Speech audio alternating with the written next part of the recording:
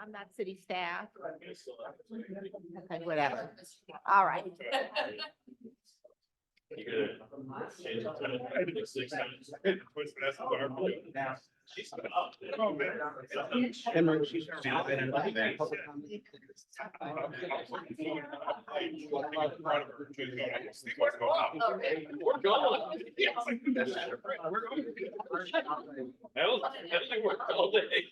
Well,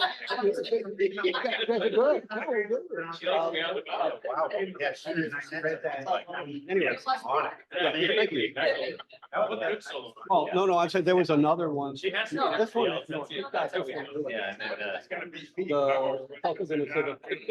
Thank you. That's right. Yeah. Good morning, everybody. Kind of strange to be here on a Friday morning. Feels like Saturday to me. So this is our special session of our annual planning workshop on Friday, January 19th of the City Council. And I'm going to ask Anne Marie to do roll call as soon as she gets back to her desk. Alex is late today. Councilmember Weiss, Here. Councilmember Whalen, Here. Councilmember Urgel, Here. Mayor Pro Tem Renagi, Mayor Kemp. Here. Okay, I'm just going to walk you through what our agenda looks like today, so everybody kind of knows what we're doing. We're going to start with public communications. We're just going to do that for 30 minutes. And so any member of the public can come forward and talk to any matter appearing on the agenda. And then Gavin's going to give us a presentation on our financial outlook. Bob, did you Even have though something? Alex is sleeping in, can we do the Pledge of Allegiance? You want to do the pledge? Okay, Yeah. we can do a pledge. I wonder why you were looking at me.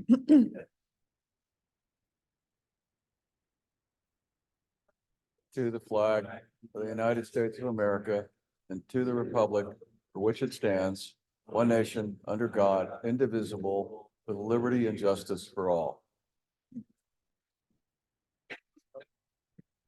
We're going to make Alex Dan do the pledge by himself when he gets here. Oh, okay, Gavin's going to give a presentation on our financial outlook. And then the session itself is going to be largely facilitated by our interim city manager, Sean Joyce. So he has a list of observations and suggestions for the council. So we're going to walk through those. And then we'll have a lunch break. After lunch, we're going to have a discussion regarding our 2024 strategic vision. Sean's going to walk us through that. And then we'll have some reflections on the workshop, and then we'll have closing comments. So that's what our day looks like today. So with that, I will start with public communications. Anybody want to say anything about anything on the agenda, please come forward.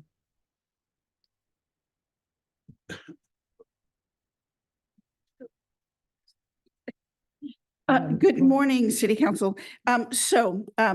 Penelope Milne, initially I'm going to speak on behalf of the Coalition of Environmental Groups, Laguna Greenbelt, Laguna Canyon Foundation, Can Do, and then some additional members like Mary Thagris. So first of all, I wanted to start off on behalf of all of us saying thank you, which I know you don't always get at the city planning meeting. In the past years, we've asked the city to prioritize the rezoning of properties purchased with Prop 12 conservation funds. And we've also been really pushing for the update of the open space and conservation element, and that Prop 12 properties are rezoned, and that's through Coastal Commission. And the open space element update is underway with a significant step of hiring Ultrasystems to do the bio studies. And of course, more of that will be coming in front of you in the near future with the update to the watercourse mapping and so on. So thank you. But we do need to continue the work of protecting what we have. To that end, we strongly encourage the city to hire an open space administrator. The city of Irvine has Casey Nat as their open space administrator. The city of Newport Beach has Carissa Macias as the natural resources advisor. We should not be doing less than them. So in 2023, Hallie Jones, who was then the executive director of Laguna Canyon Foundation, wrote to the council on behalf of the coalition.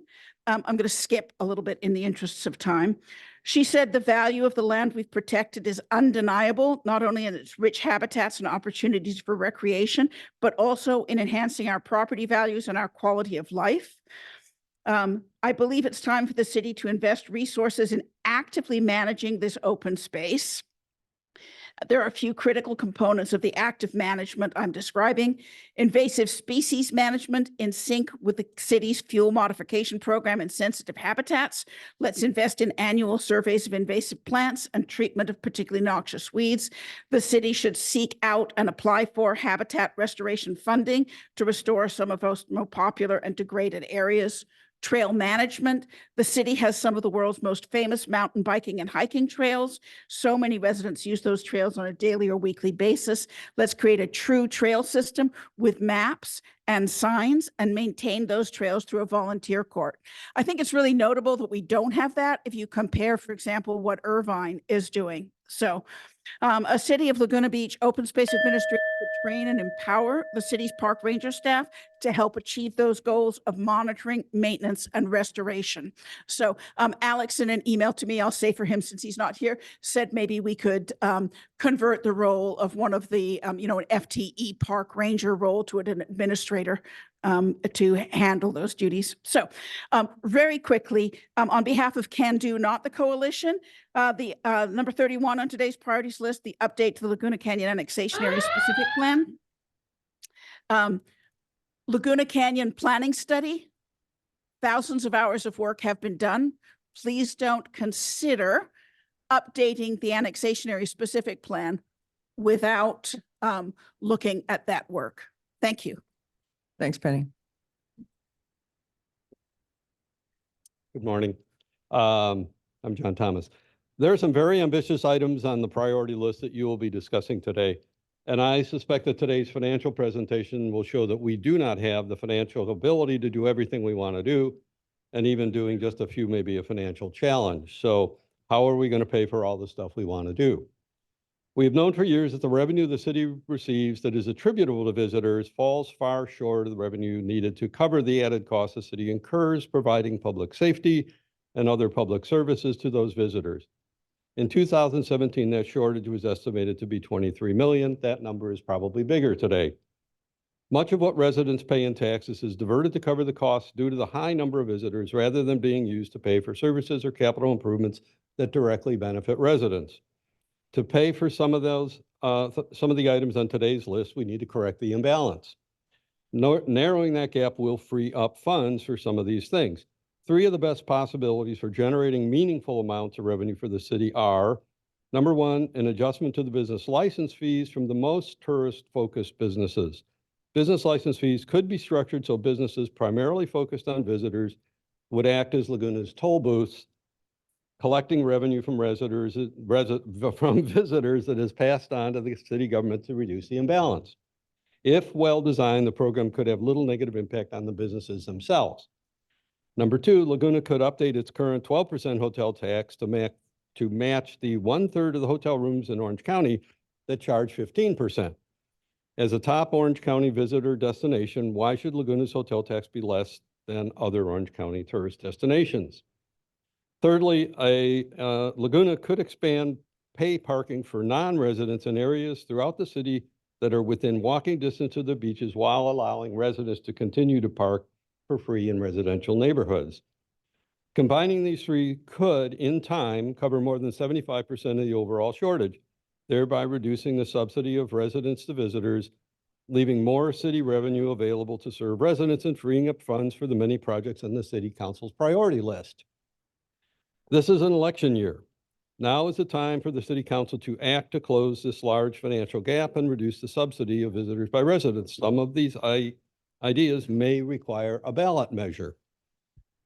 And a plan and a ballot measure will take time to develop. So now is the time to get started, and it is the city council that needs to take the action to do that. Changing hats briefly, since I have a minute left, I also submit, this was all me talking. On behalf of South Laguna Civic, I sent a letter last night reminding you that at the March budget hearing, you did approve pursuit of acquiring the Catalina lots as an additional park for the city. So we ask that you add that to the list somewhere and just make sure that that continues to be pursued. And since you've already approved it, I don't think it needs to be in the Parks and Rec plan that is on your list. Thank you. Thanks, John. Good morning, council staff. Mike Bean in South Laguna. First, I want to thank you all for your dedication to our city and all the hard work you do. The unpermitted breaching at the Aliso berm releases 2.5 million gallons of polluted urban runoff every time it's breached. That's a routine occurrence, and it's festering a lot of discord in our community. The Coastal Commission has said this is not permitted activity. And there's a number of other regulations in the city ordinance. And we've been asking for an ordinance and a camera since March to replace the ordinances that the county had there. And then that would allow for the enforcement of unpermitted breaching by individuals. Turns out the city is about a 50% owner of the coastal treatment plant. It's technically 39%. Emerald Bay has 2 or 3%. But if you bring in South Coast Water District and South Laguna's portion, it really is about half of the ownership. In 2014, the city received $500,000 and then contributed from state and contributed $25,000 to remove excess flows in Aliso Creek. And that has never been implemented. So there's some question about the efficacy of receiving those funds and not fulfilling the requirements of that grant. So what I'm asking is that we pass an ordinance and post it and then enforce it at the berm, and also install the monitoring camera. This will also be useful for the restoration of the estuary for us to understand how that natural berm works. Aliso Creek was basically low flow to no flow up until 1975. And then with inland city development overwatering, it's been flooded. So we'd like to get that condition restored at the mouth of Aliso Creek to protect ocean water quality and safe public access. Every time the berm is breached, it makes it very difficult for people to get back to their cars if they've walked to Treasure Island. So once again, thanks for all the hard work you do. I'm always ready to help out. And I'm going to end now and go for a swim out to check the kelp, because I always like to have salt in my hair when I go to agency meetings. Thank you again. Thanks, Mike.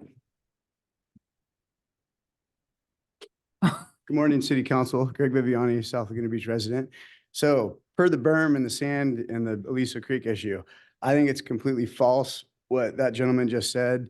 I believe that the Aliso Creek sand berm needs to be breached. There has been multiple issues with residents, with the public safety, with bacteria buildup, with stagnant water sitting there for countless days and weeks at a time, and then going into the ocean anyways. There's proof that stagnant water creates anaerobic bacteria, and the longer that water sits, the more stagnant it gets, the more gross it gets, and it's going to go in the ocean anyways. So I'm aware of a letter that you received from a certain attorney from certain homeowners that are upset with this situation, and this creek needs to be maintained. The berm needs to be breached and flow, and the water needs to continuously flow out into the creek or into the ocean.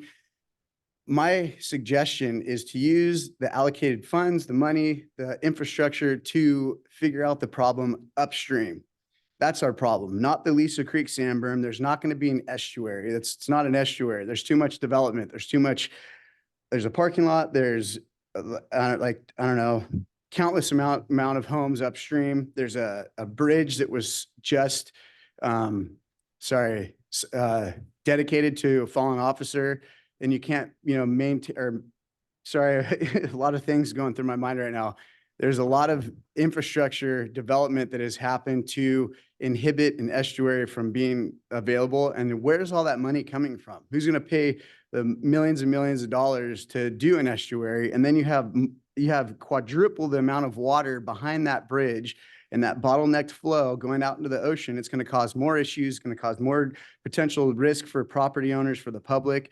That pedestrian tunnel floods, the brackish water, or the water that sits stagnant, the kids playing it. You need to breach the berm. The county, they would turn a blind eye when we would dig it out. Yeah, we want to ride a river wave. It's been a historic river wave being ridden for over 50 years.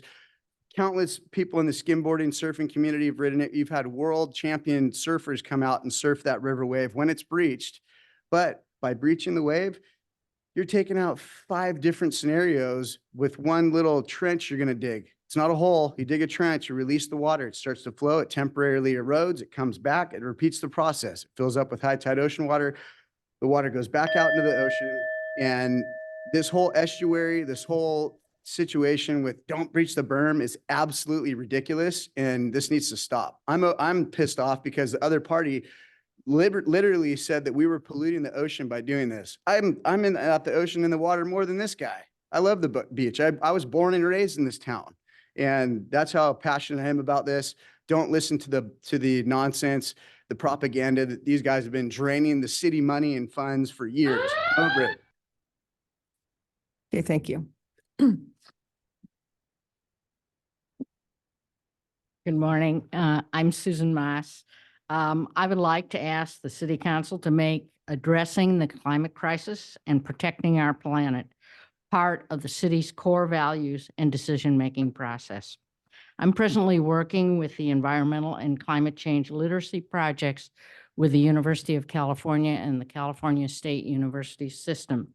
Our goal is to have every public student, high school student, graduate prepared with the knowledge, skills, and experience to find solutions to this environmental crisis that the world is facing. Secondly, I would like to ask you to find opportunities for young people to participate in our city's climate-related decision-making process so that they can gain an understanding of how government can take action to save our planet. Thank you. Thank you, Susan.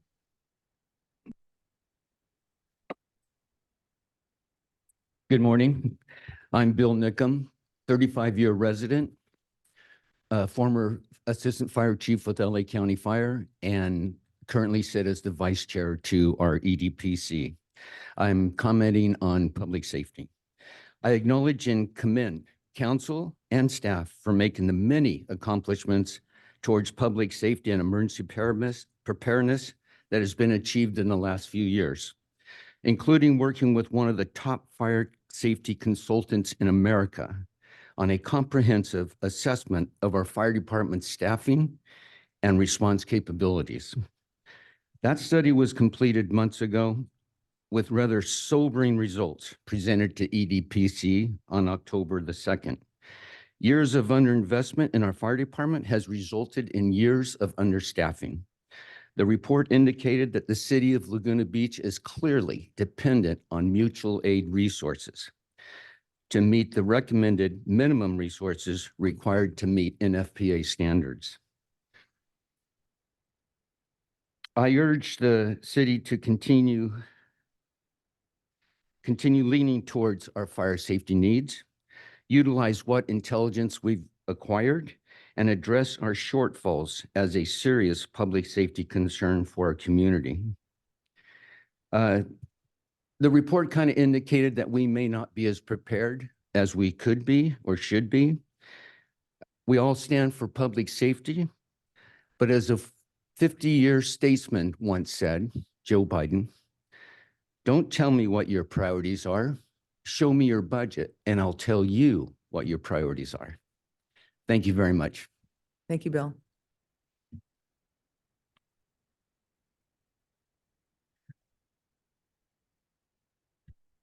Good morning. Matt Lawson. I'm here to speak on behalf of an endangered species, a very much endangered species, and that would be all 23,000 of us who live here in Laguna Beach. I serve with Chief Nickham on EDPC and agree 100% with his comments. Now, we all see the extreme weather that climate change is driving in other geographies, and sooner or later it's coming for us in the form of super dangerous wildfire conditions. We're not going to be getting the ice storms. We're not going to be getting the blizzards, I hope, anytime soon. But we are going to be getting dangerous Santa Anas, and that's something that we've seen before, only it's going to be kind of on steroids, and it's something that we need to be able to deal with. Now, the very thorough study that Chief King, Deputy Chief Teichman, and many other fire department staff members worked so hard to develop, it's frankly at significant cost to the city and its taxpayers, along with Emergency Services Consulting International, which is kind of the gold standard in development of these so-called community risk assessments and standard of coverage studies, needs to come before council just as soon as possible. And its recommendations given the priority they deserve. And frankly, it's difficult to understand why we saw this back in October, more than 3 months ago. And indeed, we saw it on the tentative schedule for many weeks. And yet it somehow is not going to be where it needs to be, which is here on Tuesday night. And I think we need to give that some priority. I think we understand that it's going to cost money. But whatever the cost might be, the cost of not having sufficient fire resources when we need them, the cost of not having the response time because of excessive turnout, what they call turnout time, due to the age and inadequacy of our facilities, and the cost of not having enough firefighters to fight a fire when we need them, and being dangerously dependent on outside resources, which may not get here in time to keep a small fire from becoming a major disaster incident. Those costs will dwarf any expenses that might be incurred by providing the resources that we've needed for many years, and that frankly, we haven't had for many years. You've accomplished so much in recent years to improve public safety and deserve all the credit in the world for that.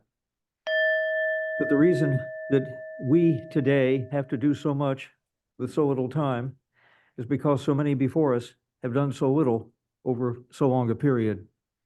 And we definitely need to address these issues before they do get out of hand and we lose the tremendous tax base that Gavin's going to be talking about in a little bit, that allows us to do the things we enjoy doing to improve the quality of life.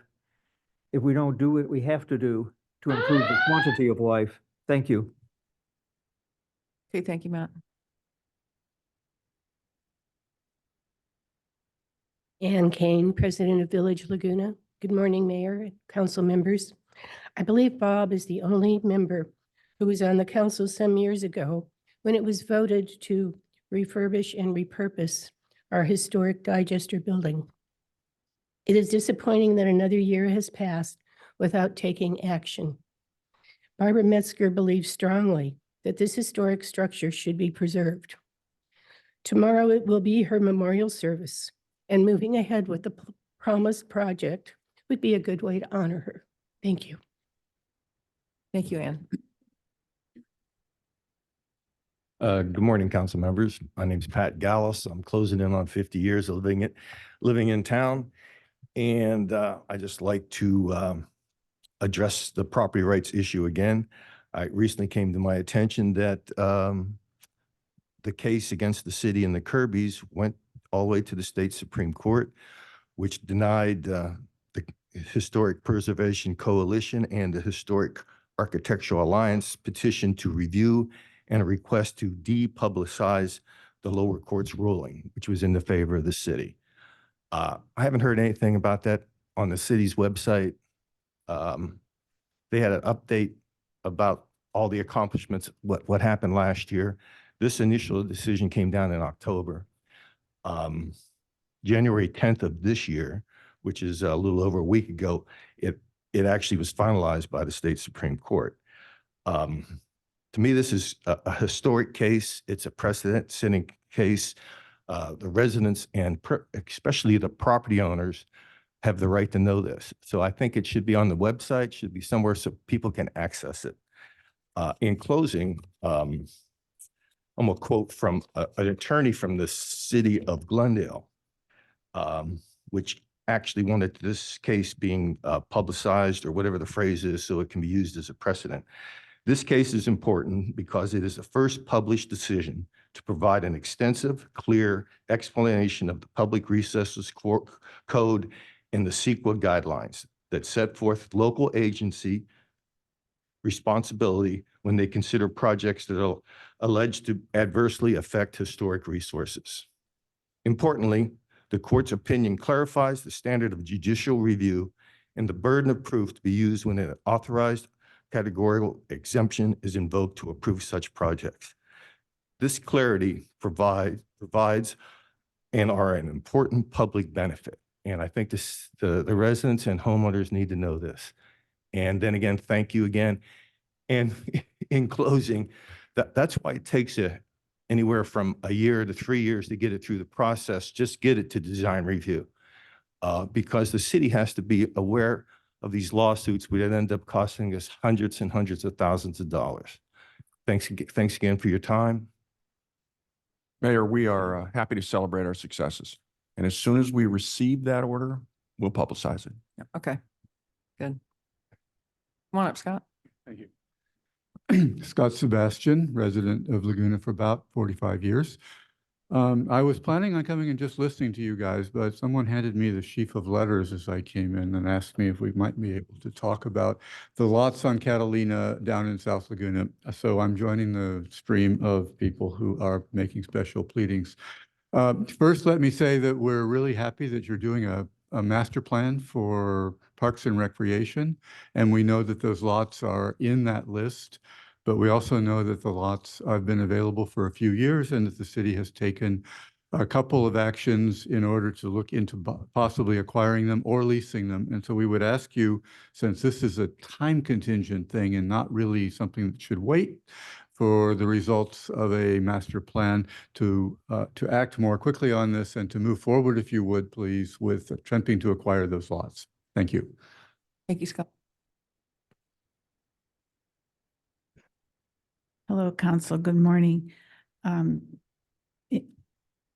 just want to thank you for the renewed sense of openness that this council has created and the new city manager has created here. And just this meeting today exemplifies that now this planning session is being recorded so that the public can hear it.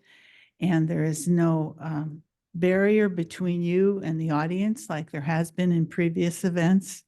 And guess what? We all get the same donuts this year compared to before when you guys had the good stuff and the public had cookies. So all these things are small, but they are giving a message that we're all working together on these things. And I thank you for creating that atmosphere. Now, Matt Lawson offered a deal to me. If I would talk about fire safety, he would talk about the digester, but he went ahead and talked about fire safety anyway. So I don't have to cover that. I want to renew the request for the Catalina lots purchase. This is so important. The Village Green is being used as a dog park, even though it's signed, the dogs are to be on leashes. People are coming from other neighborhoods, parking in front of there and letting their dogs out in the Village Green. And parents with small children are very reluctant to use it anymore. So those lots are available. Who knows how long they will be? And I urge you to just move ahead and acquire those as soon as possible. Also, Tiamo has been vacant now for several years, and the city owns it. The council's been very concerned about vacant commercial properties. That is a commercial property that you can do something about. It would be wonderful to have that reopened or being used for some beneficial purpose. If you look at the string of businesses along there, there's 3 vacant businesses right now in a row, and that's not a good message. Lastly, please do the digester. I think 3 different times the council approved restoring it. When we did the village entrance plan, restoration of the digester was supposed to be included. When the package went out to bid, the specifications on doing that restoration were very much lacking. And the way it was worded was the contractor had to come up with the analysis of what needed to be done. And it wasn't an adequate way to restore that building. But you can do that. And I urge you to do it now. The building is deteriorating all the time, and it needs to be the jewel that it should be. Thank you. Thank you, Matt. Anybody else want to speak? Okay. I will close public communications, and I'm going to turn it next over to Gavin for discussion of our financial outlook. Good morning, Mayor and City Council. Gavin Curran, Assistant City Manager, CFO. Before I get started, I wanted to mention that Julie Nemus, our Finance Director, our Director of Finance and Technology Services, helped put together this forecast, but is unable to be here today. So she was going to be part of that presentation.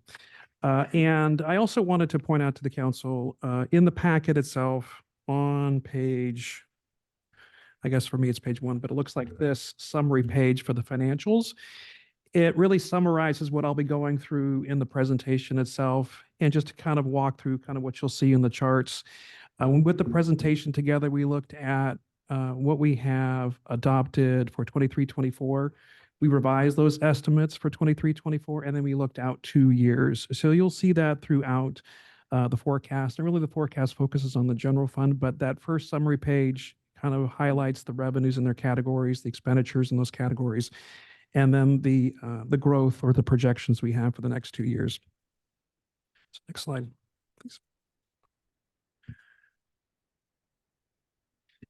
So this first slide, just to mention a few financial strategies the City Council and the city does very well. We do have a 20% general fund reserve. We try to maintain a 10% disaster fund reserve.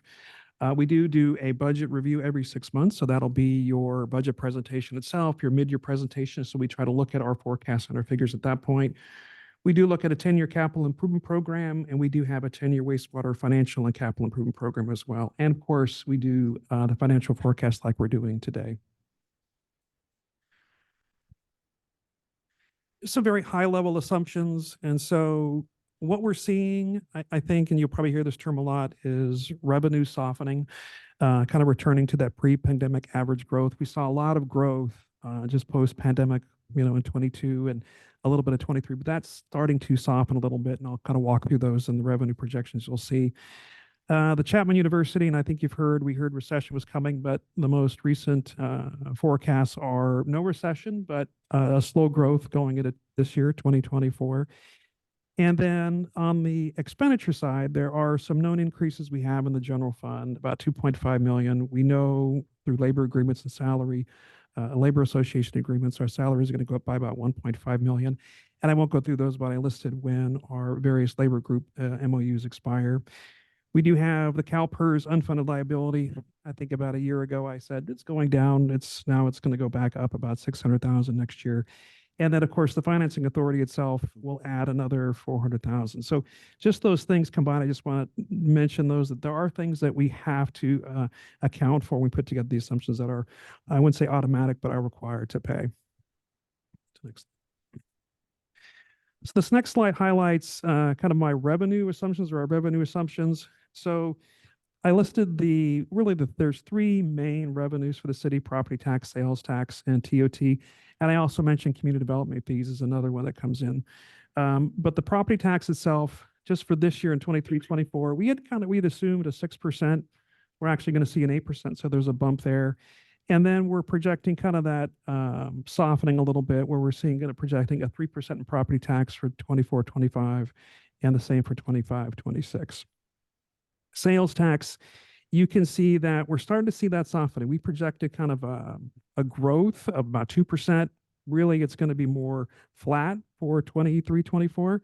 And so once that settles, we think we're going to be back to that more average growth for the city, which is about 2%. So we'll see that in 24-25 and 25-26. Transient occupancy tax, we're also seeing a little bit of a decline in what we thought we would be receiving for 23-24. So we thought we'd be at 4%. It looks like we're coming more closer to about 2% growth. Again, a lot of hotels are under renovations. So I'm expecting to see a bump once those units come back online. They'll be renting those for a higher evening rate. So we should see, I think, a bump in 24-25, and then about a 5% and then a 4% in 25-26.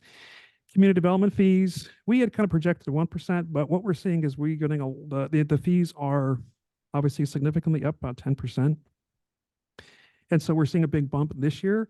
I kind of expect that to kind of level off as these properties have submitted all their applications and under construction. So you should see a bit of I would say not a drop, but kind of a flat growth for next year. So that's why it's at 0. And then typically we see about a 1% growth in community development fees on average. So we put that in for 25, 26. And then down below is really, it comes that these are the dollars by category. And then if you look at this chart, it really just talks about or shows also, like for instance, property tax on the left, there is 54% the general fund, 9% sales tax, 12% TOT. So you're getting around that 75% of your general fund is really those 3 top categories. But you can see the growth. We're going to get a 1% more in revenue in 23, 24, and then you'll see that average 3% growth over the next 2 years. Gavin, what's in the other general fund revenue, 16%? That's significant. What, can you give us an example, some examples of what's in there? So that would be your, for example, probably your fees for ambulance services, your fees for your recreation programs, your interest revenues, those categories. So that'd be in that extra category there. So on the expenditure side, again, I kind of mentioned this a little earlier, salaries and benefits, we put a 4% in there for 24, 25, 3% for 25, 26, kind of following the labor MOU agreements we have. There is an increase, obviously, in unfunded CalPERS liability I mentioned earlier.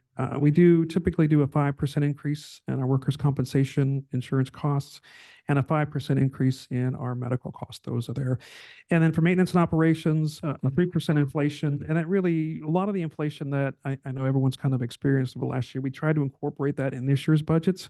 So that should kind of level itself off, I think, in next year. So we kind of projected a 3%. A lot of the inflation we saw over the past year, we've already incorporated in this year's budget. So it's just the increase. And then an 8% increase in the general liability. And again, you see below the forecast for 23, 24, and then 24, 25, and 25, 26. And you can see just the categories we have: the salaries and wages, maintenance and operations, capital improvements, special programs. And then we do have transfers to the housing fund as well in the general fund. So this next slide just kind of incorporates or summarizes those, what we expect in revenues, what we expect in expenditures. And I think the important thing, obviously, is the operating income, the last line there. So we anticipated we'd be obviously in a positive territory, about 544,000. And this year, it's going to probably come closer to about 2.2 million. So that'll end the year in a very positive territory. And then you can see in 24, 25, still positive. It just is about 1.2 million, and it kind of drops down a little bit in 25, 26 to about 655,000.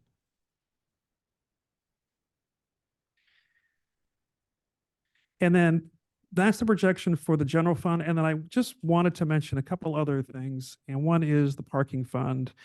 And this is a change. We are seeing a little bit of a, I guess I wouldn't know if it's a drop, but we are seeing less revenues than we had projected. And that's why we put the original fiscal year 23, 24 estimate and the revised. And so we are seeing a bit of a drop in the revenues, about $600,000 in our parking. And that could be attributed to a lot of people coming into town during the pandemic, driving into parking. Also, the weather last year was a little kind of impactful in rain and things. And so you might see less revenue on that side, but we did see a drop. So we've corrected that. And then going forward, we revised the figures based on what we were seeing. So just to give some sense, you obviously see we thought we were going to be at $8 million. If you look at that far right, at the end of the year in fund balance for the parking fund, it's now down to about 7.7 million. It's still very positive. It's good news. You're still ending the year at 25, 26 at 11.7 million. But the projection we had just a year or two ago was about 14.1. So we are seeing kind of a correction as well in the parking fund related to the parking revenue. And the next slide. So when I mentioned these, we have obviously other funds and reserves, the street lighting fund, and these are just for information, 1.9 million annually required to maintain the streets. And we do transfer out $1 million every year to the wildfire safety and fire mitigation fund. Capital improvement fund, you get revenues of about 8.9 million annually. And these are really funding for your major capital projects. And then we'll experience, I said, decline in a recessionary period, but that also will, when I say that, also receive a decline because there are some TOT revenues going into the CIP. So as you see those corrections, the TOT revenues or the softening, it will have an impact on just the available revenue for future CIP projects. And in the general fund reserve, 20%, it's about 16.1 million. It provides for just declines of revenues. Obviously, it provides a minimum, it's anticipated to provide a minimum of 3% operating expenses. That's what it's intended to cover during really a recessionary period. And then there's the disaster contingency. The target is about 10%. It's really exclusively for emergencies. And the resolution the council recently passed was really to target that, to try to hit that 10% mark, which I think at 6.9, it's going to need a little more money in this next budget cycle, which we would address. Yeah, but Gavin, if I could, one thing on the general fund reserve calc, and I think this would be applicable to disaster contingency as well. It says 20% of general fund reserve is the target. It's really not 20%. I mean, if you go back to the first page and you look at the 90 million, because there are certain exclusions you make, I think it would be, I'm not sure we completed that, but I think it would be good to kind of write down how that's really calculated. It's really not just 20% of the top line number, right? So yes. So Councilmember Whalen, yes, at the last, I think, budget adoption, that what you mentioned, that same issue. And so when we come back for the budget this year, we will spell that out, because you're right, it's not a simple 20%, because there is some one-time money that once it's spent, it's not reprogrammed. Or for example, for the Laguna Beach Marketing and Tourism, where it is self-adjust, meaning there's no need to reserve for that. If the money doesn't come in, the money doesn't need to go out. So there's no need to reserve for that. So those things we'll list so you can see how we come up with that 20% calculation. Absolutely. Gavin, on page 10 with the parking revenue that went down, are you saying that there were just fewer tourists that came into town? You were mentioning rain events, and so our collections were down. Is that because tourism was down? Does that actually track with that number? So Councilmember Weiss, that what we're seeing is just what we projected to what we're receiving. And so when you look at revenues from, say, a year ago, it's probably at the same level. So we didn't see that growth that we would have expected to see. And parking can be impacted by the post-pandemic, where you have a lot of people coming down and parking, staying much longer than you would, say, post-pandemic. And then parking can be impacted by, depending on weather. If you have very cold, weekends or rainy weekends, it impacts how many people come down. So you start to see that. So we probably coming post-pandemic, we projected kind of a higher number than what is actually happening. And that's just, when you see these high numbers, like, oh, that will likely continue on. But as you see this, like I mentioned, this kind of correction post-pandemic, you're starting to see where it's I kind of predicted as a line, and then it corrects itself to where it really is coming in. But that's kind of what we're seeing, is that we budgeted based on what we thought was going to happen, and what we're seeing is that correction. So we're now making those changes. Thank you. And also on the page 6 on the CalPERS unfunded liability increase 600,000. What is the total to date? So it's likely around, I want to say 72 million. And that I had come to the council, I want to say a year and a half ago, it had dropped to 54 million. And that was because of the high returns CalPERS had earned, I think, around 20% in 1 year. And then CalPERS came back the year later and they were down 3%. So it goes from 54 million on a 20% return to the next year at 3, it goes back up to 72 million. And so you can see the swings, how important investment returns are to CalPERS. But right now, to answer your question, it is around $72 million, or around 70 million, I should say. And the changes in the pension plan from 2013, how does that affect? Does that slow the growth of our liability, or how does it impact it long term? It does. And it does just because you're from 2013 to today, and I want to say around half, maybe a little more of the staff is now in this PEPRA program. And the PEPRA program is obviously a lower benefit than what they would refer to as the classic formulas. So that saves money because it's a lower benefited program, and the contributions from the employees are higher, meaning they have to pay half of the cost of what the program is. So right there's some significant savings, and we start to see that in some of the safety plans more than we would see in some of the miscellaneous plans. But we're starting to see that. I have a question. That the benefit of those programs. That on alone, that change will impact these increases or lower the increases and actually lower that pension liability over the next 8, 10 years? So for pensions, I think the biggest thing for CalPERS is the investment returns.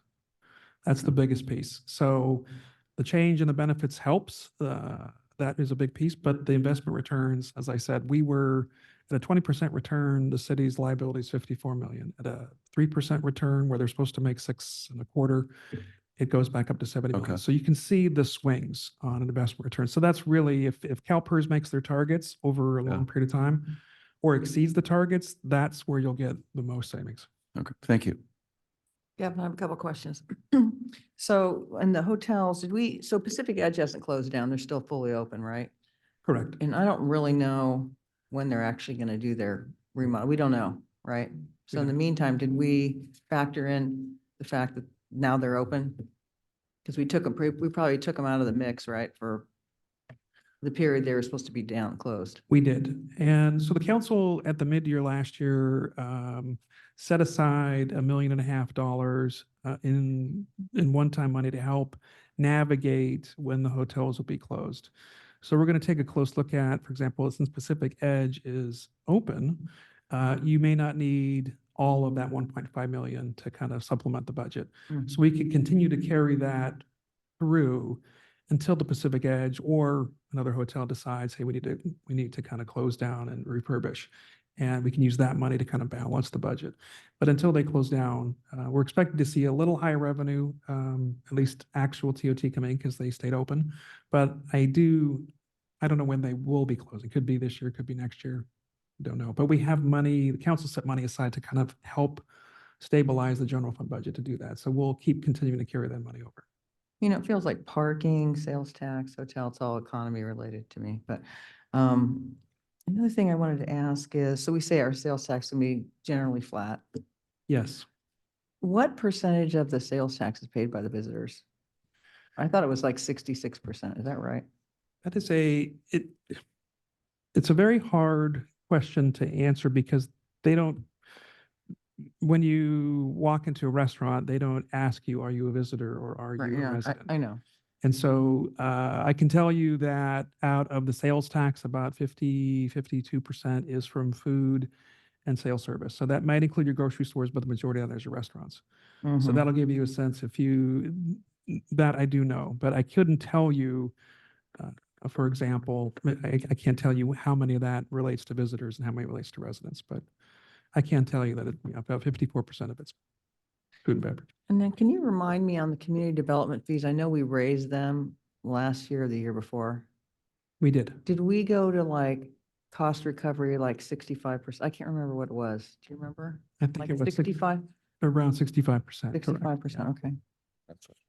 Yeah, I'm done with my questions. Go ahead. And it doesn't stay the same, right? So if we did 65% 2 years ago, it's probably at 60% now, right? It didn't tie in with the cost of living increase or inflation. So Mayor Pro Tem Renaga, you are correct. Yeah, it's fixed. Once the fees are set, they're set, but obviously salaries, benefits, They increase. other costs increase. So when we say we cover 65% of the cost today, as those costs increase, that percentage does go down. And do we have consistency across other fees? Because I know in like other departments, I think I've seen that they do increase every year. So I guess maybe this goes to the question later about financial policies, about understanding understanding what we're doing, but also maybe looking at how we can be moving forward in a way that that addresses these issues. Yes. Okay. Yes.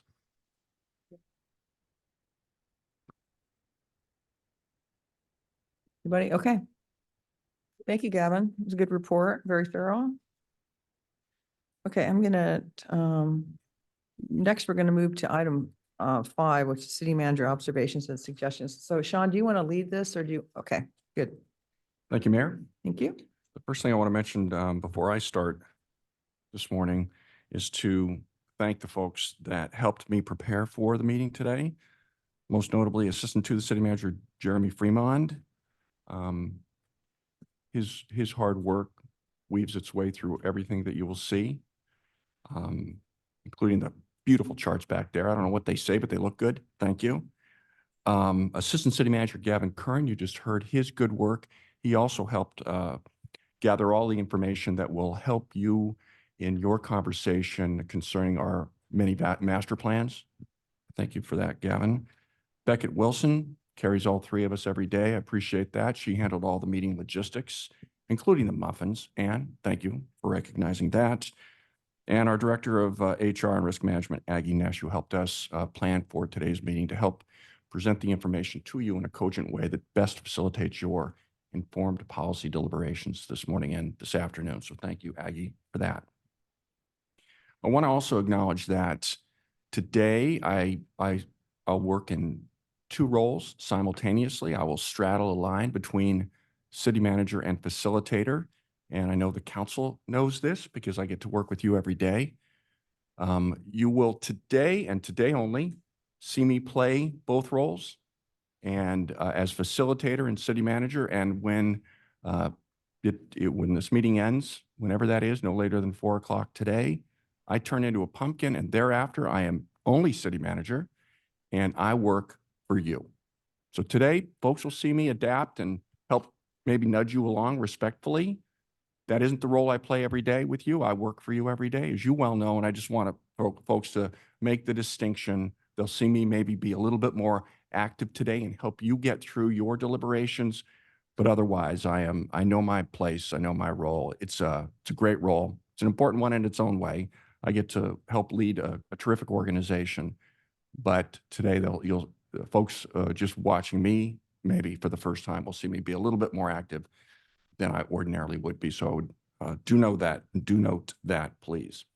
Okay, and when I had the pleasure of meeting with the City Council, when they first appointed me and deliberated on whether or not to appoint me as interim city manager, they invited me to play an active role and observe critically the organization and to not be overly shy about making suggestions about how we can do what we do even better tomorrow than we do today.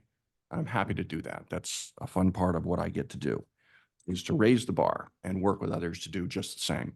I would offer to you that I have been met with no resistance at all, not ever. The group has been really receptive to my style. It's its own distinct style, no better or worse than anybody else's, but it's a distinct style, and I recognize that. I'm reasonably self-aware. I'm self-critical, but I'm also a critical thinker, and I'm unhesitant in making suggestions for how we might do what we do better. Folks have been terrific. Some of the observations, surely not all, are before you this morning. I'll go through them one at a time.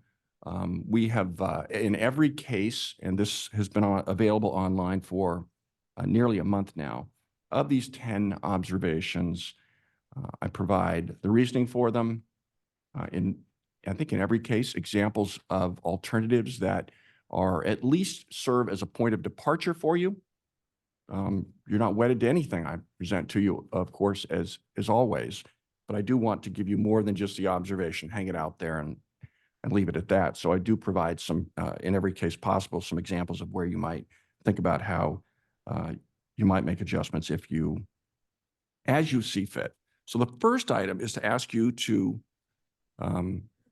respectfully revisit the decision that you made in August of 2022 as to how council members place items on the city council agenda. It is in the form of a resolution. I provide that resolution to you. The question is an open-ended question for you, not for me. Is what you're doing working? I can tell you, and I have to be honest, it's not, even under my watch, it's not being strictly adhered to. It isn't. So here's an innocent example. You approved on at least a couple of occasions the removal of a tree. It was very controversial. It remains controversial.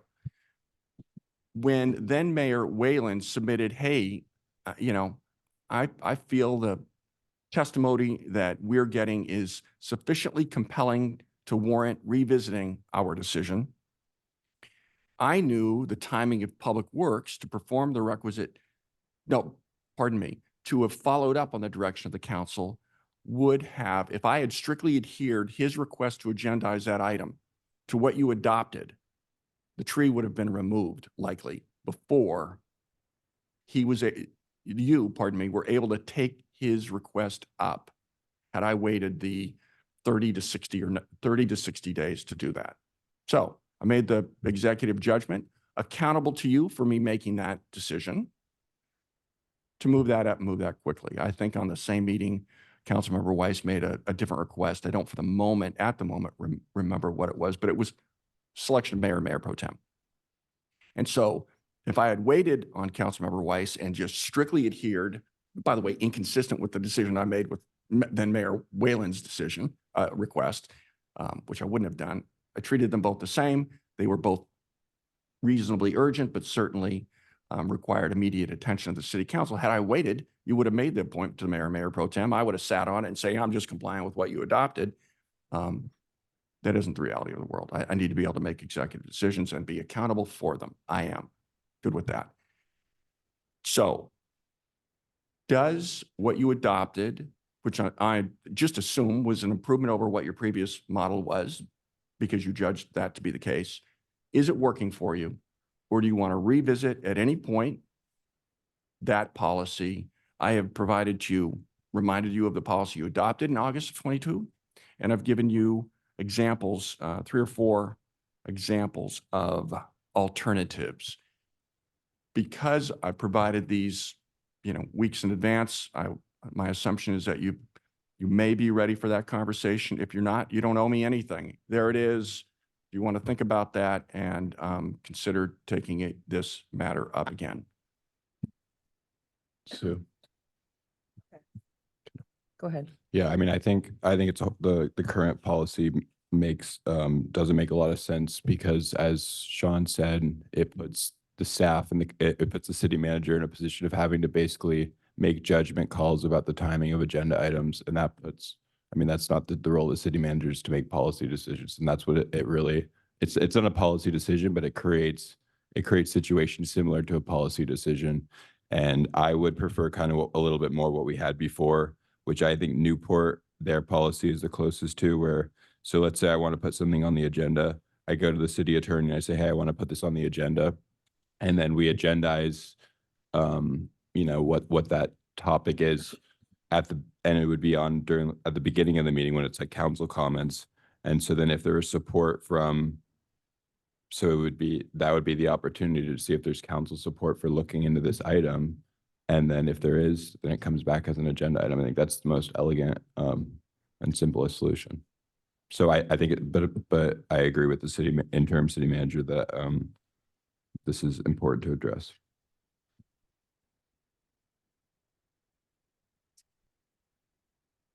Yeah, I don't really have an issue with how we're doing it currently, although I'm not opposed to changing it. I think it hasn't really been adhered to strictly in every sense, because what's happened in a number of cases is when it got put on, even though it was only supposed to be put on to determine whether you wanted to come back and address it more fully, we then took action on it.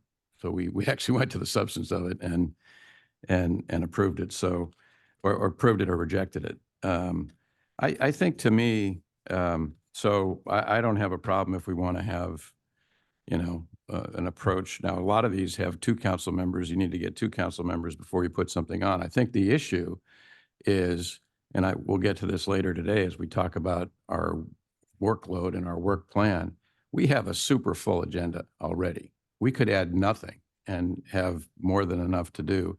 So, council members, the only concern I have really is, and this doesn't really affect whatever policy you end up with, but that we all should understand that putting things on which are on top of what we're going to agree to today is sort of our work plan for the year, you got to be judicious about it, because otherwise you're just taking more staff time and staff resources away from what was the agreed upon work plan that the council adopted. So I think it's less to do with procedure, and it's more to do with sort of our self-governing ourselves, that we we be judicious as to when we use this. Yeah, I'd like to say, I take your point, Bob, in terms of the agendas, but a fullness of them in our work plan. However, our role is to initiate ideas that turn into policies or may not turn into policies. And those are the individual rights of a city council person to exercise that. Sometimes the idea may be stupid. I introduced I remember a discussion item on banning the sale of tobacco products, and nobody thought that was a good idea. Okay, fine. But at least it got aired. And those are the kind of things I think you have to differentiate between a discussion item and an item that puts staff time, takes up staff time. And discussion items typically have taken in the past when we had the policy from 1968, which was rescinded here in 2022. Those items generally took a very short time to discuss, and if council thought they were good, we'd move them forward to the second step, which might be an initial staff report, and then bring them back to council. So I think that dual kind of approach is good, although the items might be limited in scope, or a second council member might be needed to bring that discussion item forward. But it's not a huge time waster, and we take up a lot of time in discussion or items that frankly were faulty to begin with, unfortunately, and that's another reason for having better agendas. So I'm in favor of reserving the rights of each individual council member to bring up items for discussion that may or may not have good ideas in them. Thank you. So Sean, if I understand this correctly, that if we did bring it for a potential agenda item to the council for discussion, it would require no staff time to prepare any kind of staff report? As And your it wasn't- policy, I'm sorry. It's not until the council agrees to move forward with it that staff would invest time? As it presently stands, as it presently stands, yes. And I'm going off memory, although the policy is right here. The policy is that if it requires little staff time, the item would be placed on the agenda within 30 days, no more than, within 30 days. If it requires staff time, it is 60 days. But I guess I'm suggesting if there's a policy change that Mhm. where it comes to Mhm. the council for discussion prior. So Then- that would be a more efficient. I won't I won't bite on that. I won't take the bait. I'm not going to argue what's more efficient. It's what better suits your policy interests. But the Newport Beach model and San Clemente model would be different, but akin to saying Mayor Pro Tem Renagi wants for you all to take up an item. He raises that at a specific point in the agenda that says, I wish that we take this up. Is there a second? And if there's a second, or depending on which city you're in, a third, then that item returns because 2 or 3 of you have said, yeah, we want staff to spend time on this. And you need approval at a council meeting to agendize that. We worked with that in San Clemente. It worked for San Clemente. There's no question about it. What works best for you is what's at hand.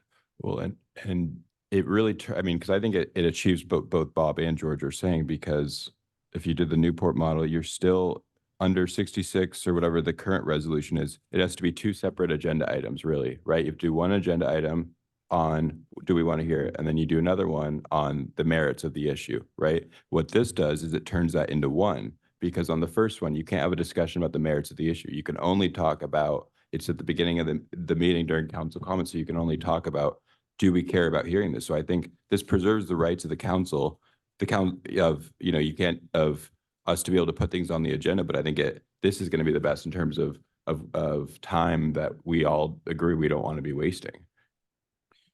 Well, I guess what tends to happen, and I don't know if the city attorney has a view on this. I mean, your suggestion would be you throw out, I want to talk about housing, and I say, okay, that's a good idea. Let's do that.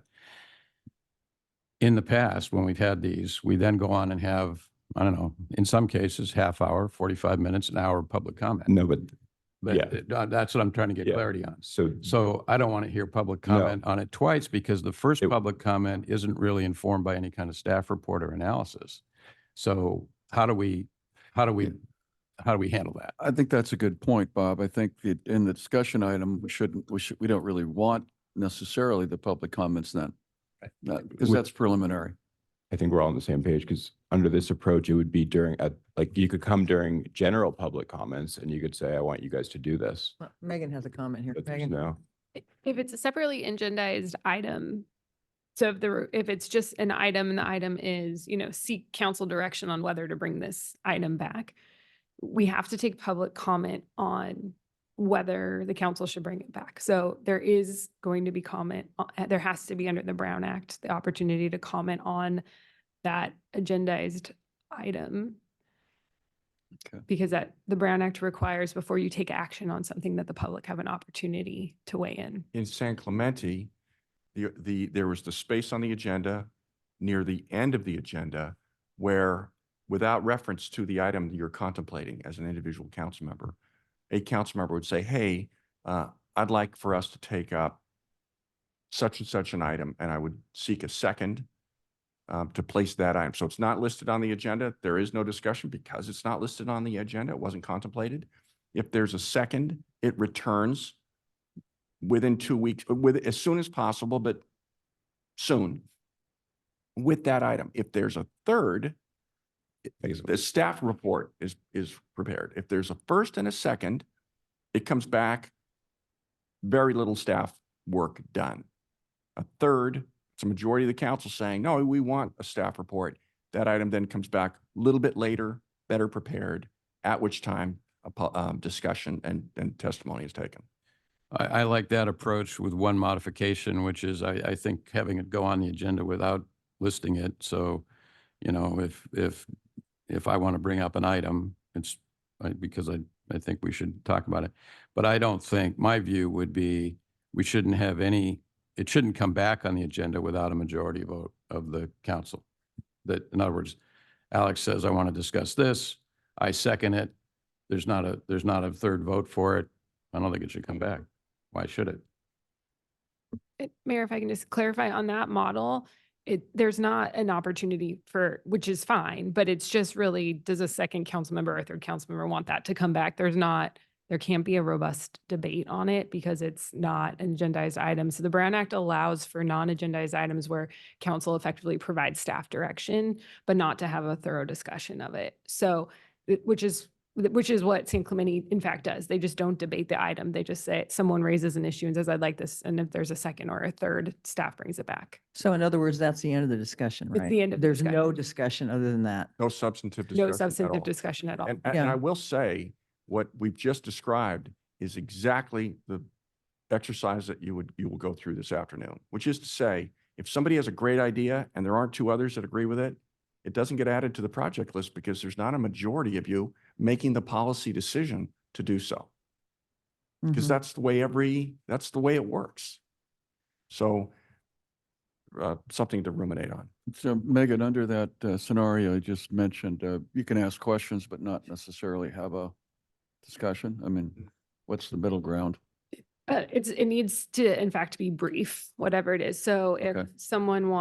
if you wanted to Clarification. bring forward an item and Okay. you wanted to or say Mayor Pro Tem brings forward an item and you wanted clarification, you can ask him for clarification, but the council can't exchange ideas because Okay. we haven't noticed that for the public to come and weigh in. Well, Megan, maybe when somebody brings that up, they should be specific about what it is to eliminate the back and forth.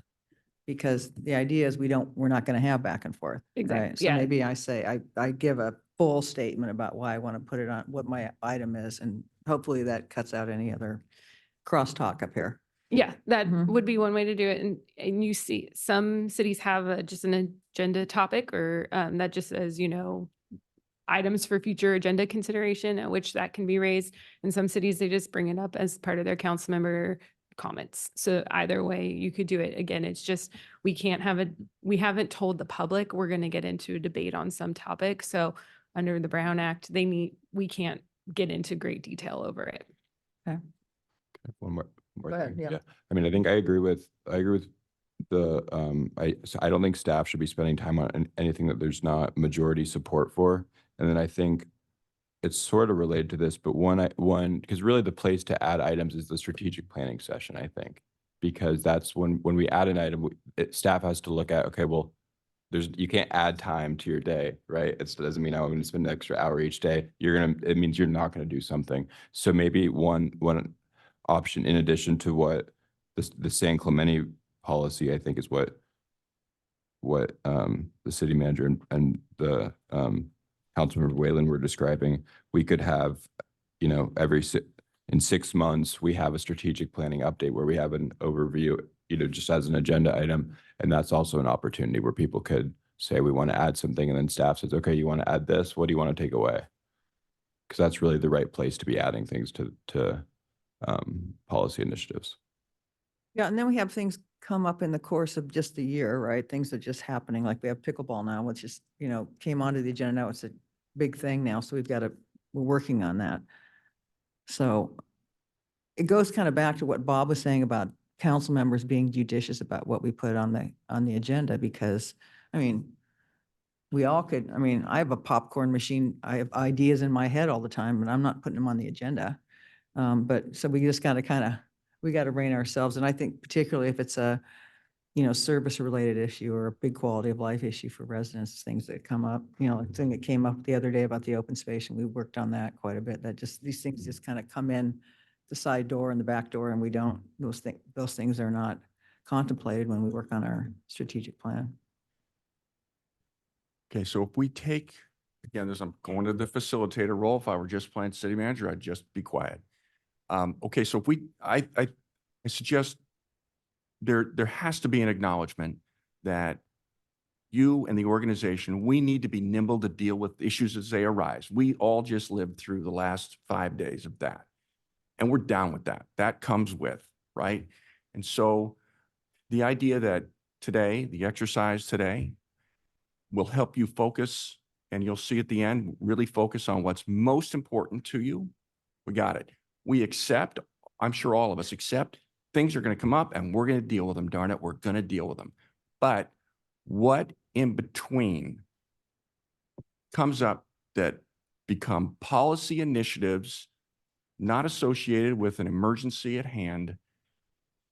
Self-governance, always a good thing, judicious approach to things. But you're elected to come up with good ideas on the fly too. And so acknowledging that reality, how do you want to govern yourself as to how you place items on the agenda along the way? That's what's before you. I think it should be council member requests item on the agenda towards the end of the agenda without any references to items previously, noticed. So it's just, that's a placeholder, right, for any one of us to bring up an item to say, I want us to address this. And then I would say that if there's a majority vote to bring it back to to a future meeting, it comes back. That would be my approach. Like the water district. Right? Yeah. So it wouldn't be on council comments, it would actually be placed on the agenda At the end. at the end. So it's still subject to public comment. No. This item, so the idea here is not to place the subject matter of the request on the agenda, but instead to have a line item that says something, future, items for future council consideration. And at that point, if someone wants to raise a specific topic and get a second so as to direct staff, then it's not an agendized item as to the topic. Got It's it. just direction to staff. Okay. So let me understand, Bob, your proposal is council member proposes an idea, council either through the council comments, and you need three members to move it forward. Then it becomes a discussion item. Then you need 3 council members to move that forward. Is that what you're saying? No? No, I mean, if say I bring an item up that evening, right? And I move that we take this up at a future item. You second it. So we've got a motion, a second, right? And then if there's three of us that say, yeah, bring it back, it comes back as a full-blown item at that point, staff report. And we have the normal public hearing and discussion and decision as to how we want to vote on that issue. What would we do in terms of the timing, bring it back? We have what parameter or? I mean, there's John can weigh in, but I mean, there are realities of juggling agendas, right? They have to be reasonable in length, and there has to be an appropriate amount of time for staff to, you should address this, not me. I would underscore that. I really don't have anything to add to that. The city manager needs to be sensitive. Obviously, this is a matter of importance. 3 council members just said so at least. And the time it would take to get back to you, with always the benefit of the doubt that the manager is going to move it along properly and at the right pace and agendize at the right time, we'd move as quickly as we could, but there's no way to set. I had an expectation one time you're back in 2 weeks. Yeah, I don't want to do There's that. times that we're not going to give you quality work in 2 weeks. Yeah. So there just has to be, I think, initially benefit of the doubt, some trust, and if the manager doesn't hit those, then you should let them know. But they're gonna move at the right pace. Mark? The other thing that the resolution that I think creates a lot of confusion in the current resolution is committees can basically not agendize things. They can go to staff with the liaison, and the staff can meet with the council liaison and the committee chair, whomever, and then put something on the agenda. So could we just keep it simple and say, let's say I'm the liaison for the environmental committee, and they say we want to have a discussion on what's coming in my head is Roundup, but I don't want to say that. We want to have a discussion on Roundup. So I would, at the end of the meeting, I would say, I would like to have a agenda item related to the Environmental Sustainability Committee's recommendation on Roundup. And then I see, is there support for that? If not, it's done. But it just keeps it simple. So it's not staff having to be the go-between between the committee and the council. It's really the council members have to be the ones who are taking those things forward. Because I think again, it puts staff in an awkward position when they have to be essentially telling the committee no, and it just creates more, I think, uncertainty. What do you think about that, Sean? It's a paradigm shift. I mean, speaking on behalf of every staff member with a pulse, I mean, it would allow us to be focused on what the policy priorities of the electeds are first and foremost. And you're served well by the advisory bodies that you appoint. So they're advising you through your respective liaisons to bring to your attention items that the respective committees would wish would get your attention. Take it up by yourself, because effectively, for all of the enormous value that cities like this get from all the committees, if we've got a list that looks something like this, I'll do the math, it's 61 items. And then we've got the work plan that you just adopted a month ago. I'm not saying we double it, but we add substantially to it. We're trying to make you happy that we're being responsive to the respective committees, and any city manager with a brain in their head is going to be focused primarily on the city council, because that is for whom they work. Well, yeah. I like it. Oh, I'm sorry, go ahead, Mark. It encourages discipline, and it encourages the city council member to really make sure that it works with its committee that it's assigned to, and make sure that he gets involved or she gets involved with the dialogue to really kind of vet it before it gets on the agenda. I like it, but. Well, we're gonna talk later about the committees, right? So that's a little bit of a different topic, but. So is everybody in agreement with Bob's suggestion? I'm okay with it. I am, and then I think, can we have the 6-month strategic planning update? Because I really think that's the place to do these items. Well, we should do that anyway, because we should get Yeah. a status update on where we are. Exactly. But I think that's, so when people have that's what we say, well, that's really the place to do it, unless there's a need to do it, and this policy allows for that.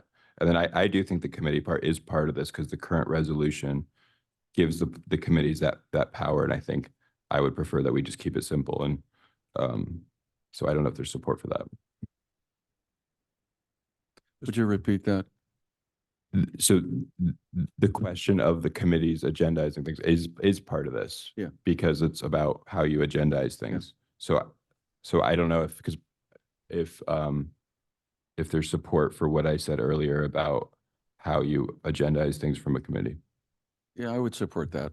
I would support that. So just to be clear, the council member assigned to the committee would bring forth the, putting the topic on the agenda, not the committee itself.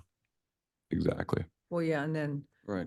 we would be the gatekeepers, whether or not we want to do that. And staff wouldn't proceed without city council direction. If there is consensus, and I would assure you, you were clear to us, then we would go work, prepare an amended policy that reflects this consensus, and you would, if you adopted it, we would proceed accordingly. In the staff, so let's say we had 3 votes on something in the staff report. I mean, I don't know how you do this, Sean, but could you say what the impact is to our work that we've already approved? Like, let's say you could say like, this is a 3-week effort by staff. I mean, if you could give us some high level estimate so that we could have some kind of context for our decision making. Yes. Okay. So if there's consensus or without objection, we'll take on the assignment and return to you with that memorialized. Everybody good with that? Okay, good. Yes. Okay. Okay, we'll go What's- to item 2.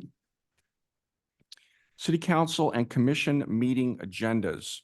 And we've got an agenda. I think I mentioned that we're using a format different from that, which is included in the city's code. More on that later. But that agenda format, it goes to 1941. And so with the humble suggestion that we move into a current day and to better reflect what your 61 contemporary interests are, we bring to your attention and when I say we, not a royal we, Megan and I bring to your attention a format that I promise is intended for you as a point of departure. So here's a model. Does it work better for you? If so, how? Does it not meet your expectations? This is all on you, but we wanted to make sure that we gave you something to work with, and that is what you have before you. Mayor, I'll leave it to you thereafter to facilitate that policy discussion. If you're okay with that, I'll jump in Yeah, I'm whenever fine you with need. that. I'm fine with that. So really the difference, let's talk about some of the differences we have on here that we don't have. So we don't do the roll call for closed session normally. So when we come, let me just ask Megan. So first thing we do, assuming we have a closed session before a council meeting, is we come in and we open the meeting, right? So 4 o'clock, let's say we open the meeting. We don't do a roll call for closed session usually. We have 3 of us come in here because 3 of us are needed to open the meeting. So would we have all 5 of us have to come in to open the meeting? Mayor, I would recommend that. I think that's the better practice for record keeping purposes. When we have 3 council members come out and open the meeting to establish that there's a quorum, but then we have 5 in the closed session itself, we have to come back and report anyways that there were 5 in there. And so it just is clear for the record, sort of from the beginning, who is participating in that closed session. Yeah, okay. And then what we normally do is, so I come out and I say, we have our closed session agenda this is what we're covering. This is our noticed agenda item or items. And we read those off. And then if anybody has a comment, public comment on that, they can do that next. Correct. Prior to the city council going into closed session, we take public comment on the closed session items if there is any. So closed session is very narrow in terms of what we can talk about. So we have an agendized item, somebody comes to the microphone. They can just give an opinion. We can't really respond to any of that, right? We just take the comment and that's it. There's no back and forth. There's no discussion, right? Madam Mayor, that's correct. It's just really the same as public comment during the meeting. The city council can't get back and forth into a dialogue. Particularly for closed session, because the items are confidential in nature when discussed.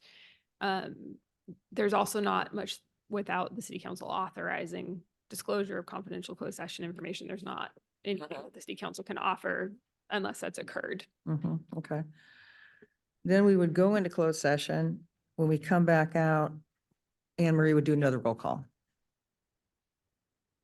Correct, Madam Mayor. When the regular meeting begins, then there's a roll call, which is what the current practice is. So there's a roll call and then ultimately a report out from closed session consistent with the requirements of the Brown Act. Okay, so let me stop there. Does anybody have any comment on any of that?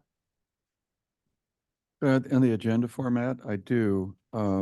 I think, we've discussed placing items on the agenda, but taking them off should be the same policy. It's Wait a just- minute, George, I'm just asking the first Okay. 4 things. Everybody okay with that? Because that's a little Oh, bit of a okay. slight Sure. departure from what we do now.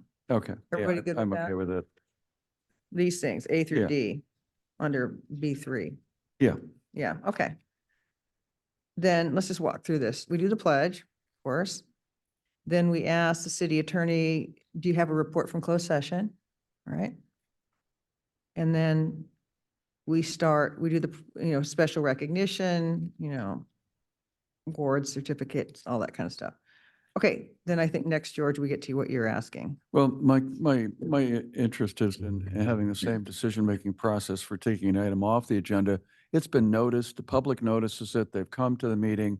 In one case, we had tons of people come and then we canceled the item, but we allowed people to speak. I think what should be done is the council needs to make a decision on whether to take an item off as a majority, rather than just summarily taking it off, either by the city manager or by the mayor. That's a fair process. Sean, what do you think about that? It's my suggestion, so let me just own that. Yeah. And what we'll find is we work on an agenda, for extended period of time, agenda item, pardon me. We post the agenda on Thursday. The meeting's on Tuesday. There are circumstances that arise from time to time. It's rare. I've been here almost 5 months. I've done it once at a meeting.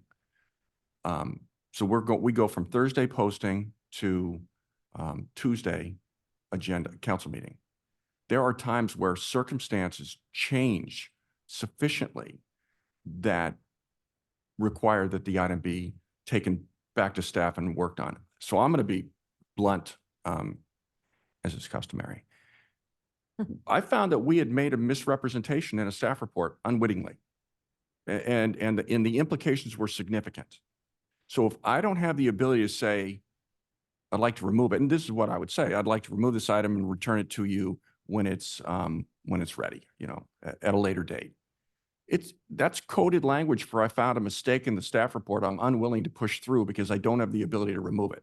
And my greatest fear is I'm going to move it. If I can't remove it, I got to get this through. I got to hit a deadline. I'm going to leave that misrepresentation in the staff report. You may never learn about it. That just feels wrong. I'm not willing to do that. So if I've got the discretion to place items, and let's acknowledge I'm preparing 95% of the agenda items that are on there, and then there's the ones that you add along the way.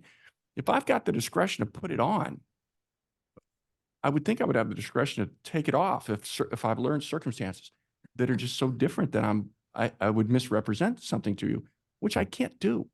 And so if we take what we all went through with Edison this week, and I'm doing status reports knowing that things are changing by the minute, because that's the nature oftentimes what we do. So what Gavin reported on first out is really important stuff. I'm not sure without money anything else matters, but it's pretty stagnant. It's pretty stagnant information. It changes no sooner than every month when we get our updates. So he can do that. What I do for a living is going to be, there's stuff that's moving all the time. There are times where appellants change their mind on development applications. They withdraw appeals. We just had that where I posted that we were going to do it. They withdrew their appeal. That's off. So I need to be accountable to you for when I make those decisions, but hopefully there's sufficient trust in staff until staff doesn't deserve it anymore, to where that there's the discretion to remove an item we anticipated would be ready for your deliberations, but isn't for any number of reasons. Well, you know, I was thinking about that too, because I get what George is saying, because we get, you know, we have this agenda, we're diligent about putting it out and we people showing up, but I think, you know, we're hiring a city manager, we should have confidence in our city manager. So like if there's a legal issue that comes up or, you know, something's inaccurate or I would say just generally ill-advised, like, we don't want to make a bonehead mistake and just cause another problem for ourselves if we could have avoided it up front. Because it's probably rare that it's going to happen. We're not going to be taking stuff off the agenda all the time. I think sometimes we've had noticing issues, right? We've had legal, it had to come off because it wasn't properly noticed, right? So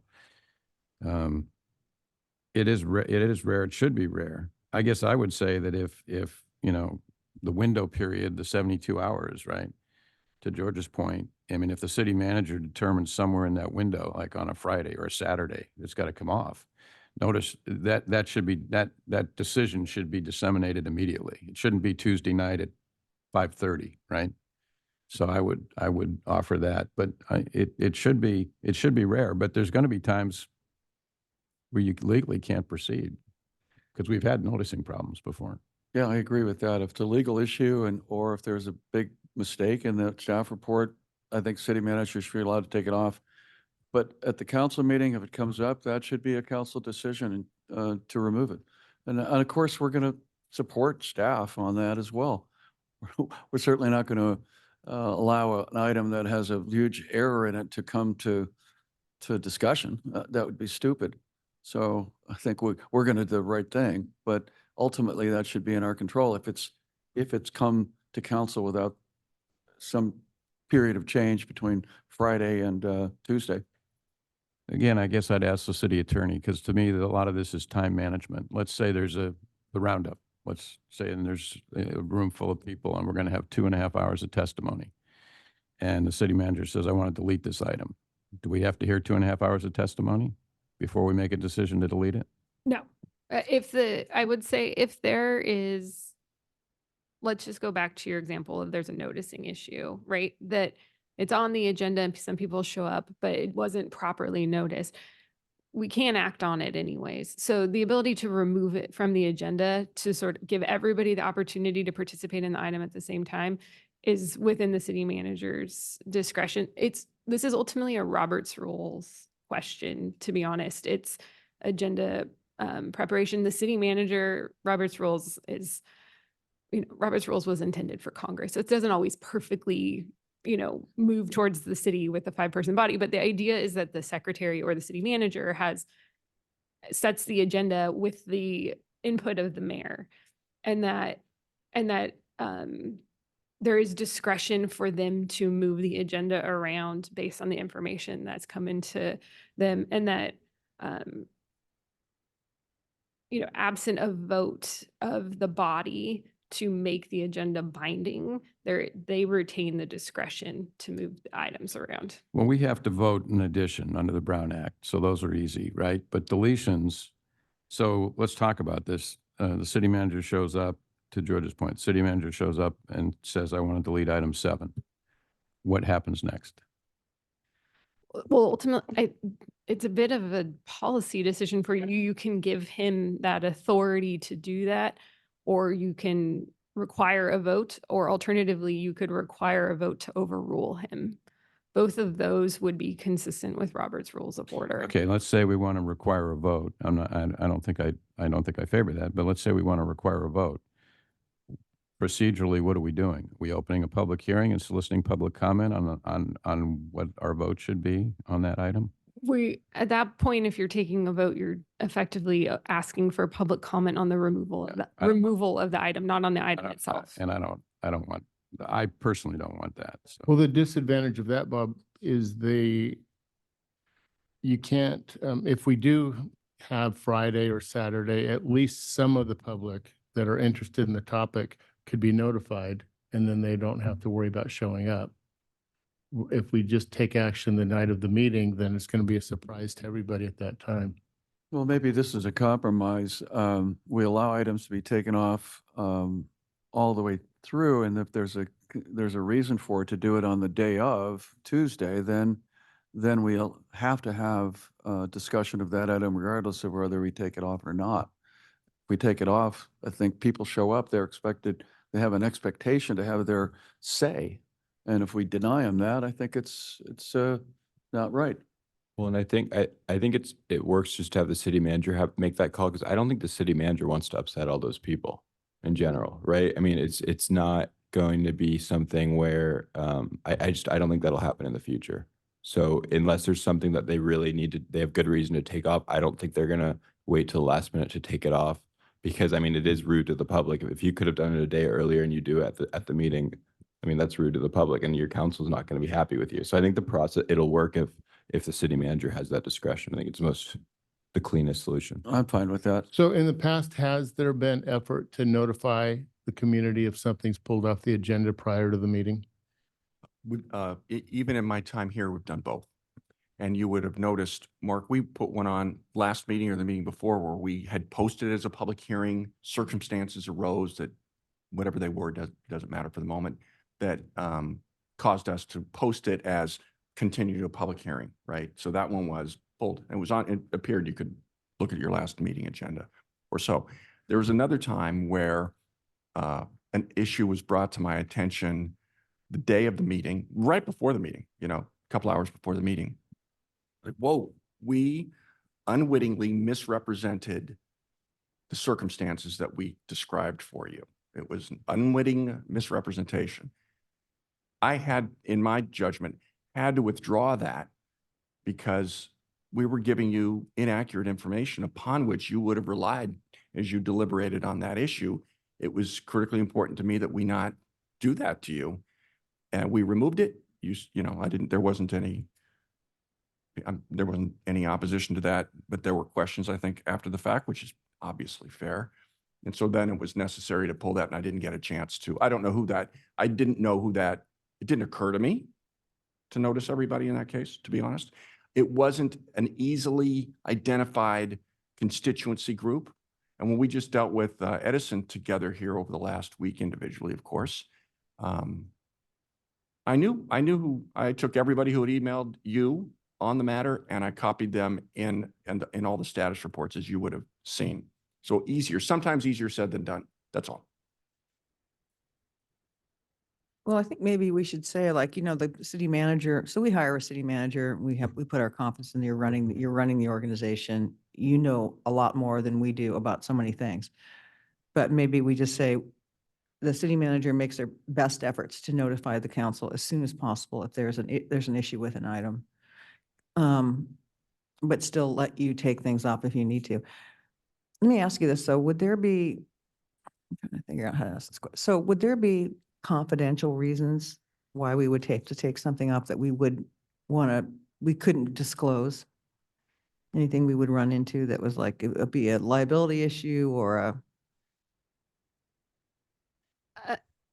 On occasion, there's a possibility like a reason, a liability might arise in the background that we weren't, aware of, and staff needs to reevaluate what the agenda item is and what the staff recommendation is in light of that claim.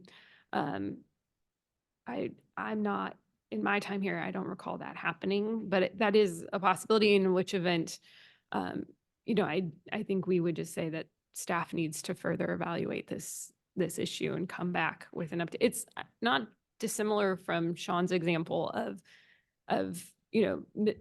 if we misrepresent something in the staff report. I think sometimes what occurs is that issues require further study because staff thinks that they have the universe of information and then they didn't know about something. And so they need to be able, and for a decision maker, the goal of staff is to provide you all of the relevant information. And so they can be handcuffed if they don't have the opportunity to pivot to provide you everything that they learn. And it does happen that after an agenda posts, information comes to the surface that staff wasn't previously aware Should we wait for Alex? I think, George, I think we have a consensus on that. I think so. I think once it comes to the council, if it hasn't been flagged, and I'm fine with the city manager doing all that, I think though it should be I'm okay with the judgment call. I'm just afraid that of the public being sidelined when they came to discuss something very important. But I will go along with what we've discussed. Thank you. And I want to give you all assurance that I've heard your interest. I'll share the interest with my successor and to ensure that we continue to keep your trust. Okay. Okay. So on the same item, which is the agenda, Mayor, I think you are at item J. Pardon me, I. We're on I. So this is really no change, right? Although we have, did you want to talk about this, Alex?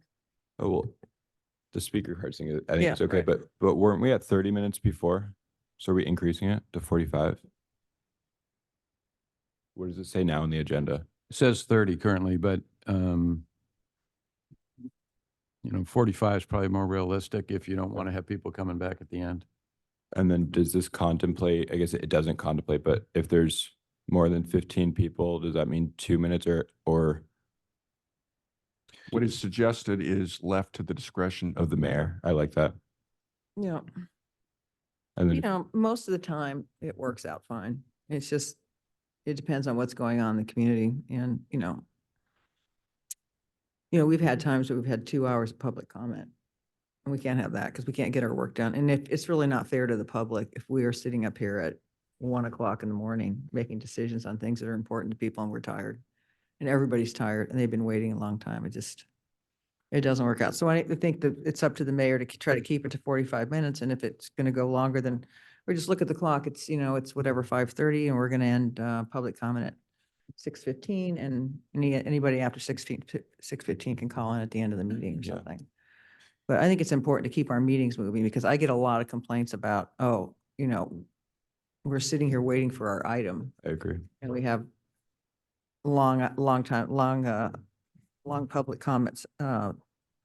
So that's what I would say about that. Did you want to talk about comment cards or no? Okay. Yeah, Anybody else have anything on this one? I would just say, there's been one occasion where I've seen we cut down the time for public to respond to 1 minute. And it's almost impossible to take a 3-minute speech that a member of the public might have and cut it down to 1. So I would say just, minimum of 2 minutes if we cut it down after 15 people to give people their say. That would be the minimum. That's my comment. Well, I don't think we should put a minimum in there because we could have 200 people, 200 people wanting to talk. So I just leave it at the discretion of the mayor. It works out most of the time. It's not really a hard thing to manage when you're running a meeting. That I'd kind of leave it at that. Anything else on this item? No, okay. Did you like the idea of speaker cards or you just hated it so much you didn't want to reference it? I think it should be, it says may be used. I think it should be a may be used. I generally speaking, we don't need that. The county does it and some other bigger agencies do it, but I don't think we generally would need that. Okay. I think it's fine to leave it in. It's just discretion of the city clerk, but unless we have the room full and out the door, I don't think you need it. Got it. Thank you. Okay, then next we go to, comments from the mayor, the city council members and the city manager. That's fine. I think what is done is, I can't remember discussing it, but it omits, left to your discretion, it omits reference to the city clerk and city treasurer. Just consistent with my own familiarity, but if you want to make sure that you have those 2 positions included, we'll do it. I don't have strong views about it. I stuck to what I've seen everywhere else. Your call. And city attorney, I don't care, no, I'm kidding. Yeah, it's not customary, but if you want to include it because it's I think customary it's for you, fine.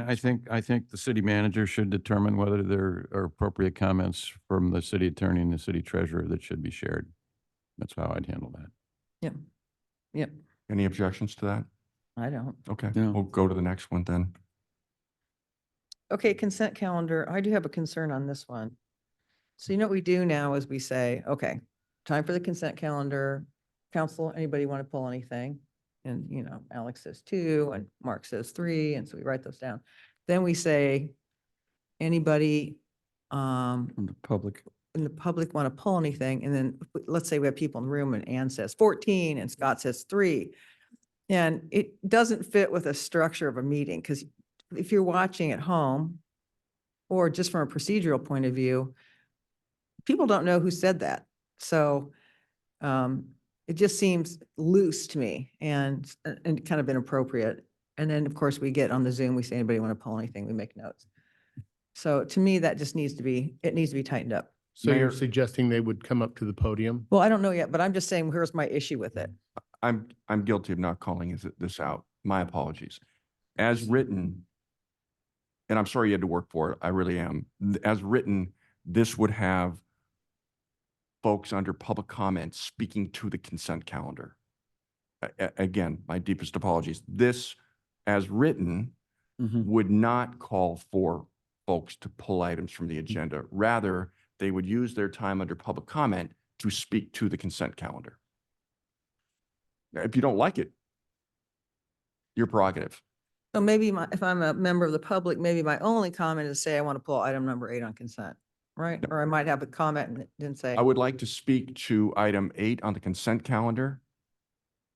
And they would do that under. Oh, I public see. comment. They would actually okay, talk so about they'd it actually during address the public issue. comment. They're concerned on the issue. They Yeah. don't have to get, they get their time and they don't have to Okay. ask for it. So then what if, so someone could go on public comment and speak to any issue on the consent calendar, but they don't know which items are pulled from the consent calendar at that time? Is that right? You're right. They're, So- they're pulling it by way of addressing it. So then does that mean so hypothetically, let's say after public comments, I say I want to pull this, I don't know, agenda item 5, right? And then does agenda item 5 go back out for public comment or no? No. The opportunity to comment on agenda item 5 was public comment. And you would say, Got it. I am so moved by what I heard under public comment. I mean, implicitly, I see. I'm moved by what I heard under Yeah. public comment. I would like to pull that item for council discussion. Okay, that makes sense. So I think that probably will streamline our meetings, so I'm okay with that.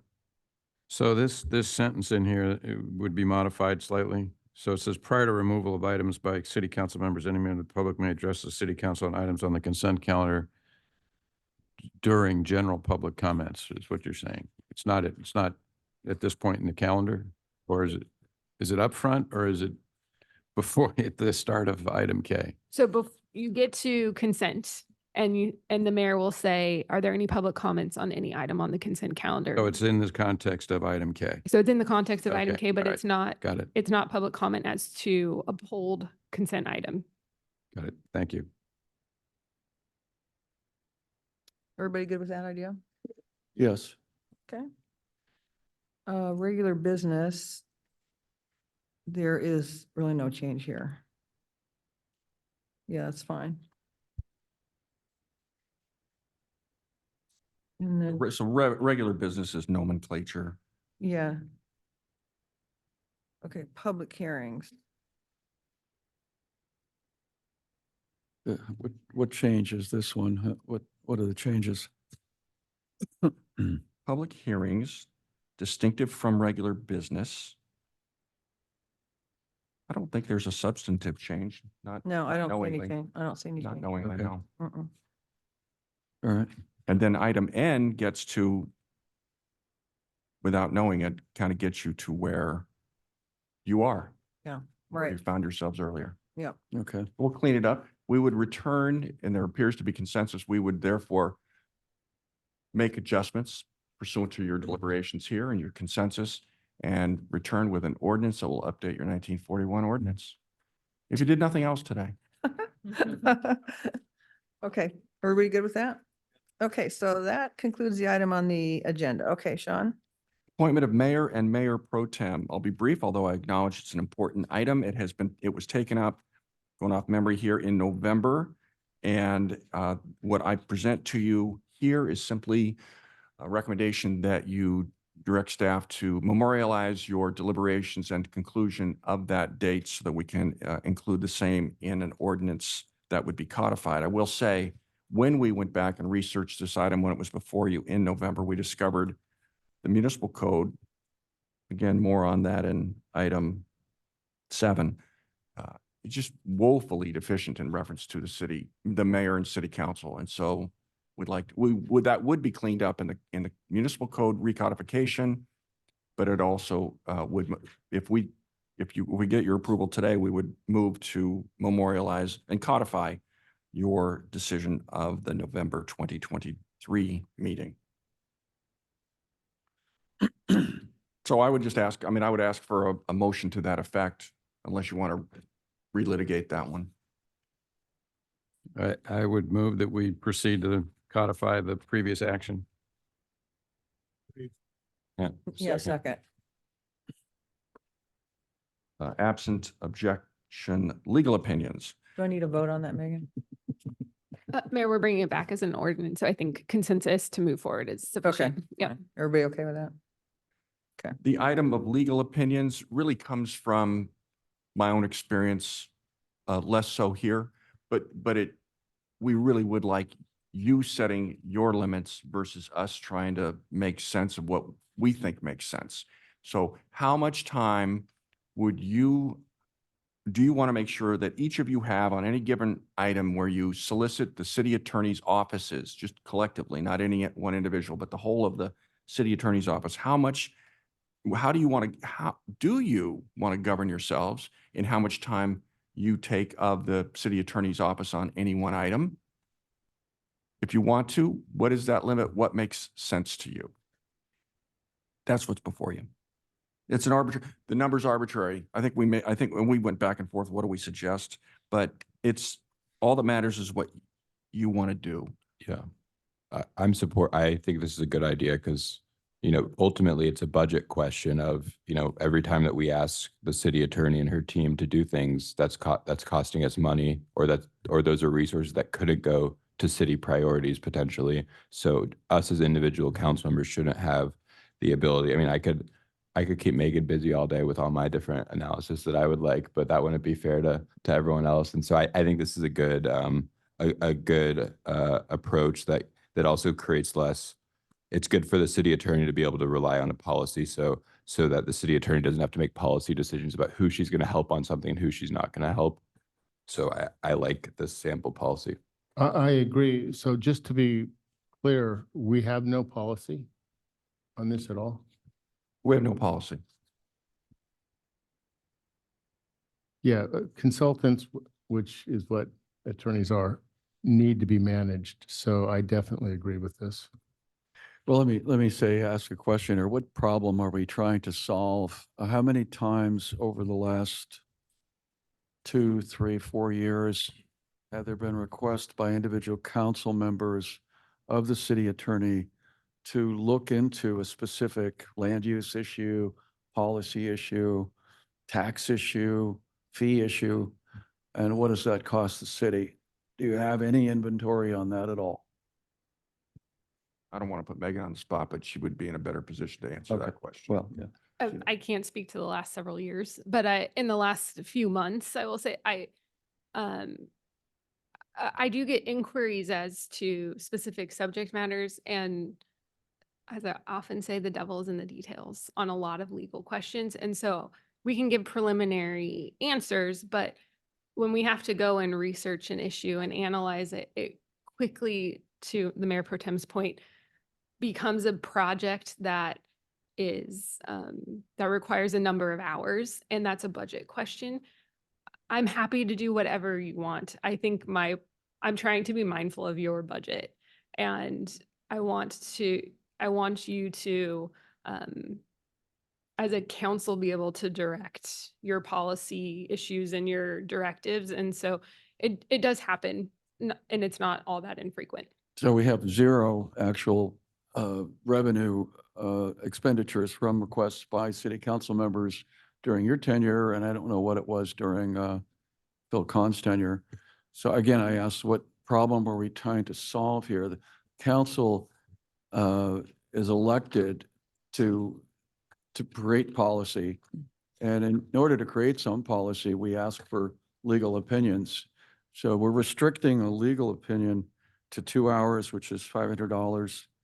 Whereas, we spend oodles of money on everything else. And that is a very restrictive policy right there. And I think it you know, you're suggesting it out of some arbitrary number, which doesn't make any, has no reference to history or reasonable reasonable rights of each individual council member to seek advice.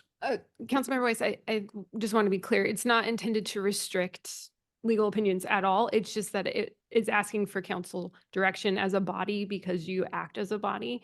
And the number is, you know, I came up with that number sort of based on my interaction. It's often the case that they get emails or phone calls from council on an agenda topic or an issue that's come up. And I certainly don't want to restrict that free flow of ideas on that topic. But when it becomes sort of a deep dive, that's the idea is, does council want that to be a council decision on the deep dive? Yeah, it's so little money that we're talking about placing in council decisions on so small an item that an individual council member may not, maybe contemplating an agenda item or clarification for something that's important. So I just think it's extremely restrictive, and there ought to be a budget for each council member. If they exceed their budget, $5,000, whatever it is, that we can agree upon. I think that's a much better approach than 2 hours of legal consultation.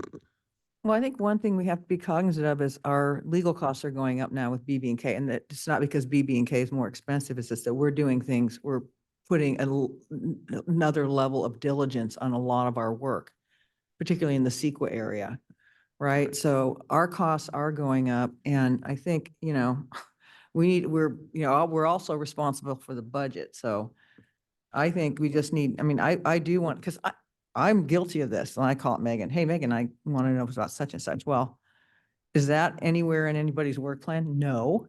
It's something that somebody asked me about and I'm curious about, and it's probably a lot of work. And probably the council should say, yeah, we want to spend money on it, yes or no. Because otherwise, we could just be coming up with all kinds of ideas, and we really kind of need to be disciplined on how we, I think, spend our money. Well, as she said, we do act as a body. So this would actually force the discussion to be considered by all of us. So how would that work if we needed to, it would go on the agenda to see if we want to proceed with further legal analysis? Correct. Actually, it would sort of relate to your first topic of today of agendizing future items.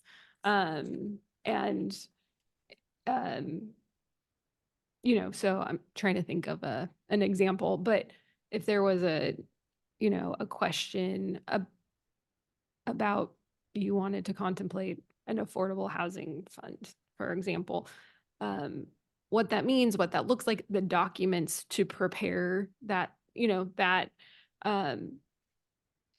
that can become a big project. And so the question is, does council want to, as a body, direct that, or is that okay for an individual council member to direct that?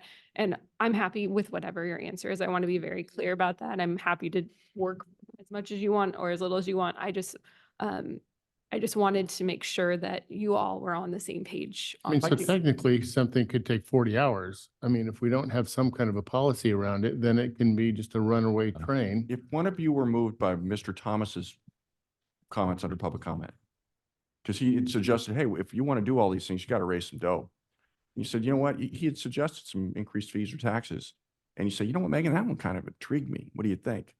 She'd say, okay, great.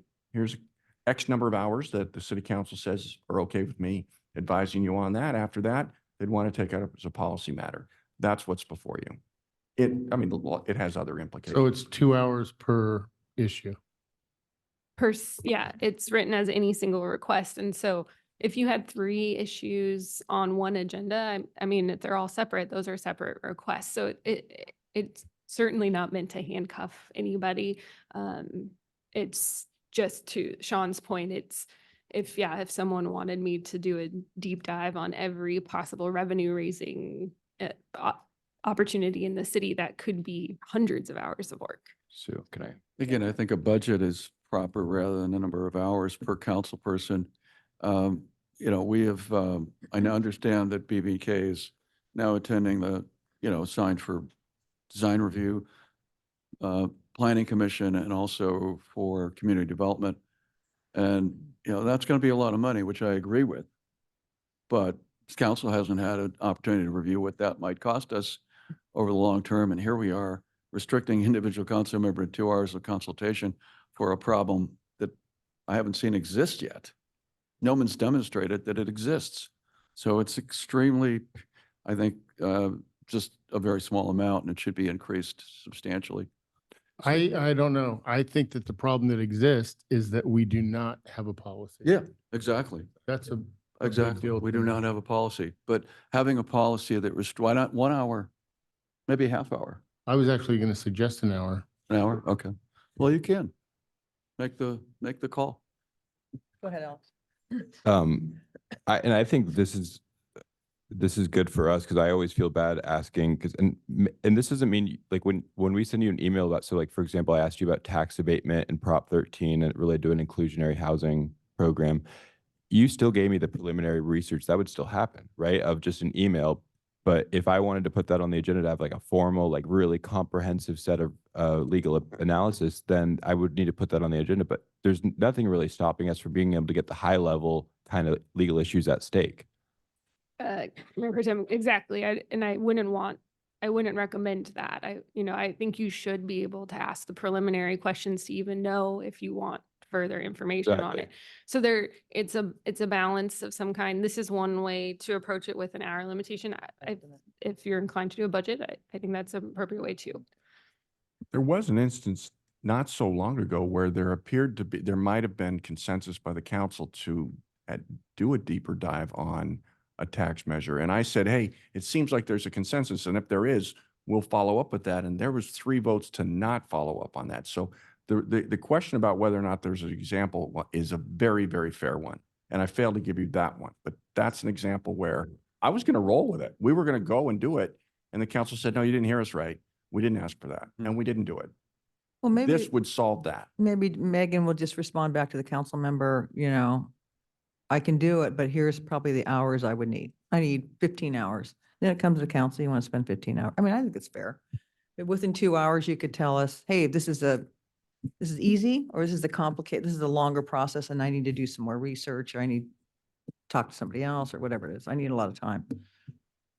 Well, Have you seen that budget idea before? Because it's a little bit interesting what George suggested of each council member having a budget for city attorney, but it might just be too Yeah, complicated. but what if you reach the end of your budget Yeah, but- allocation and then Well, I think it's 2 separate you issues. can no longer reach out for advice if But he has to do something it for comes you. up. I think there's 2 separate issues here. There's one of, because you could hypothetically just keep emailing Megan a bunch of different questions that she's responding to.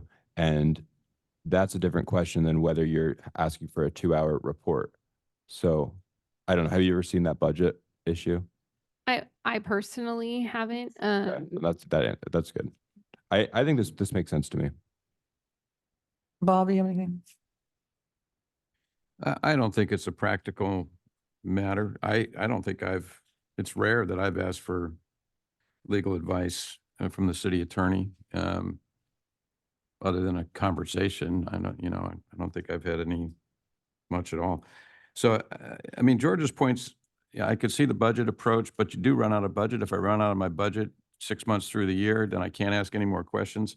I don't think 2 hours is going to be a practical limitation. What I would suggest is let's try it. And if it is an issue, let's bring it back, because I don't think we should, we're not looking to, A budget approach is probably easier and better. It's more equitable rather than 2 hours making 10 inquiries. We haven't made any inquiries. I mean, the problem is not been defined as a cost center. So creating a budget of, say, $5,000 per council member. So what if we run out of it? I don't think you would, because based on the number of inquiries we've had over the years, just wouldn't happen. and I don't think the 2 hours, honestly, I don't think the 2 hours is a practical limitation either, because I think you just made the case for it, right? It hasn't been an issue. So there haven't been a lot of situations where the city attorney's been spending more than 2 hours Right. per request. So So let's just put a cap on it. Let's put a cap on it. Let's So put we're 4 hours we're on it being more rather than prudent with 2. our money. I don't know whether it's 2 or 3. I mean, I don't have a big issue with it. Yeah, 2 or 3 is fine for me. The important thing, I think, as Mark said, is we need to have a policy, and it's good to have a policy, and then there's some limits on it. I agree. Let's make it 3 or 4 and I'm fine with that. Other 2 is just too small. Let's go to 3 I've hours. had several issues that I brought up with Megan, and I've self-policed myself just because I'm super sensitive in my years of being in business to how legal costs can be a runaway, and you want to avoid it. So that's why I think it's great to have a policy, just to remind everybody that it's something that we need to pay attention to. So it's 2 or 3 hours. I'm open to either one. Let's say 3. That's our compromise. Okay. Okay, Sean? We'll bring that back as a resolution adopting a city council policy. That way it's your policy we're enforcing, not our own. The next item, do you want a 5-minute break or do you want to plow through till noon, until a quarter to lunch? I need a break. Let's just take 5 minutes and we'll come right back.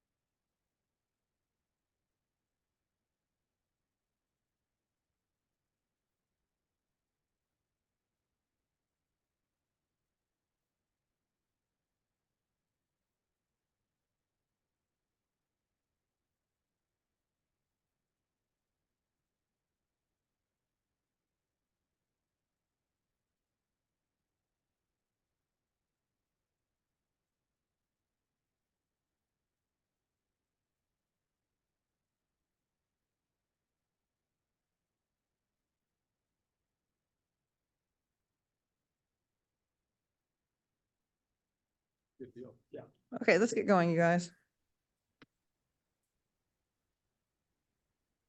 Okay. Yeah, it's okay. Okay, Sean, committee work plans and assignments. I have assigned this to Assistant City Manager Gavin Curran. He will set the table. Okay. Still, good morning, Mayor. So if the council refers to page 24 of their packet, they may recall we brought this item to the council on December 12th. The council has actually reviewed the city council appointments for the various regional organizations and committees. The two items that weren't considered that were pushed to this meeting were the review of the ad hoc committees. Of course, the council can make any adjustments if needed. And then consider the option of a city council policy to provide additional clarification on the use and information of the ad hoc committee if deemed necessary. So including the packet, you have your list of, I want to say 10 ad hoc committees. There's a brief description in there, date approved, and when the anticipated completion date is included. And then there's the policy as well. The list starts on page 28 and the policy itself begins on page 31. So we're just asking for direction on those two items. Thank you.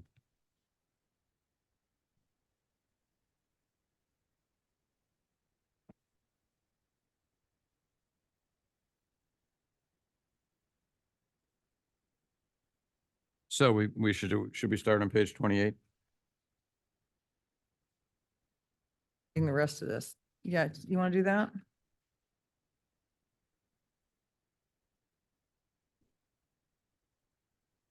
The meeting at which you brought, the committees were presented to you for your own appointments. At that meeting, you made your liaison appointments, but deferred to this date your committee appointments, your Right. intra-council committee Right. appointments.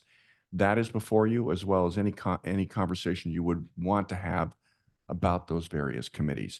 The subtle point that Gavin made, he's better at subtle than me, is we would bring to your attention here the distinction between ad hoc subcommittees and subcommittee meetings. And the implications are associated with open meeting laws, and will help you be careful prospectively as to when there is an assignment among you for a specific assignment over a finite period of time, at the conclusion of which that ad hoc subcommittee would disband, wouldn't go on forever, would disband. For those with a longer term, and I might have to look to Gavin for an example or two of those. Those are subcommittees. You can go on for a very long time. Those subcommittee meetings would need to be posted pursuant to the Brown Act, and works perfectly fine. We just need to know, frankly, not on your end, but our end, that we're properly posting those agenda items. So that's in here. Gavin describes it in the work that accompanies what's before you. And then what you have is your roster of committees and ad hoc subcommittees. The other thing is we would further draw the distinction where you have working groups, where the two of you have a shared interest in something. And those are perfectly permissible under the Brown Act. I would, as a city manager, encourage them. It's great when two of you are working together on something of your interest. You would, and there's no guilt about that, but I would ask you to be mindful of avoiding inadvertently avoiding serial Brown Act violations by finding yourself, walking down the hallway talking with another member of the council about the same items. No can do. Certainly can work together on items of interest, and nobody should shame you about that. Just got to be careful to stay the two of you. So we call those working groups, ad hoc subcommittees, and subcommittees. And what is before you is any conversation you would wish to have about that, but we would respectfully ask that you also agree, help me out on this, agree on what your appointments are. Does that require, can that be acted upon today? On their appointments to those? Bring it back. We'll bring it back. Okay. So it's kind of wide open for you. Okay. I think that I got a sense that there was an interest in talking about these, and I'm trying to create, and we wrote the agenda to allow as wide a breadth of conversation as you would see fit. Okay. Should we go through this list? Let's Sure. go. Okay. Mission Hospital. It's been Bob and George. Any change? So would this be a standing committee technically because it's been around forever and there's no clear, like if it was about potential changes to Mission Hospital, that would be a proper ad hoc committee. Is that correct? Mayor Pro Tem, yes, if there's I would recommend if there's a specific issue related to Mission Hospital that you would do an ad hoc committee. If it's intended to be anything as it comes up related to Mission Hospital, then I would recommend to create a standing committee for that one. That makes sense to me. So what do it looks like Bob and George are the two members of this. What do you guys think? Well, there's kind of two issues that sort of are on issue or up there. One is the future status of the hospital, right? That's a concrete item that there's a time frame on because they've said they're going to, make some decisions on that. The other is more, the chief is here, but public safety related matters that come out of the sort of the hospital and the programs they're running there and the impact on the community. That's sort of more of an ongoing issue, but so it's kind of split. I mean, one's time limited and the other is more general. So we would create possibly another ad hoc committee dealing specifically with the reuse concept of the hospital. Yeah, I don't know if it's I don't know if it's reuse as much as, future, Well, right, whatever they're going to do with it, right? So, Right. So when we had this ad hoc committee, the first time we had an ad hoc committee, I think it was to address some of the safety related issues, right? That were down there. That was- well, I think way back, it goes way back. I think it was just when the hospital transferred hands and it was Okay. dealing with that, but Most recently, we had the safety issues, right? That we worked, I think you and Peter worked on those in the last council. well, can we just set a date on it? Anticipated committee conclusion? Yes. I rather than trying to, bifurcate what might come up there, why don't we just set a 2-year time horizon on it? Well, and can we articulate the two issues that you identified as the purpose of it? Yeah, I think those are really the. But like that can be written here, so it's just clear to everyone what it is. Mhm. And then also is it ad hoc subcommittee or ad hoc committee? Because I think it's not ad hoc subcommittee, right? They actually don't use the term ad hoc in the Brown Act. It's kind of funny. So it's a standing committee and then is the committee that requires Brown Act noticing, and that is a committee that has continuing subject matter jurisdiction or a fixed meeting schedule. And that the term ad hoc committee has been thrown in sort of as the alternative to the standing committee. So an ad hoc committee, To an ad hoc not an ad committee. hoc subcommittee. Yes, correct. Okay, can we change it to that Sure. on this? It's inconsistent. So why don't what if we put a December 2025? Would that be all right? And we'll make all these changes that come out of this conversation into Gavin's subsequent consent calendar staff report, and he'll add the additional descriptions that you're asking for today. Okay. Everybody good with that? Yes. Okay, Leadership Laguna, it says upon completion of 5th workshop. Have we had 4? Is that the deal? Okay. Do we want to do that this year? Yeah, I do. Okay, good. I think items 3 and 4, wildfire and parking, could actually go away. But with this caveat, I think we've done a pretty good job with this, at least so far on wildfire mitigation and fire safety. And I think we're about to do it on parking and transportation. The thing that I think that we've done a good job of is making sure it comes back with updates as to how we're implementing it and, what next steps are. So you're teeing up for council. How are we going to implement all of these items that, council adopts it, right? And instead of putting it on the shelf, making sure it actually gets followed through on. So I think you could do away with the subcommittee because the report sort of sets the action items to be implemented, but make sure that they come back, you know, Yeah. periodically Mhm. to make, and to say, okay, next steps, council, what do you want to do? You know, here's where we are on the report. How do you want to, you know, take the next step of implementation? Would that require the subcommittee to stay in effect, or would that bringing it back be a part of the implementation plan where it just automatically sets No, the I- timetable to bring it back? I'm suggesting we could get rid of the ad hoc subcommittee or committee and just, but tell staff, you need to come back With updates. twice a year or something. Yeah. And tell us where we're at. Sean, mechanically, like as a city manager, so let's, we got this through council, there's a bunch of work to do.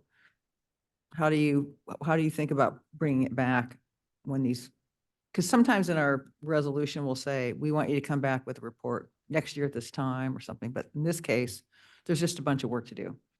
What we would do is, what we've been making more recent use of is providing you briefings along the way, for one thing. And we would know that as circumstances warrant, we would bring the matter before you. You know, I would think in this town, a couple times a year probably, but I think we would figure pre-fire season, post-fire season, let you know how we're prepared, how we've performed, would seem proper. And I think would be built into kind of what our ops are already on the natural. I think on parking, it should come back to us this spring, for example, because we're going to get a lot of people over the summer and we should know what we're doing. Couldn't agree more. So those Okay. kind of natural milestones. Okay. And then, Bob, did you say the same for the fire mitigation ad Yeah, hoc? I think Yeah. 3 and 4. And then so that one would that comes to us like every year, right? Like updates on our fire mitigation report. I think, yeah, I mean, it used to come like quarterly and then it was semi-annually. Now it's sporadically. Okay. I think something more like just and simple twice a year. I like that. Bring us twice a year. And then you just an know? update on agree. what's going on. Yeah. Yeah, I like that. There's consensus there. That's what we'll do. Yeah. So Okay. Bob, let me ask you a question. So on the parking and transportation, that's the subcommittee where the parking management plan was conceived? Yes. And you want to eliminate that at this time? I think so. I mean, I think council's adopted sort of the actions with the plan, right? Which has short, medium and long-term actions and staff should be off doing it. And then what would come back to council, I think Sean's got it teed up in March, right? Is, okay, council, you adopted the plan last June. Here's what we've done.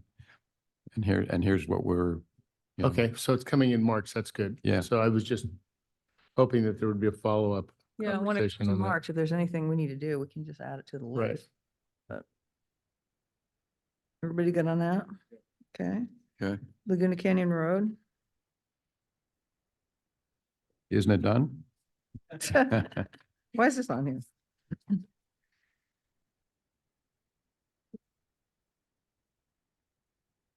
So we're going to keep our committee for a while, right? Okay, yeah.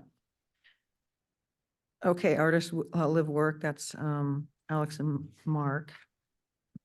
That'll probably be done like, what do you think, Mark, after our March report? Yeah, Well, and when we give our March report, there could be direction. If there's future things we need to do, we could Right. decide then. But I think we just say it at the conclusion of our report and then So our March, April report target, Yeah. and then we'll decide what to do from there.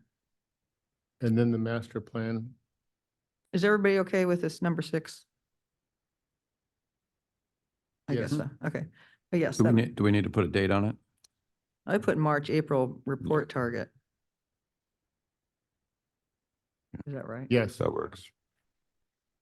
Gavin, what do you think about the facilities master plan? The master plan, the award of contract comes back on February 13th, though. I think at that point, that would conclude the subcommittee at that point, or the ad hoc committee. And then I think at that point, I think that's fair. And then if we could make a decision then about what the next steps would be with council direction. But I think the presumption should be that it closes at the end of when we bring the contract. Unless, and hypothetically, we'd say, oh, well, we think we should keep doing X, Y, and Z, and that would be for council to say. Yes, yes. I like that. Okay. Okay, on the pool, Bob and I are still working on that. But Bob, I don't think we would have this subcommittee after the first quarter, would we? No, so I think what we have talked with the school district about or told them we would get back to them by the end of the first quarter of 2024. So, it says early 24. I mean, that's, if you want to put, that's probably good, right? Yeah. Well, is this just related to with the school or also looking at? It's both. Oh, it's both. Okay. Both, yeah, I Got mean, there'll be an agenda item coming. I don't know if Sean has a date yet, in March. Got it. Yeah, because you kind of have to look at both, right, to be able Yeah, to make that looking at the analysis. We're shooting for the first meeting, of March, pending our meeting with not ours, the subcommittee's meeting with the school district. But I feel pretty confident we'll be heading to you on behalf of the subcommittee at your first March meeting. Okay. Aliso Vista, that's Bob and Alex. Well, they haven't had time. I guess they haven't had time in their schedule to meet with us yet. So I think in February we're meeting. So we'll see. So you think the status is fine upon completion of resolution Yeah. resolution, the completion of the resolution of the resolution? I think so. Okay.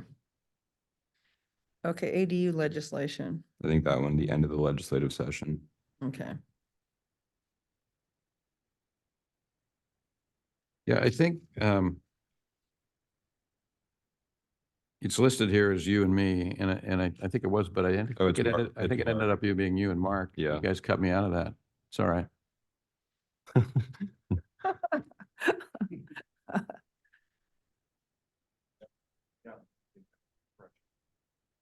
Okay. But then the estuary. That is on your Tuesday agenda for Okay. a presentation So and direction. So this one should technically probably end on January 2024 unless there's direction to keep going, right? You're going to be at a policy fork in the road. Yeah. I won't get ahead of you. So it'll be determined, the length of the scope of that work would be determined by the action you take Tuesday. On Tuesday. So would that be fair to say it would be January 2024 unless directed to keep going? Yes. But when we bring the reso back in any case, it Yeah. will reflect whatever you decide. Oh, got Tuesday. it. Yeah. Okay. And then the promenade's coming back to us soon, isn't it? Right, so we gave the planning commission, what's happening with that? The promenade's coming back actually at the next meeting, next. Yeah, week, I know, but 23rd. what, And so there is in that staff report, there is, once the council chooses a concept, the design would go back to that subcommittee, but of course it's open to council discussion at that meeting as well. But the intent, it would go back to that planning commission ad hoc committee for additional review. If we can't make a decision when it does come back to us, or we identify some issues, I would suggest that we put together a council subcommittee to see what we could do to move it forward. yeah, I agree with that.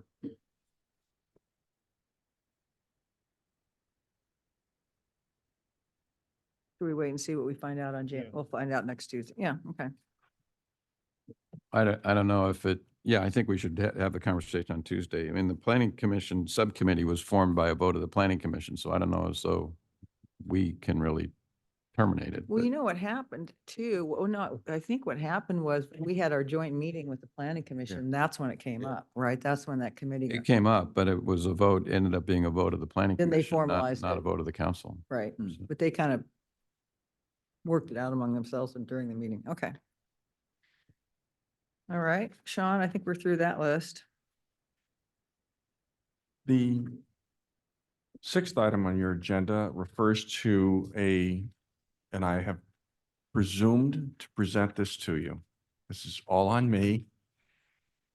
Presumed to present to you consideration of adoption of a municipal code that would constrain the items placed on that are placed on your city council agenda to those matters that are within your jurisdiction. Do we skip 5? This one's so much better. Item 5, so I'm not wearing my glasses. Item 5. No, but I don't think, because isn't this about the The committees? like the citizen committees? Oh, pardon me. Yeah, we Oh, need to talk Right? about We didn't that. talk, because I want to talk about that. Okay, okay. let's do it.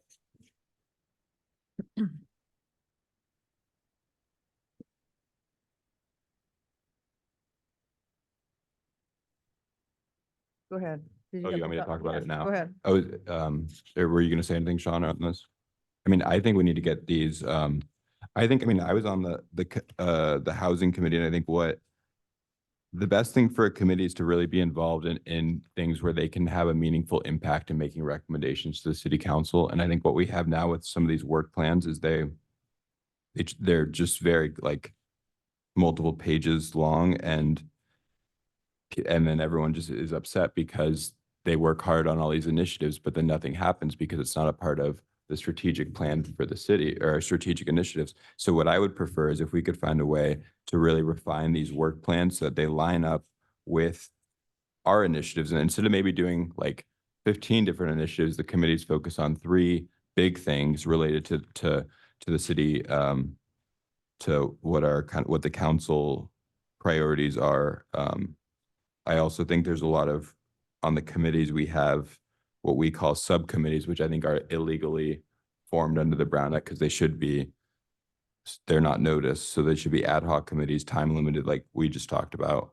I also, and then also aside from the work plan, I think we should look at reducing the committee sizes to maybe 5 or 7 people per committee, because when you have these committees that are 9 people with 2 alternates, it can get unwieldy, I think, for staff. But also, I think it creates a situation where because on these committees, you really want people who are willing to put in the work. And when you have so many people, it kind of leads to a situation in which a lot of people are just not as involved. So I think in conversations with staff and conversations with a lot of different committee members that I've worked with, I think reducing the size would be good. Because we have to think if staff is spending 20% of certain staff are spending a big portion of their time on the committee, that's a cost that the city is budgeting for. And so I guess it's a policy decision for us. Is it worth that cost? I think it is worth that cost to have committees and have them be involved. I just think reducing the size, refining the work plans, and really making it, and what we had decided earlier with the council, how to put things on the agenda, I think that'll really help to make sure that the committees are in line with the council. So I'm interested to hear what everyone else's experience is with the committees. My apologies too, Mayor Pro Tem. I did reference that under item 5. I wasn't wearing my glasses and missed it. So yeah, I had made those observations. I want Yes. to own those. I agree with those. Some of the committees just have I don't know, kind of a standard workflow, like the PTC, for example. They take a lot of things off the council's plate, like red curbs and should this parking place be a whatever, golf cart parking space, that kind of stuff. And then periodically we get a list at the council, we approve them this. So there's really not, in my view, a problem with a work plan from them. No, and I'm not talking about them. I'm talking about the policy recommendation related committees. Well, what I'm saying is there's not that many committees that have policy recommendations. Like the Arts Commission, once in a while they have a policy that comes forward, but not very often. Right? I guess I'm talking about housing, environmental sustainability. Yeah, yeah. All of my committees. So when you say, look at all, okay, now we know where the problem comes from. No, I'm just saying we have a lot of committees that don't need that, but. But also the PTC, they don't need 9 people. They could have 5, Oh, I agree with you. I agree with you. So, okay, so I guess I'd Well, that amend. comes to the council's discipline on I that. know. agree. No, but I'm because we saying Go like, oh, we got all these great. We want to be all people. nice to everyone. Well, but you have a lot of great people in town. They have a lot of skills. You're going to put everybody on. So that's what happens. We acquiesce. We Yeah. go like, okay, well, we got 9 good people, but then we have 9 people generating things. But it just creates a consequence, I think, for staff, because every additional committee member is someone, and not necessarily for PTC, but for other committees, it's like, that's another person who's interacting with staff, and it just adds to the whole Mhm. workload. So I guess I think I'd rather have focused and smaller committees to maximize their effectiveness in providing us good recommendations. What do you think, Bob? You've been involved with the housing committee. I think reality clashes with the ideal because over the years, we've faced, tough decisions on the people sitting there who are very talented, and we've gone both ways, but we've tended to add some and we've tended to remove, just depending on sort of the mix of people. I think you need to get a size that is enough to get a good interchange of ideas, but not, overly unwieldy, right? So 9 is probably too many. Maybe 7 works for some committees, maybe 5 works for other committees. I think we have some at 5. So, I think creating hard numbers might give the council more discipline going forward. It's just hard.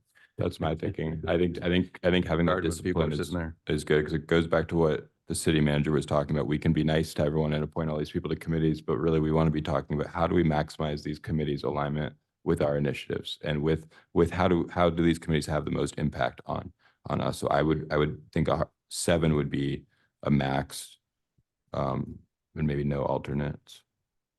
I mean, some A lot of these committees, I think you actually put your finger on the 2 that are, understandably, right, heavily policy focused, housing and environmental. There's a lot going on in those 2 areas.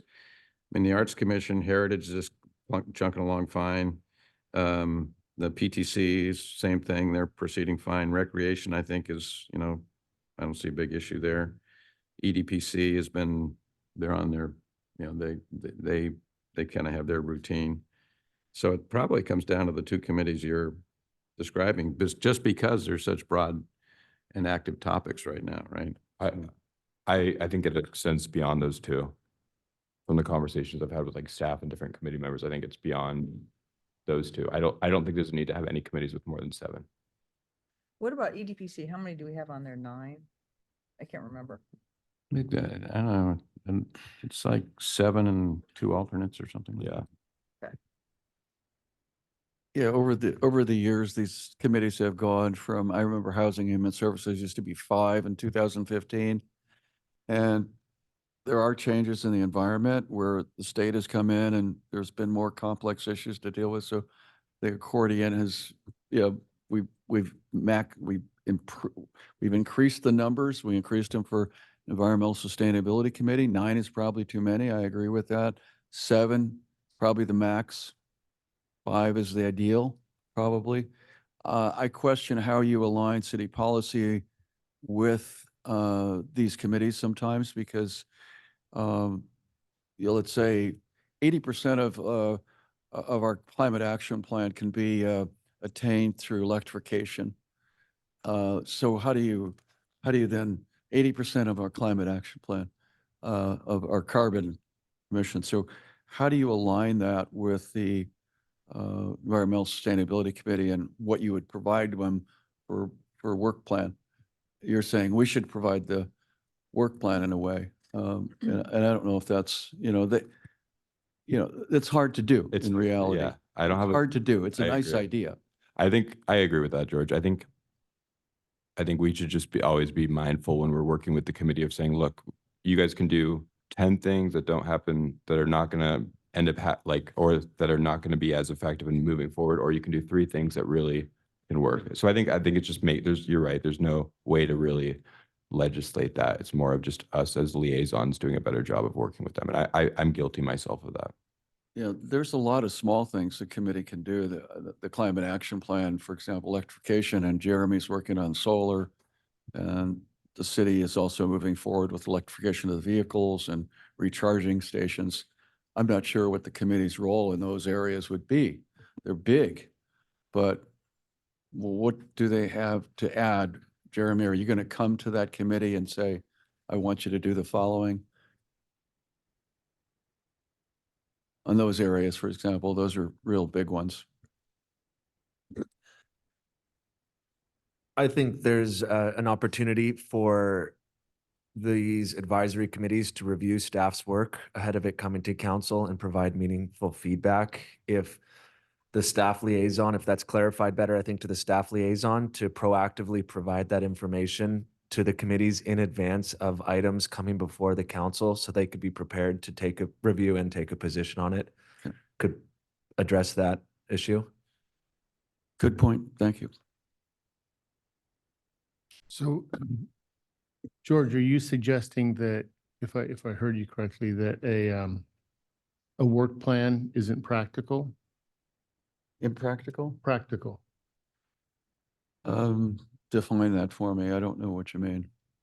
You mean concrete goals, concrete time frame, achievable, approved by council liaison and the city council? Or for, let's just say a designated period of time, yearly, right? Yeah. Pardon me? What do you think a work plan is a good idea if each committee? Absolutely. Yeah. Okay. Absolutely. Yeah. And I think a lot of the work plans, when I see ESC, I see probably too many things and focusing on a fewer, I think is a good idea. And I think we have to deal with that with the committee, Jeremy, myself, Aaron, and Alex. I also think it's important that we make it clear that we don't want staff to be in the position of having to regulate the committees. I think that's sort of I'm interested in what you guys think, but I think it just creates so many awkward situations for staff to have to get in the way. Because remember, we're the ones that appoint the committees, not staff. And so I think the role of the liaison is to sort of make those, so let's say the committee wants to bring something forward. I don't think it should be staff to be the one to be like, oh no, don't bring this forward. I think it's the council who's doing that because we're saying, well, I'm not willing to put that on the agenda. I think that keeps it a lot cleaner and it makes it easy. It alleviates stress. Well, not stress, but it alleviates awkward situations for staff. And I think it makes the committees more effective in their role. Well, I think that happened with this Roundup glyphosate. I think it was brought to Jeremy too soon. It wasn't baked by the committee. They didn't do their research properly enough. But in that case, it was also a public outcry, or 350 people signed a petition. So it was like, the people are at the gates, Well, counting the door. And I think in that situation, George, you and I, because we both, I think, agreed that we should bring this forward. We gave that. So I think we could have been under this, the way that we're moving, you and I would say, okay, we want to have this discussion about glyphosate. And we'd say that at the end of the council meeting. And then maybe a third person says, okay, yeah, let's do it. And then that's how we do it. Instead of having to have staff in the position of doing that. I think that's just, it's a better way moving forward. I would agree. Yeah. Do we want to put a limit on these committees, number limit? I like 7. Yeah, me too. Everybody okay Max? with that? Okay. So we have a limit of 7. Can I ask a clarification on that? So we have the committee appointments coming February 15th. Do you want the recommendations coming before you for the committees that are beyond 7 to just fill to the number 7? In other words, reduce those committees in February? Yes. I would like that. I Okay. do. Yeah, I Thank agree. you. Thank you for that direction. Okay, Okay. All right. what I said before. So the item that I present for your consideration is for you to consider my suggestion that the city council would, given all that has been said about the workflow, what we all see on the wall, what we look forward to, which is the addition of policy initiatives to what you see before you on the wall. What we acknowledge in some cases, a reasonable and fair frustration with our lack of meaningful progress in some areas that are important to you. is this the right time for you to consider, you know what, we got a lot on our plate. We have high aspirations for which we are unapologetic. What say we focus on what we have before us and leave for other more qualified folks to take up issues that are not within your jurisdiction? That's what I present to you. And I provide sample language that could be refined if you're interested. If you're not interested, Sean, you're off your rocker. Let's move on to the next issue. We can do that too. I like the idea, but I'm wondering if the wording could change to be more about this, not taking action on matters that are not within the primary jurisdiction of the city council. So if there's something that's more so a federal issue than a city issue, then that would be a federal issue. Because people are going to make the argument that everything's a city issue. So, but if we say not within the primary, if the city is the primary jurisdiction for that issue, then it should go forward. If it's not, then it's for a different agency. Does that make sense? I think it's a really tricky issue. I think we should try to set some limits, but just thinking about examples of things we've had. For example, taking a position on San Onofre. We have no jurisdiction over San Onofre. Is that not a municipal issue?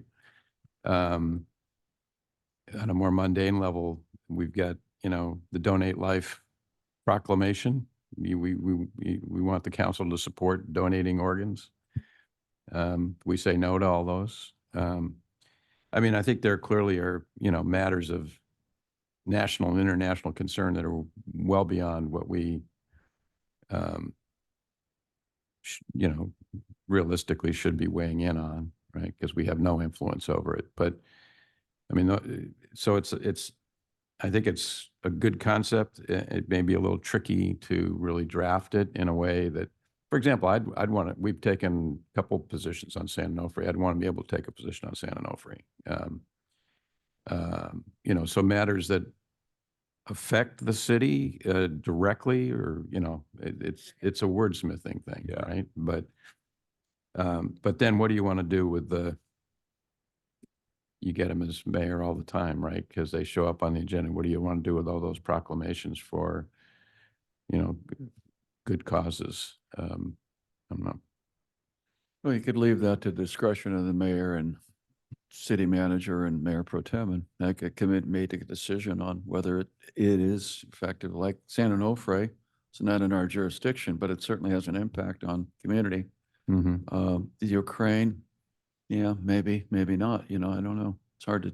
Well, something like San Onofre could be defined as regional, and it would have an effect, a direct effect on the city, right? Could, right. Well, Yeah, group so I- homes are like that as well. Do we have a Sorry. position on group homes? Do we want more of them, less of them? We want to restrict them. So it's a judgment call. Again, that would have a direct effect on the city, right? If it, Yeah, I think that's the language, yeah. I think the concern on these is you don't want to put anything on the agenda that's outside of our purview that may bring people in a dissatisfied way or cause protests or, something, let's say it's a really hot issue and we make a statement and people come in here and they get kind of crazy. We kind of brought it on ourselves. That's the main concern for me, is I just don't want to bring people into the community that cause us issues here. Yeah, well, again, there's some that are clearly beyond anything we can influence, right? They're international matters, some national matters, but I think we ought to strive to put something together that lends some level of discretion, to address some of these things that could have a direct impact, or even, Well, we had one on human trafficking. I don't know if that probably doesn't have a lot of impact on our community. Probably So doesn't. maybe we shouldn't have had that one. There's, Yeah. there's a lot of Judgment over the call, years, yeah. right? Yeah. But in terms of this language here, I think, I think this language is too restrictive. taking positions on measures submitted to voters and bond issues or tax overrides of other agencies. I mean, we may want to take positions on state propositions and because they do affect us. They do have an impact here locally. And, you know, the school district, if they had a proposition or we might want to take a position on that. So I wouldn't go that with this language particularly, but I do like the concept of bringing it back to some kind of local impact, you know, measurable local impact. Do you have any suggestions, Megan? This is tricky. I think we've heard your input, and so maybe Sean and I can work on some language. I certainly understand sort of, I think regional is maybe a good word to use. And yes, trying to define what kind of impact it has on the city. And I think we have an appreciation for what you'd like to avoid and what you'd like to weigh in on. And so I think that we need to put our thinking caps on and work on it a little bit, but Yeah. we I think- certainly understand what you're saying. I think that's good. Everybody okay with that? Okay. All right. Our Yep. 1953 municipal code. Yeah, and we're right on time. So I think we can wrap it up here certainly before 11:45 so that we're on schedule. I would mention I had made 4 more observations. All of them are better than the last one, I can tell. I make the observation that, and this doesn't come as a surprise to anybody that uses our municipal code, or for that matter, item 8, our zoning code. They're dated. And in the case of the municipal code was last recodified in 1953. As somebody who was born in 1963, that seems a long time ago. And it's not that long. It's not really that old, but it goes back a ways. Having been born in 1953, I think it's pretty current. Touche.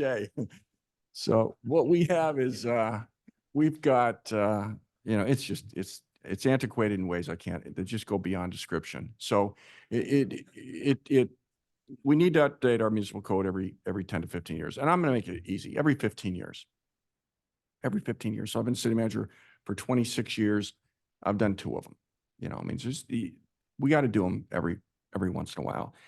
And so there's a lot of, it's sexist, it's dated, there's conflicts, there's omissions to reference to, I think there are 4 references to the mayor in the whole code. It's just way gone. And so what we'd like to do is plan for, certainly including in our early drafts of the municipal code for your consideration, is the undertaking of a recodification. The work is done typically, directly through the city clerk, obviously overseen by the city attorney, using, there are probably 2 or 3 firms in the state that have significant market share. We request proposals and proceed. It can take a year and a half. It doesn't take anything less than a year and a half. It's a lot of work. Here, as old as it is, it would take a while. So that's the municipal code. I don't think that we can keep putting it off. Then there's the zoning code, item 8, where if I have to describe the conflicts, duplication, the vagueness, then I can't imagine somebody's watching this session that's unaware of it. Because if they're watching this session, they're pretty engaged. The problems are numerous, too numerous to recount. We really need to update the zoning code, and we're ready to fly with that. I indicate, Gavin, we're going to bid. We're coming back to the council on like March 26th for a study session to go over the RFP. And then right after that, we'll release the RFP. Thank you. That can't happen soon enough. It needs to be thorough. And it would really help our community development staff. It would help folks using our services at the counter. We could address all sorts of, again, ambiguities, conflicts, redundancies, frustrations, and the like. And so we look forward on your behalf, because I know it's an interest of each of yours, to do just that. We look forward to doing that. I mentioned in my earliest draft of item 9 concerning a procurement officer, or the absence, lack of a city procurement officer. With all of the funds that we spend, I I do readily acknowledge we don't have a designated procurement officer. And what I'd like to do, I had initially suggested creating a position. I've revised that to say, you know, with the 315 or so, I could be off, 300 something full-time staff members, through attrition, identify a vacancy that will occur that is less critical for being filled, and replace that position with a procurement officer in the finance department. And I say this as a, you know, now 60-year-old, remembering myself as a very resourceful 25-year-old. You don't have a procurement officer watching you, you're going to get it done. You're going to get it done. And I got some early promotions for my ability to get it done. I want to make sure we're getting it done right. And I know our auditors are concerned. I'm concerned. And I speak in Julie Nemes's absence today. We really, because in the absence of one, it's the director of finance that's doing procurement stuff, pulling her away from what she really needs to be doing. And without a procurement officer, there's the lack of checks and balances that I know that none of us would be comfortable with if we were really aware of it. So I strongly believe that we need to do that operationally. I've already got a plan in place when the right position becomes vacant to fill that with a procurement officer, so that we've got eyes on our procurement procedures, our requisite need to solicit bids. When are there emergencies? When are they really emergencies? When are they not? When is it merely inconvenient? Come on, we all know what I'm talking about. We need to make sure we're watching the ball on that. So that's there. I'm aware of no wrongdoing, of course. I just, you know, checks and balances is what we do. So Sean, would this position report to the city manager? Finance director. Finance director? Okay, and the overview would be for all capital bids on projects, everything that is procured, that's an outlay of a certain amount or of every amount? All purchases. All purchases would need to comply with our purchasing procedures, our financial policies, and purchasing procedures will be updated. This person will make sure that, you know, when did we need an informal bid? When did we need formal bids? When did we solicit 3 bids?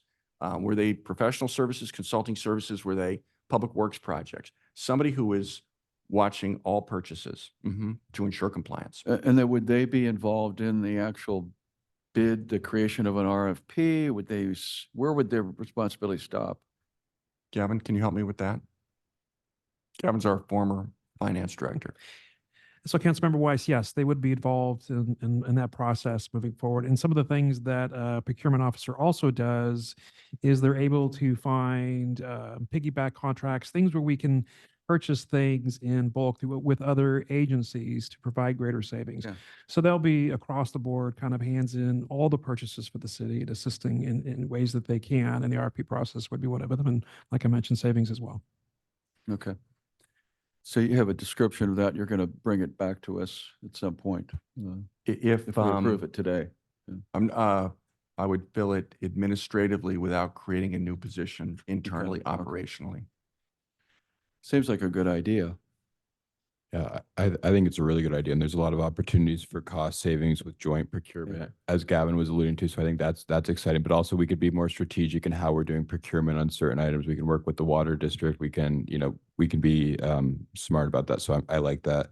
As part of looking at these policies related to procurement, can we make sure to be working with particularly Public Works, because I know there might be opportunities to have more streamlined procurement policies related to certain projects that still give accountability to the council, but are able to make things more efficient. I don't have the answer right here, but working with Public Works on that, because we want to be able to move projects forward in the most effective way possible. When you saw Mark McAvoy and I standing in front of my office the other day, that's what we were talking about. Oh, good. So that's part of this. That is part of the concept, yes. And then is this going to relate to other policies beyond, because I'm all in on financial policies and procurement.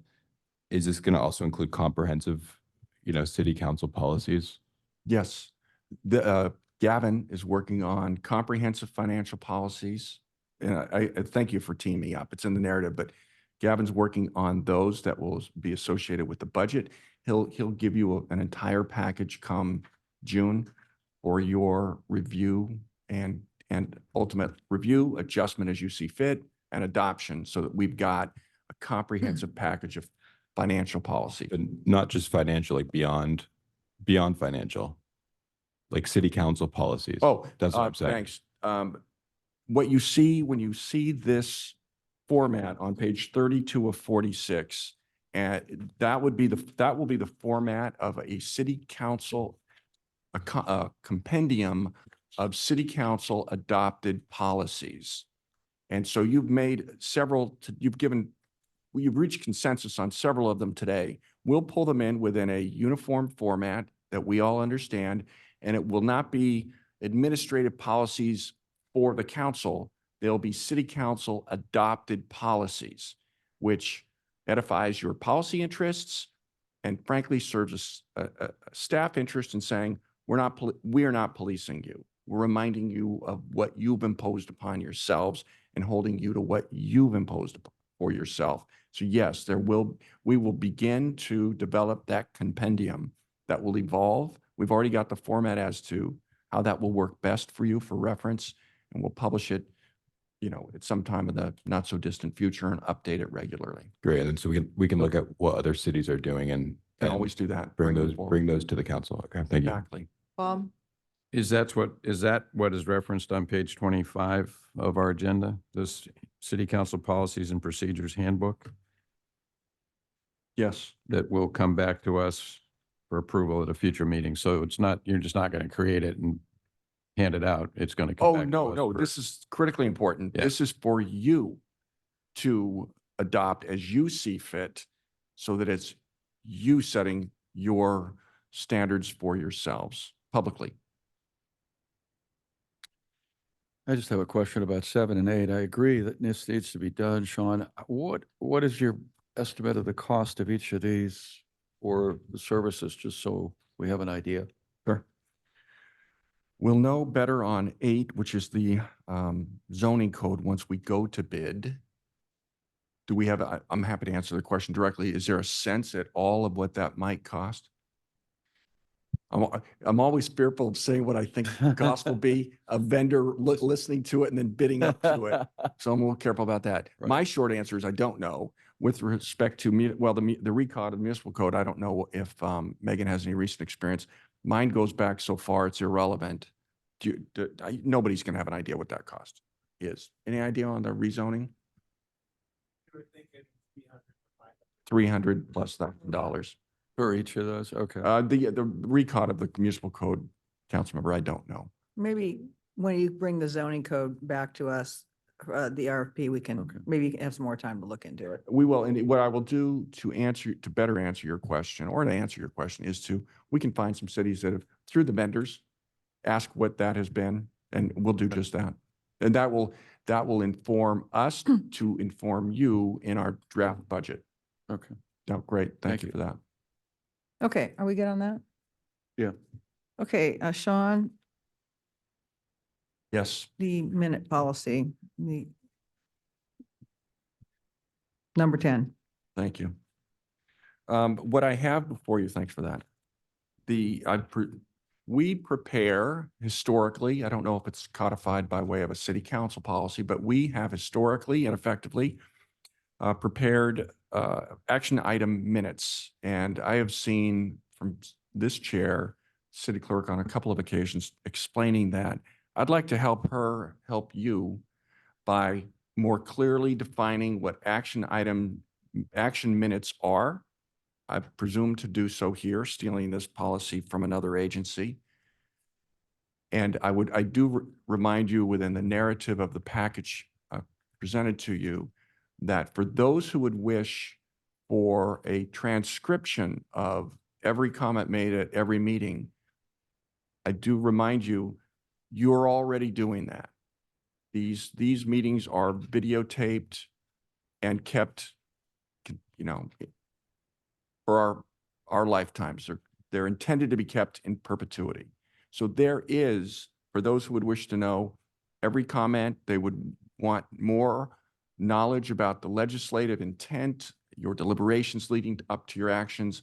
We have those. They're available from everybody's home or laptop at a coffee shop, they can go back and check the record for exactly what was said. If you were to adopt this policy, it would go a long way to help guide current, future city clerks.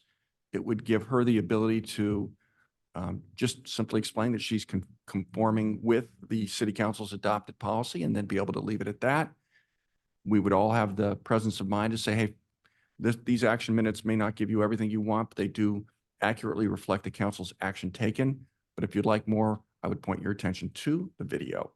So this is one, getting to Councilmember Whalen's earlier question, which is, here's something that isn't a past practice. And it's not a staff-driven past practice. It's a council policy decision that staff's following up with. And I just want to clarify, it's been past practice of summary minutes, not action minutes. It is best practice of action minutes for city clerks. Per the government code, the point of minutes for the council meetings and for all legislative bodies is to capture the actions and decisions made by that body. And right now, the city and its committees all do different types of minutes, from closer to verbatim to summary like the city council to truly action minutes. And my recommendation from what I have seen from my fellow city clerks and the profession, and from what I've seen here since I've been city clerk, in order to take out opinions and subjectivity and have the minutes for what they're meant to be, which is to show the decisions that this body makes, is that as Sean has proposed, that the council adopts a policy for action minutes. That's the matter before you. I'm fine with it. For the council, I would say this, just make this observation that with respect to the planning commission and the more the DRB, where we tend to get appeals, it is helpful to have more summarized in those minutes than just action. Now, I can go back and rewatch every DRB hearing that's on appeal. I'd rather not do that because I can generally get from the minutes, you know, what each of the individual members were concerned about or reflecting on. So that's my observation there.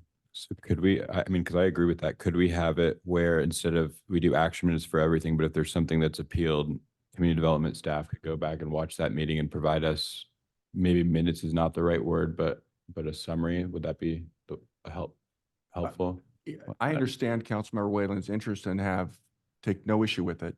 And I do see the distinction and the benefit of that. We could prepare action minutes for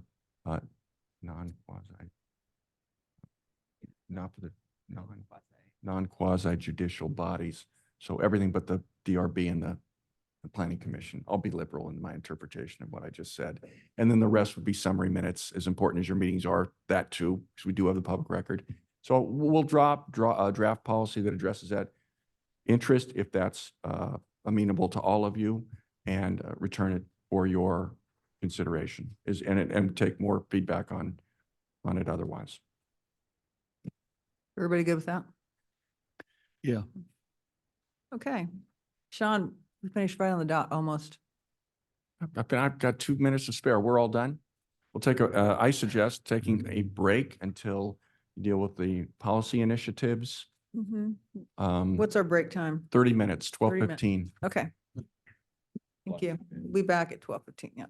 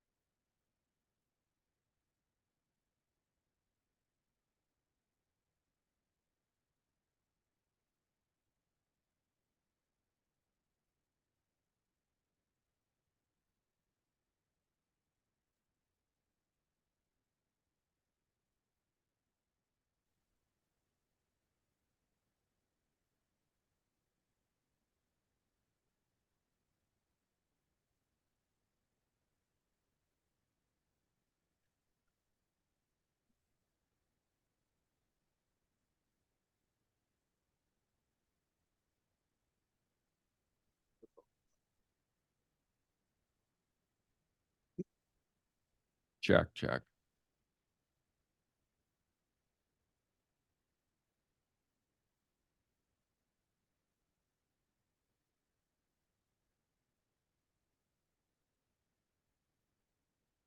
Okay, I think we're ready to go.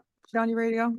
Okay, we're back and we're going to talk now about policy initiatives, and I'm going to turn it over to Sean. You are about to all witness a lot of spontaneity. We look forward to it. So what we're going to do is present to you your policy initiatives of the last year or so. When you last met, you identified numerous policy initiatives of yours. I changed the nomenclature from policy priorities because, as you well know, there's no such thing as 61 priorities. And yet, I've gone through carefully all of your policy initiatives that you brought up at your last meeting, and they're great.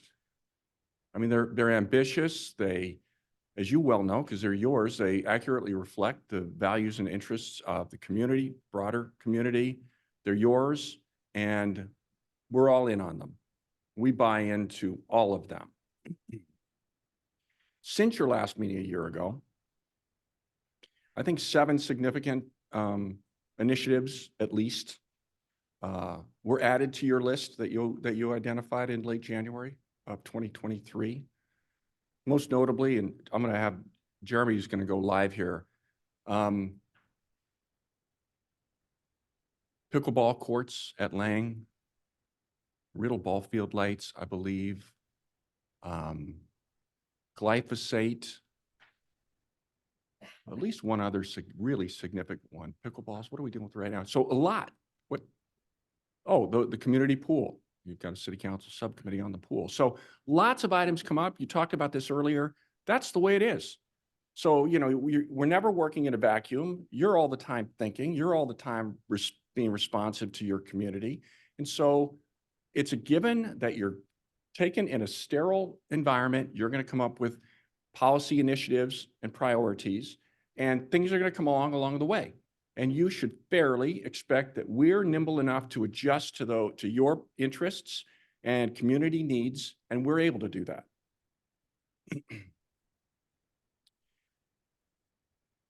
What you have before you on the board is everything that you agreed on a year ago, plus those 7 significant, still outstanding interests. And I'm going to invite you to add to this list. At the end, and whatever you determine the end is, but one, I'm going to invite you in moments to ask us any questions you want about how we're doing, what the status is of any and all of these projects. We're ready. We commit to you, we will tell you the truth. Where we haven't made material progress, we'll admit it. You're not going to have to search for that answer. You'll get it. What we're doing is we're working on everything we think is most important to you, and there are some where time over the last year has not permitted us to make material progress. We acknowledge that. Despite that, we're going to set the table so that you can expand on what you have.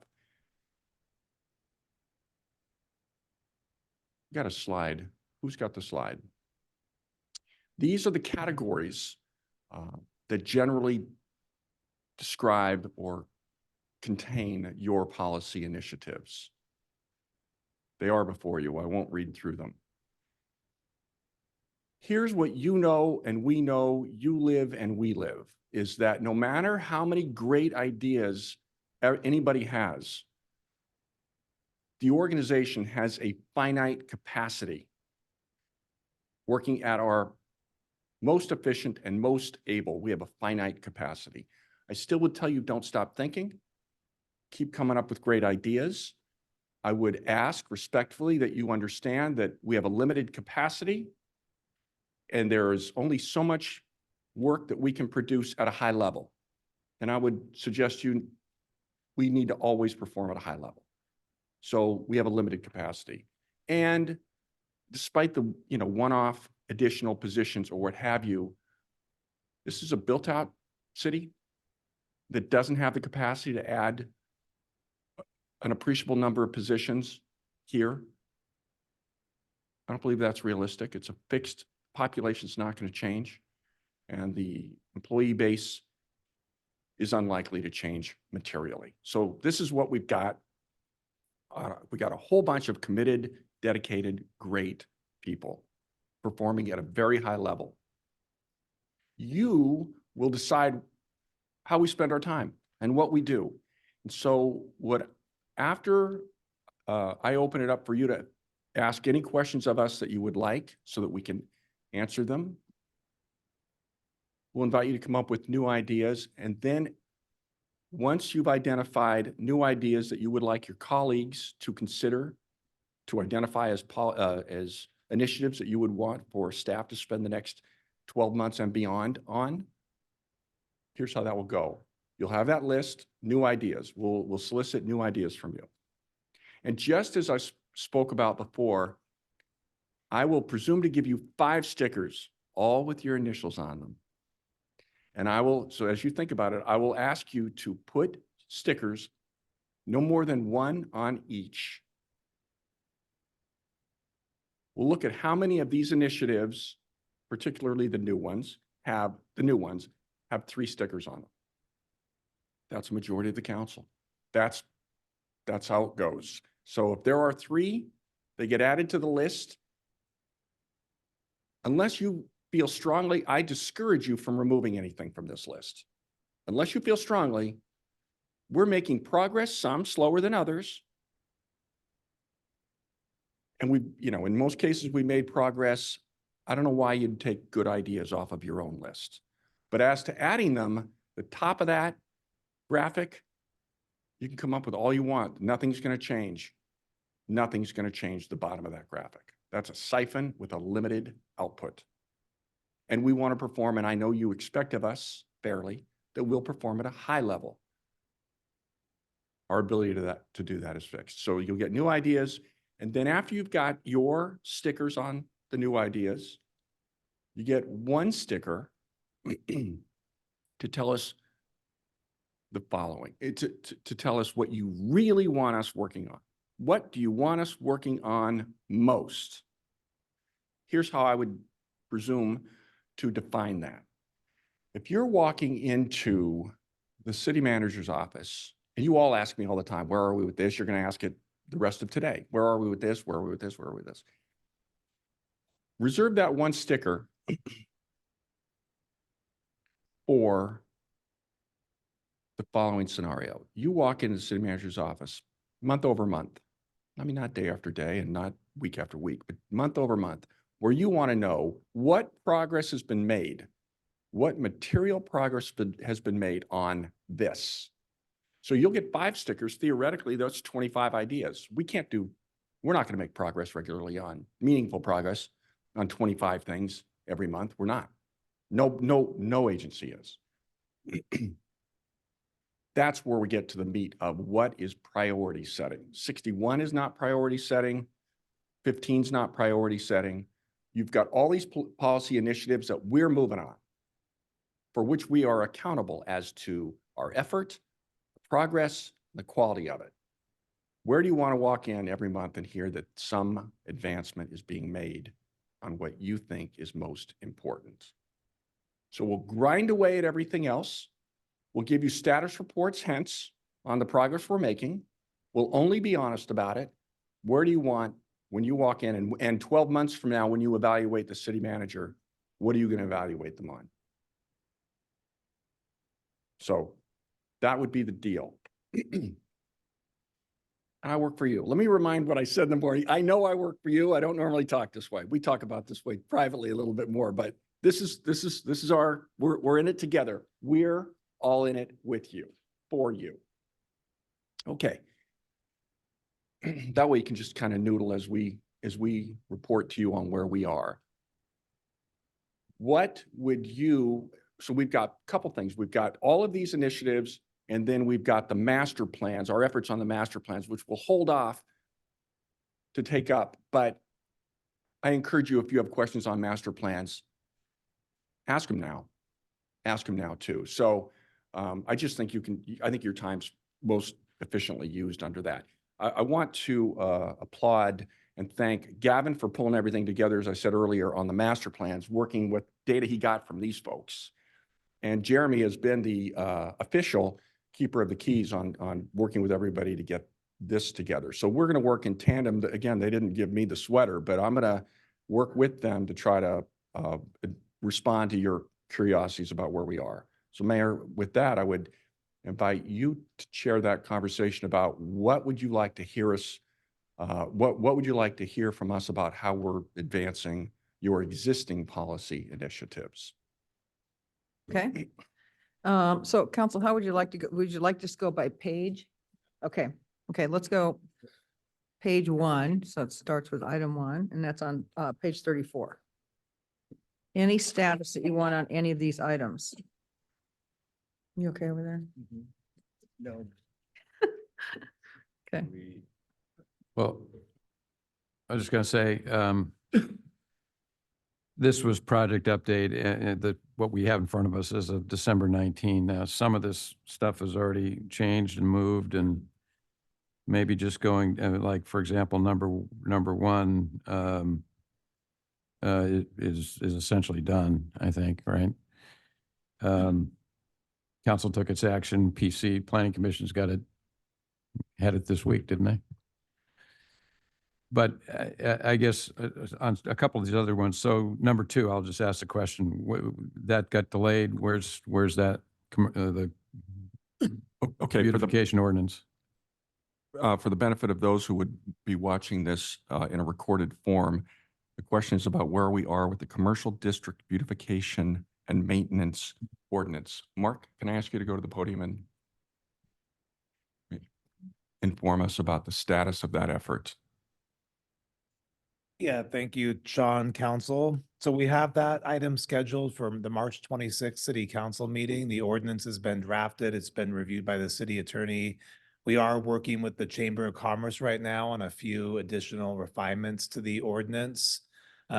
When we bring it back to council, we're also going to look at some other aspects of the program that may go beyond just the ordinance that would, for future considerations, such as business improvement districts and other things that would help support the goals of the ordinance of commercial property maintenance. Thank you. Thank you. Do you have a question, Mark? Okay, go ahead. Good. Mark, will that report identify the comments that various groups or organizations brought to the table? Or their influence over the ordinance? In terms of the city's work with the Chamber of Commerce and their Well, comments. you mentioned the or- chamber, yeah, so let's use that as an example. It will. And I think some of the concern is ensuring that the intent and purpose of the ordinance is carried out in a certain manner moving forward. And it's very clear to the city and the property owners what the expectations are. So we're working on clarifying that. But it's almost there in terms of being the final draft. Thank you. Any other questions for Mark? Thanks, Mark. An interest in anything, an update on item 2, 3? 4 is coming to you, as we mentioned, at That's I coming think back on four- on, 4 is coming back on January 23rd, the next meeting. Yep. And Gavin, it's coming back, but it's coming back for us just to approve one of 2 design concepts. Correct. If you recall, there was a number of workshops and study sessions, and the item coming back is just to approve one of the 2 concepts. Is it possible at some point to talk about some implementation deadlines? Because the item's on the 23rd, that could be discussed at that point. And Thank we'll be you. prepared to answer those questions. on this same page is development of senior affordable housing program, update the open space and conservation element. Back on that, on 5, they develop a senior affordable housing program. the city's housing coordinators implementing the programs and identifying potential sites. Again, this is one where I think we should have periodic updates on it. It's a time-limited thing. We've got very specific items that we're supposed to implement. I know there's a whole raft of them, so I don't know if this is like a twice a year thing. We should have some kind of just touch base. I agree. Duly noted. Item 6 is to update the open space and conservation element. Can I Again, ask a question on that? please? So I received the information regarding the biological studies, right?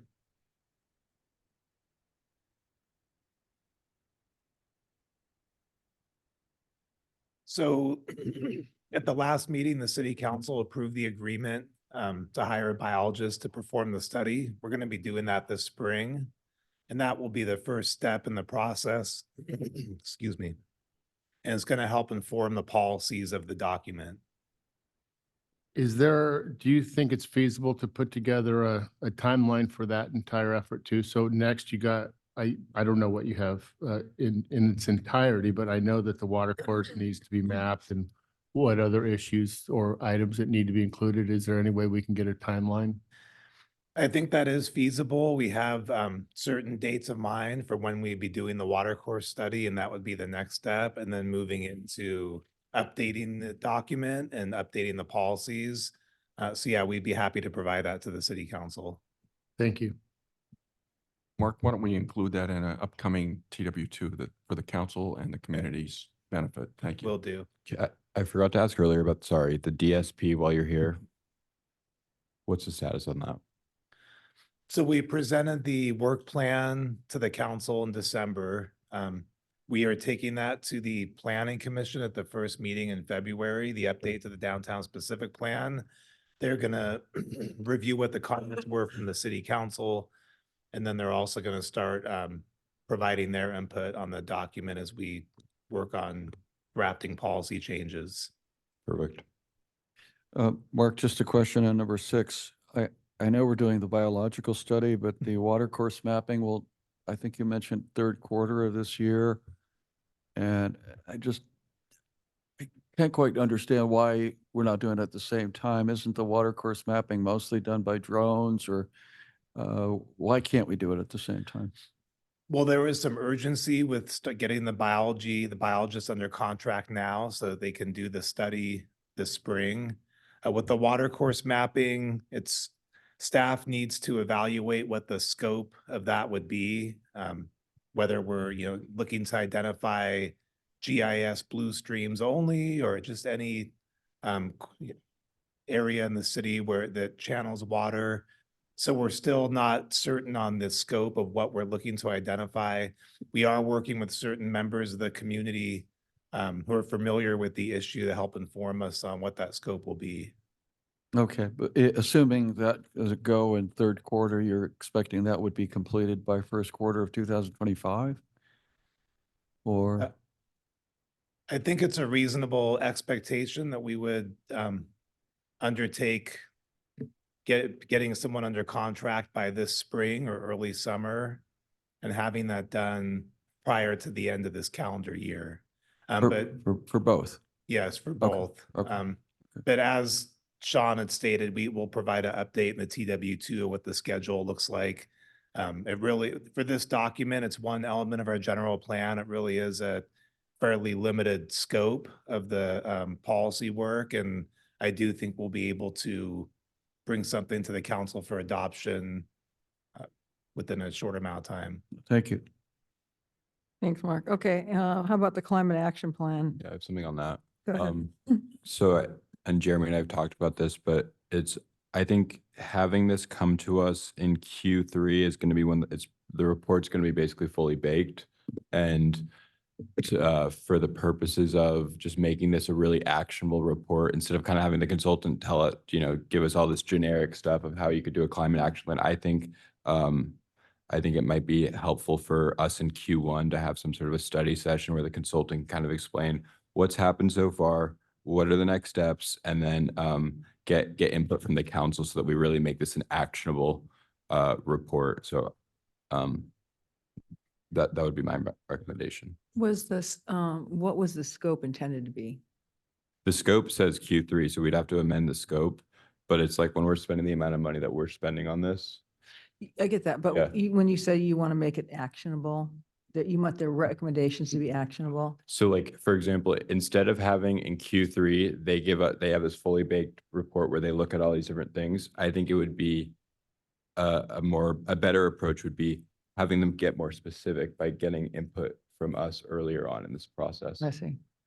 Yeah, because when I went to that first open house, they didn't really tell us anything we didn't already know. No, it's like, well, You know, electric electrify vehicles, and all solar. that stuff, you know, it's like, okay, that, we already know all that. We know all that. So I think what we want is for them to be spending their time on things that we know we want to do. Yeah. And really working with staff. Pinpoint those things. Exactly. I And think- the ESC as well.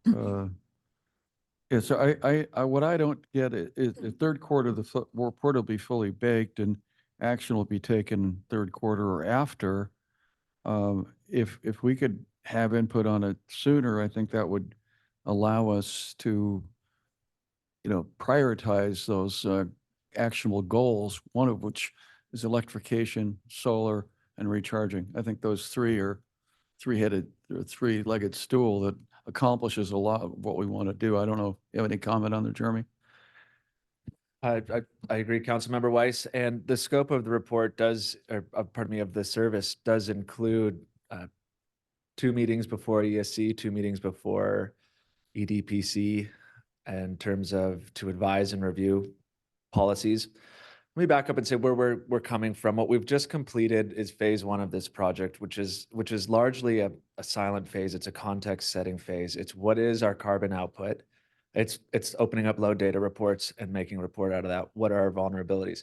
It's setting the context for where we are now heading into, which is the second phase. What policies does this city consider to adopt to address the context we've been just setting? In addition, parallel to that, the council opted for a microgrid resiliency study, which has been completed. That's based on direction at the start of this project was we want to bring low-hanging fruit ahead of the 18-month report. So that's our microgrid resiliency, solar battery energy systems. When I say microgrid resiliency, that's going to be presented to the council in March. That's what we're targeting. The results of that with some actions that the council may choose to consider to inform the upcoming budget process. It's staff's intention to also use that opportunity to provide an update to what you're suggesting, Mayor Pro Tem, of where we are in that report and what's coming. Additionally, we could include, here are the preliminary policy directions. Are these hitting the mark, council? Is there something we can amend, include to carry on very much at this ground floor of the policy setting so that when we do come to September, council input will be baked into that final report. It wouldn't be the first time that you're seeing it. That's an opportunity then. That sounds great. Thank you, Jeremy. Okay. Number 8 is community choice energy.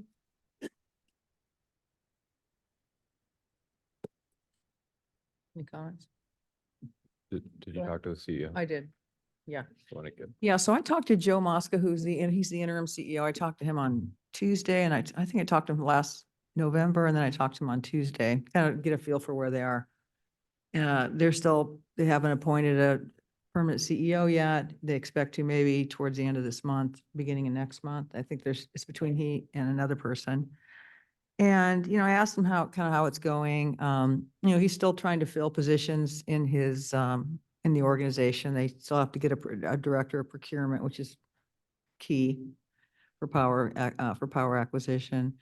They don't have a COO, obviously. He's still filling out his dance card. He's got on the community outreach or whatever they call him. He's getting close to his staffing there. So they've cleared all of their state audit issues and they had some issues with the county. They're going to have some ramifications. Huntington pulled out and county pulled out. I guess Agron made a motion to pull out for Irvine. That didn't go anywhere. But they're still coming out of their, they had a real mess to figure out. So they're still coming out of it.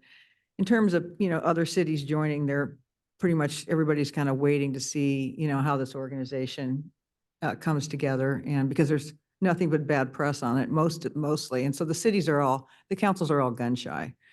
In particular, they've been talking to San Clemente and Dana Point, but they're also kind of waiting to see what happens. So they're kind of I would say the cities are in a holding mode, and nobody's really sticking their neck out, to join so far. That's kind of what he said. He's a very smart guy, and he's got his act together, but he's still putting his organization together.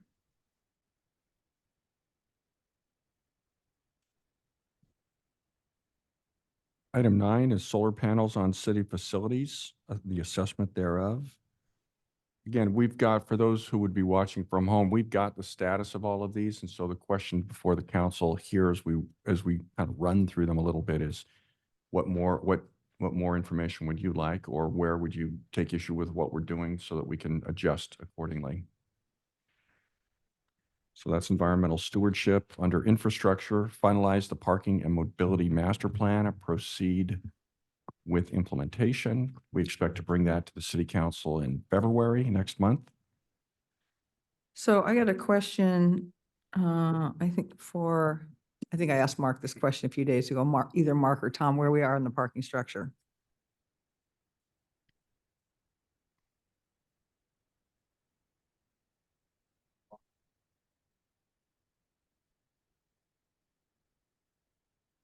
Regarding the village entrance parking structure, so City Council awarded a contract to DLR Group for phase 1 of that project. It included its preliminary design for the project. The contracts were then executed, and kickoff meeting was held with DLR Group. And so very preliminary design is underway at this time. When are they supposed to finish, do you know? That phase of work was a 12-month phase of work, and so it would be later this year. So I would expect to have something back before council, you say late summer, Okay, early fall. okay. Thanks. I would just note on this one, it's a little bit, not a big point here, but the project name is a little bit odd because we already have adopted the parking and transportation management plan. We're not finalizing anything, it's done. So it's really proceed with implementation of the parking and transportation management plan. So I would Will amend. reflect that. And likewise on number 11, which is Laguna Canyon Road, I think that project name should just be Laguna Canyon Road Project or something like that. And there's a couple pieces that I'm sure staff will update under the project update in light of what we did on January 9. I think develop a funding plan is part of that, but we've also got the implementation of we're in the help me, Tom, we're in the public Relinquishment. engagement phase, right? Public engagement phase and relinquishment. Yeah. So I would move funding plan over there as one of the, just kind of rename the project. But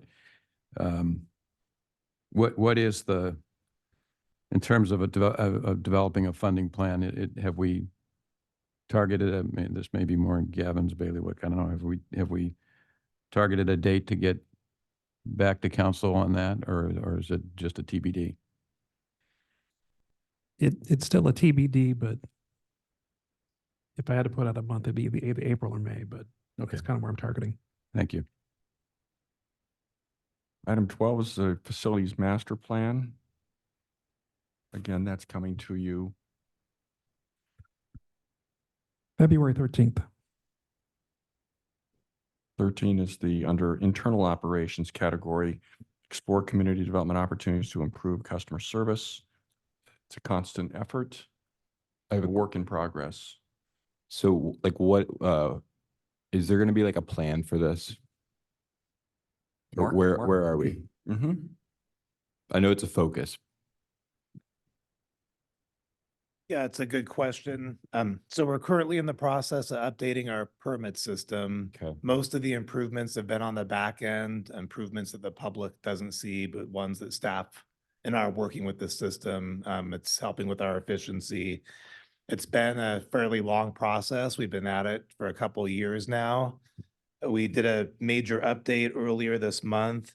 I am confident that over the next 12 months, we're going to see some real tangible improvements to the system that the public will be able to experience. There's going to be a public portal that's going to allow for applicants to submit online or check on project status online, schedule inspections. So rest assured, we are making progress. There's actually quite a bit of effort going into it. You probably haven't heard from me about it recently because it's taking a while and I want to wait until I have something positive to report, but that day is coming in the foreseeable future. Good. And do we do customer surveys? We do. So does every customer, when they get their like after they're done with the process, do they get a survey? So we do them at the counter. When they get into the queue, they're given an option to do a survey. We recently expanded that where if they want to add additional input, they can go to a different link. And the survey results are published in our quarterly report, which we post on the website. So I think for me, because I think we really want, this is about our residents and how they're interacting with the system, and the goal is continual improvement, right? Where it's not about it's about as long as we're where we are tomorrow is better than today. That's a good thing, right? So I guess I would like to go to see if it's possible and if there's support for, really having at the end of the process, every customer getting a survey. So then that data could be used to show how things are improving. And then related to that, I know I looked on the website, we used to do like an activity report with performance metrics. Are we still doing that? Like it looks like it's from fiscal year 22, 23. So the activity report provides the kind of the quantity of the workload, and it Okay. provides those survey results. We are not at this point providing review times, like what the average Okay. review time was. We provide average counter wait times. Yeah. And that is something, from what I understand, I mentioned our system was updated a month ago. It's going to be able to start tracking the review times for us a little bit better, Great. so we don't have to do it as manually. And I do want to include that in the quarterly report, just so the community is aware of how long it typically takes to review a project. Great, because I think go ahead. I think from my perspective, because obviously you guys are on the ground, you're doing all this work, but we have a key role in this because we're the ones who create the zoning code that creates a lot of these issues that people are dealing with. We're also the ones who do the budgeting, which is critical to employees, technology, all that. So I think if we could kind of move towards a system where we're doing rigorous customer surveys, and then also in line with that performance metrics about what does success look like, that will help us make sure that we're playing a role in providing policy direction that can help you kind of improve those. And so we kind of see how things are able to be improved. Yeah, I agree. And I think there's two primary metrics that my department's measured on. One is quality of service, the experience working with the staff, which is more of a qualitative metric. The other is review time. How fast are we getting things through the process? Yeah. And that's where, quite frankly, we've faced some challenges over the past several years, and some of that's due to the zoning code. Yeah. We've been tracking it internally, but I do want to get to the point where we are posting the review time metrics with that quarterly report. That would be great. Mark, the other thing we did, I think the last council meetings, we extended the contracts, increased the contracts for the outside services, Yes. review services. And I talked to the city manager and he says, we're probably going to have to do that again. When was it last budget cycle, maybe 2 ago, we added 6 or 7 positions to the department. What is your view of how much of the work is being done by outside contractors? How's it affecting performance? Is that something we need to address? Sean's point was, and I get it, well, it's more efficient to address spikes in workload this way, but if we're constantly, having outside services perform, 2 questions. One, is that most efficient? And 2, how are they doing in terms of their performance for the city?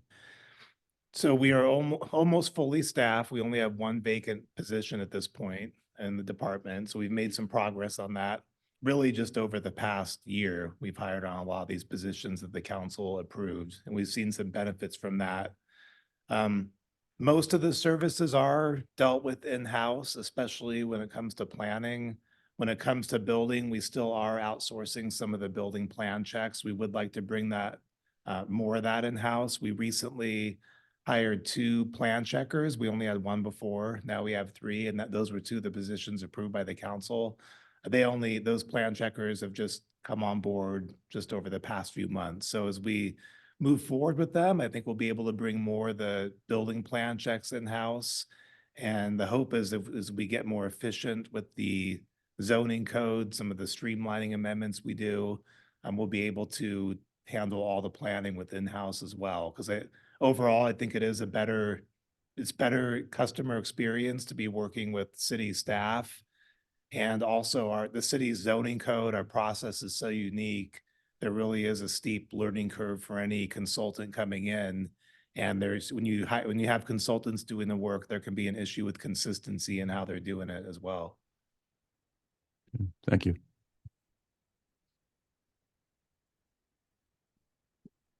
Want me to keep going? Okay. Question on, so pursue grant funding is just it's a broad category for anything, right? Okay. Jeremy is going to increase his work in coordination with the Townsend Group, our consulting group, Okay. so that we can be even more aggressive in pursuing grant opportunities. So do know that. We'll keep you apprised. Okay, next is develop the workforce investment initiatives executive team recommendations.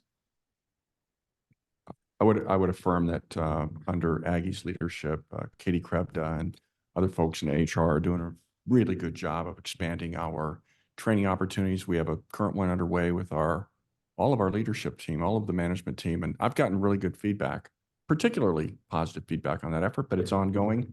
We're going to be doing like staff report writing, just so the city manager staff can be heard about what we're looking for and the like. But we're all in, and I'm personally getting great feedback from the increased training that we're offering. Oh, good. Can I say one thing? Yeah, go ahead.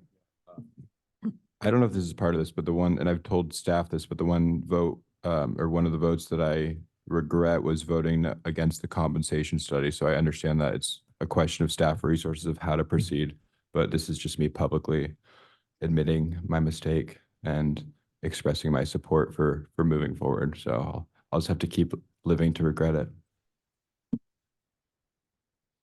Is there any chance that can come back? It will come back. Okay. And Councilmember Renagi's been good natured about it and just spoke for himself, but we've given him assurance. So after that regrettable vote, he says, not me, we've undertaken a work program absent that.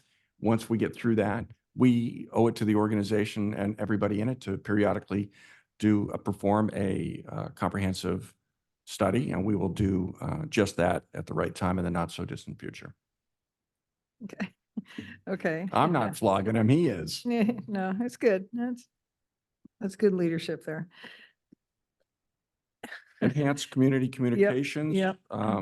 We buy in, we're all in. Everybody out here that you're looking at provides information to me regularly. You'll see it manifested in the city managers, the week that was, the TW2 fondly. And when we continue to work on everything we have previously, but we monitor the hits. And as I'll just remind folks, they're getting what you're getting. So we're giving them lots of information, and we can always give more, and we'll try to do just that. With respect, 17. Yeah, 17, upgrade police, fire, and community service facilities and seismic analysis. It's underway. Vision Zero. There's really no follow-up on that. It's complete, but I think it needs to be addressed in the facilities master plan. So we paid a lot for this work. We can't just let it sit there. So this could almost be folded into the facilities master plan. Oh, that's good. Yeah. Yeah. Will do, if there's no objection. Vision Zero, do you want to hold off until you look at your master plans, or do you want to take it up now? let's go to, and then we'll get back to that. Public safety, item 19, develop a community risk assessment and standards of cover. As noted earlier, that work has been completed for some time. It has, I take no issue with what was reported that factually. It was presented to the committee or committees. It is now, I'm reviewing it, and I want to be comfortable with the staff conclusions and staff recommendations, because when I sign them, those become my recommendations, and I'm not there yet. I'm just not there. I want to frame the issue, and I didn't have time in the last couple of weeks or last month for that matter to be able to really dive into that as much as you deserve for me to, and I will, and we'll get it back to you when it's ready. But that is where we are, and I want to readily acknowledge that I'm not yet happy with the structure or content or recommendations of that staff report. I need to know more about it, refine it before I present it to you as a finished product. When do you expect it'll be prepared? I think it's a couple of months off, council member. Okay. Okay, what's happening with the marine safety lifeguard towers? Kai? Are we gonna do them all? So community development, public works, and marine safety have surveyed the sites where we currently have chairs throughout the city. Obviously, there's more now that South Laguna is ours. So the request will be at a future council meeting to bring in some professional technical services, because we understand the need for the towers in those specific locations. However, it has to be feasible to put in a caisson with the enclosed tower at that same location. So that will be likely the request in the future, and to present the project as a whole for all the locations. Yeah, Hi, would we be replacing all of them? Some of them are already in place. For example, North Main Beach, Crescent Bay, Treasure Island. Yeah. Those already have enclosed towers with caissons on them. It would be the ones that are currently sitting on skids, or the ones that have a chair, what we refer to as the red box. Right. So 36 locations. Would every location be a candidate for caisson? It could be. It could be, and that's why we want to employ those professional technical services. Okay. Are the ones that are on skids, do they come with a covered model? The ones that are on skids are the Surveyor Junior, which is currently the enclosed tower that we're using. Okay. Any other questions for Kai? No. You mentioned 36, Kai. Of those 36, how many either are completely enclosed to protect the lifeguards from exposure? I would have to get that specific number, but roughly between 15 and 20, but I could get back to you with that exact number.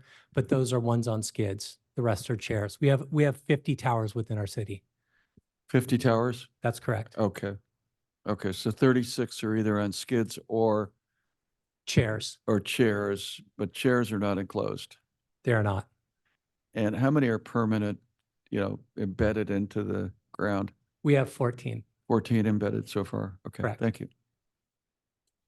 well, I strongly support this one. I think this is a health and safety issue for our employees. Absolutely. So Right. we Yeah, have to, absolutely. we have to move forward with it. And we were previously kind of knocking them off one or two at a time, which was crazily inefficient. So I think getting a program down, going to coastal one time with whatever we want them to approve is the way to go. So thanks for moving this along. No problem. Thank you, Kai. Thank you. Okay, next is the replacement for Fire Station 4. Who is working on that? Tom, can you come up?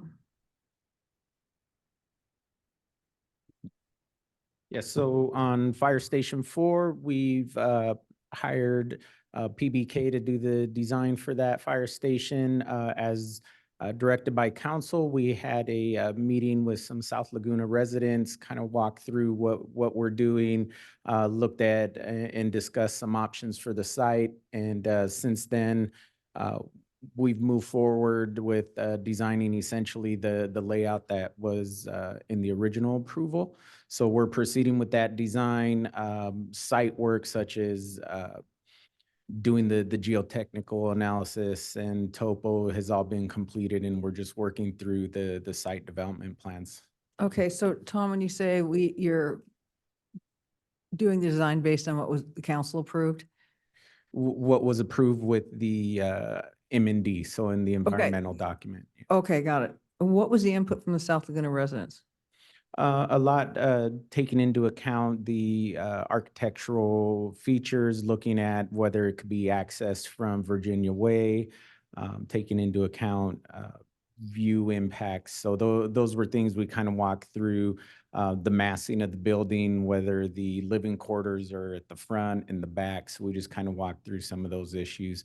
And so what we'll be working through going forward is going to be just that, what the building will actually look like as far as architectural finishes and things of that nature. So are we going to take our design cues from fire station architects?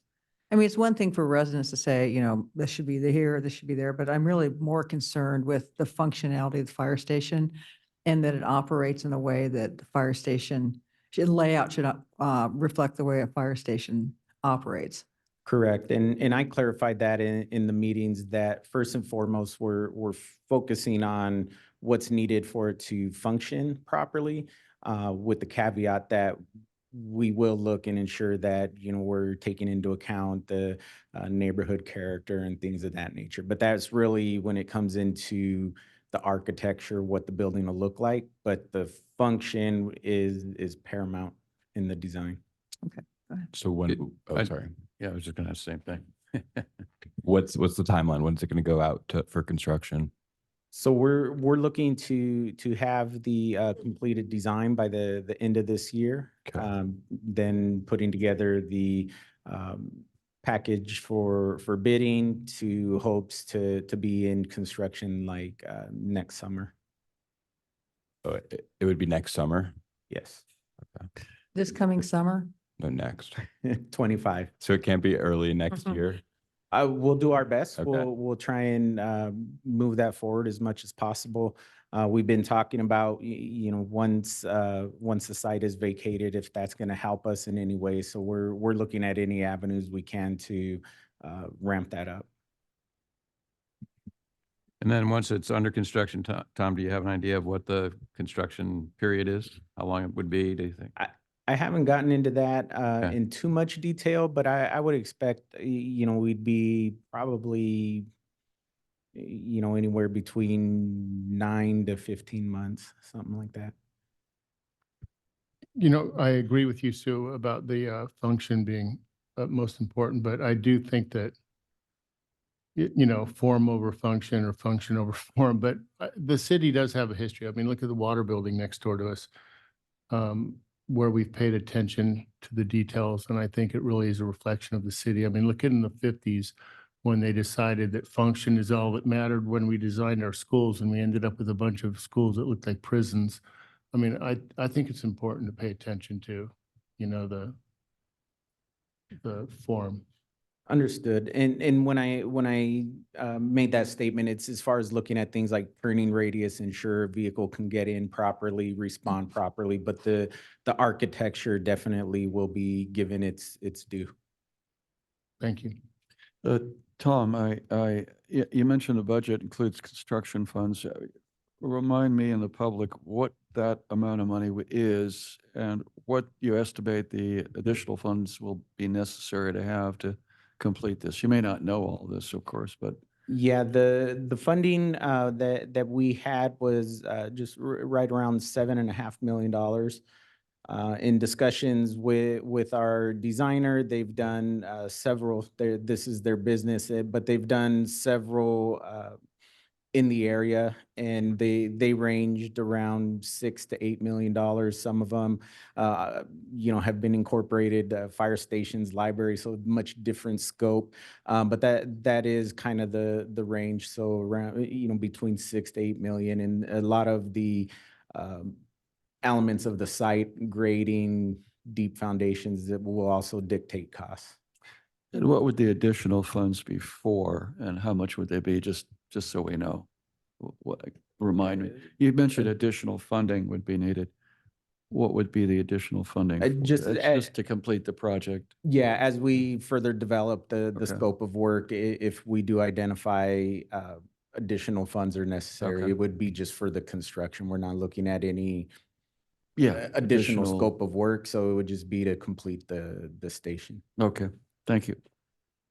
So kind of relative to this, not directly to Tom, but, and I'm not sure whether it's being addressed in the facilities master plan or not, but over time, we've talked about two different things. And I don't think decisions have been made, but you know, whether Tiamo would be sold and the proceeds of that would you be applied to the construction of the fire station? What will we do with the existing fire station 4 site? Is Fire Station 4 existing site in the scope of the facilities master plan? I think so. No? I think it is. All the fire stations are. It's 23 sites, I don't know. Well, anyway, we need to figure out what we're doing with those two Yeah. pieces of property down there. You know, either in connection with this or just as a general matter, so. We'll be returning to you with Tiamo in March. The Okay. Tiamo property. Okay. I don't think Fire Station 4, because we already were putting it, it was already going to be a new facility. We had the location picked and it was going to be constructed, so including it didn't make sense. The older building, Yeah. I think there was contemplation that it would be sold and help on future fire improvements, facilities. Yeah, I just don't think we certainly had conversation. I don't think there's been a council action on it, so I just kind of bring it to the fore for those two That's pieces right. of property. Sounds like one's on track, the other TBD. That's but- right. Sean, so in March, what's going to happen with Tiamo? What will be coming before us? Is that going to be in closed session or open session? Open session. About direction for next steps? Right, and so I'll defer to Megan if needed, but the closed sessions will concern price and terms of a transaction. The policy determinations as to use and the like must be held in open session. Mhm. So in March, we'd kind of give direction about our next steps. We'll set the table And then that could listen. lead to some closed sessions as it relates to, yeah, got it. Exactly. Okay, thank you. Anything else on this item? Okay, thanks, Tom. All right, next is the proposed community pool. I think we talked about, in fact, this will be coming back to council towards the end of the first quarter. Any other update on that? Well, just to clarify, maybe just to share with council, you know, the subcommittee will come back with a report. We are not going to come back with a recommendation. Mhm. We're just going to come back with information for you guys to evaluate. Kind of, you know, do you do a joint use with the school district up there? Do you do a community pool, you know, at another location, city owned? So, and we're not going to say do A or do B. We're just going to bring back options and the whole council will have to address it. Oh, really? Okay. So what was the thinking behind that? That there's no clear right answer. Sounds So good. Well, that and the no- 5 of us can the- work through Yeah. to what we think is the Good. best solution for the community. Okay. I was hoping you guys had it all solved and we would just, Well, we're gonna have you help us solve it. I don't, okay. Any questions on this one? Okay, When did he say it's coming back? end of the quarter. March. Yeah, okay, next is the estuary. You will get a report. That item appears on Tuesday's council agenda. So you will get a scope that will be, this is a project that is presented to the city council, has been before, will again be presented to the council by Laguna Ocean Foundation. He will make a presentation. Staff will let him speak for himself in terms of the scope. Staff will be available to supplement the information that you get. And then you will have an opportunity to determine if you want to continue forward. The way that we're structuring this for you, and we're working with council members Whalen and Weiss, but it's, you know, staff level work guided by the working group. We'll make sure that you're in a position to decide if you want to advance this at all, if you want to move it to the next step. And I think we've got a couple of off-ramps for you to consider, pursue conditionally, revisit once you get more information down the road before a final approval is required of you. It is an ambitious project. We look forward to you hearing about it. There is a significant unfunded portion of this aspiration that is in your staff report, in your agenda packet, in that staff report today. Okay. We have the same kind of circumstances with the pickleball course. That's coming to us on Tuesday as well, right? It is. Okay. On Riddle Field night use, Megan, so we're doing a CEQA analysis there. Yes, ma'am. And I'm going to look at Michael if you know. It is. It's just underway. The environmental evaluation is Okay. just underway. Okay. How long do you think it's going to take?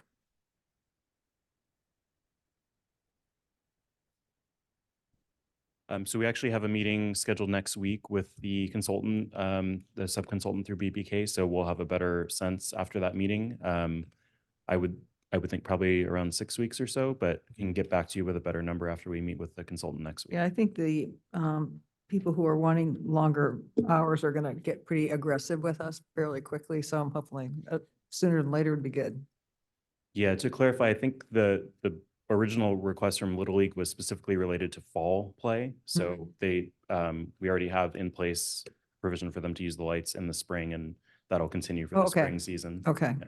And will the CEQA analysis contemplate even, 'cause I think what I heard from them also was they wanted to just have options available in the future if the council wanted to make that decision. So is it going to contemplate even beyond what they're requesting?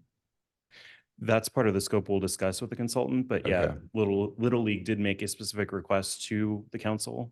So we'll be looking at that request and flexibility if in the future we wanted to change the hours of usage. Okay. Thank you, Michael. Local Housing Trust Fund.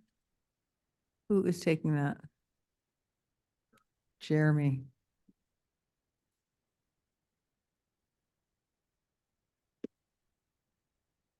Are there any specific questions I can address on that one? Does anybody have any questions?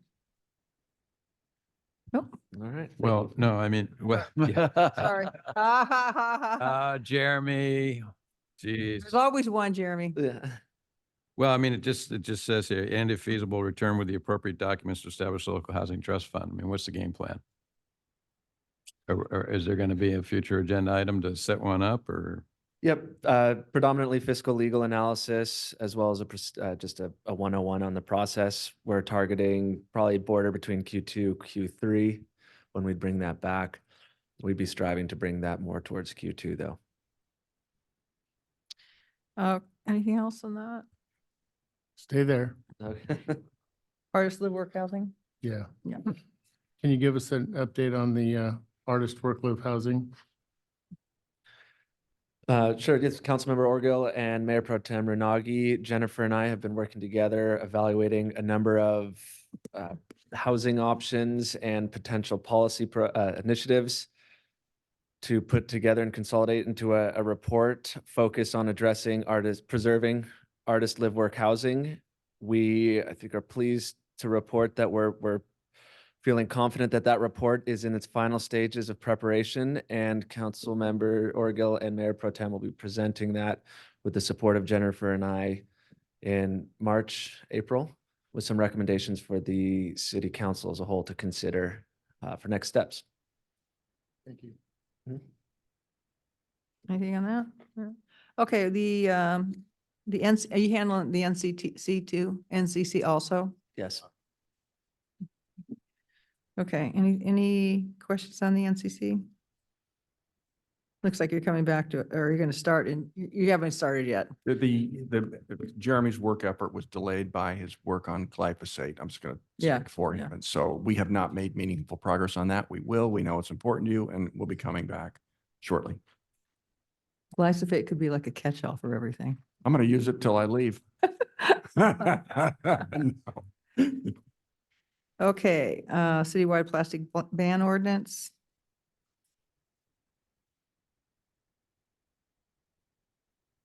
Anything on that?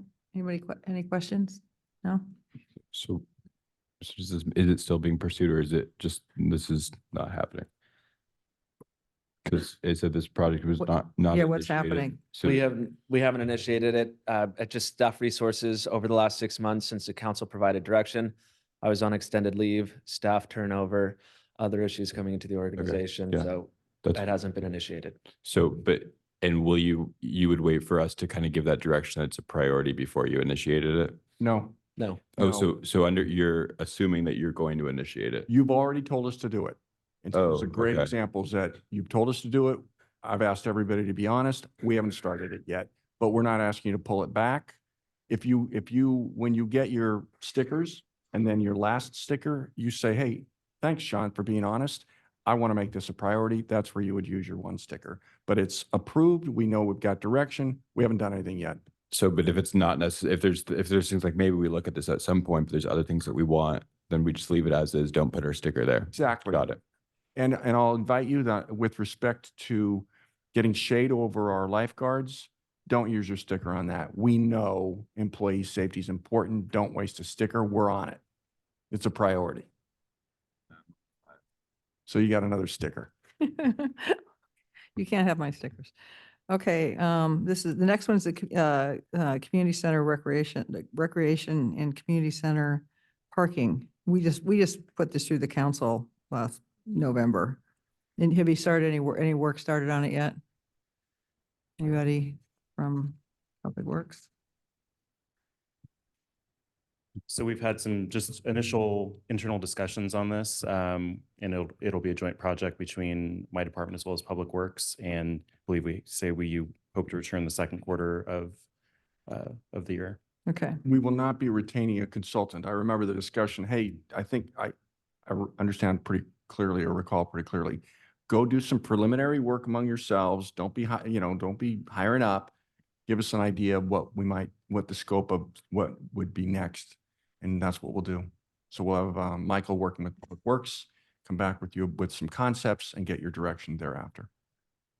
I think that's exactly what I recall as well, Sean. I think the other piece of that that's got to be factored in there is, which I assume would be part of the analysis, is, what parking do we need to meet our code requirements down there, right? For the level of activity we want to pursue at that location.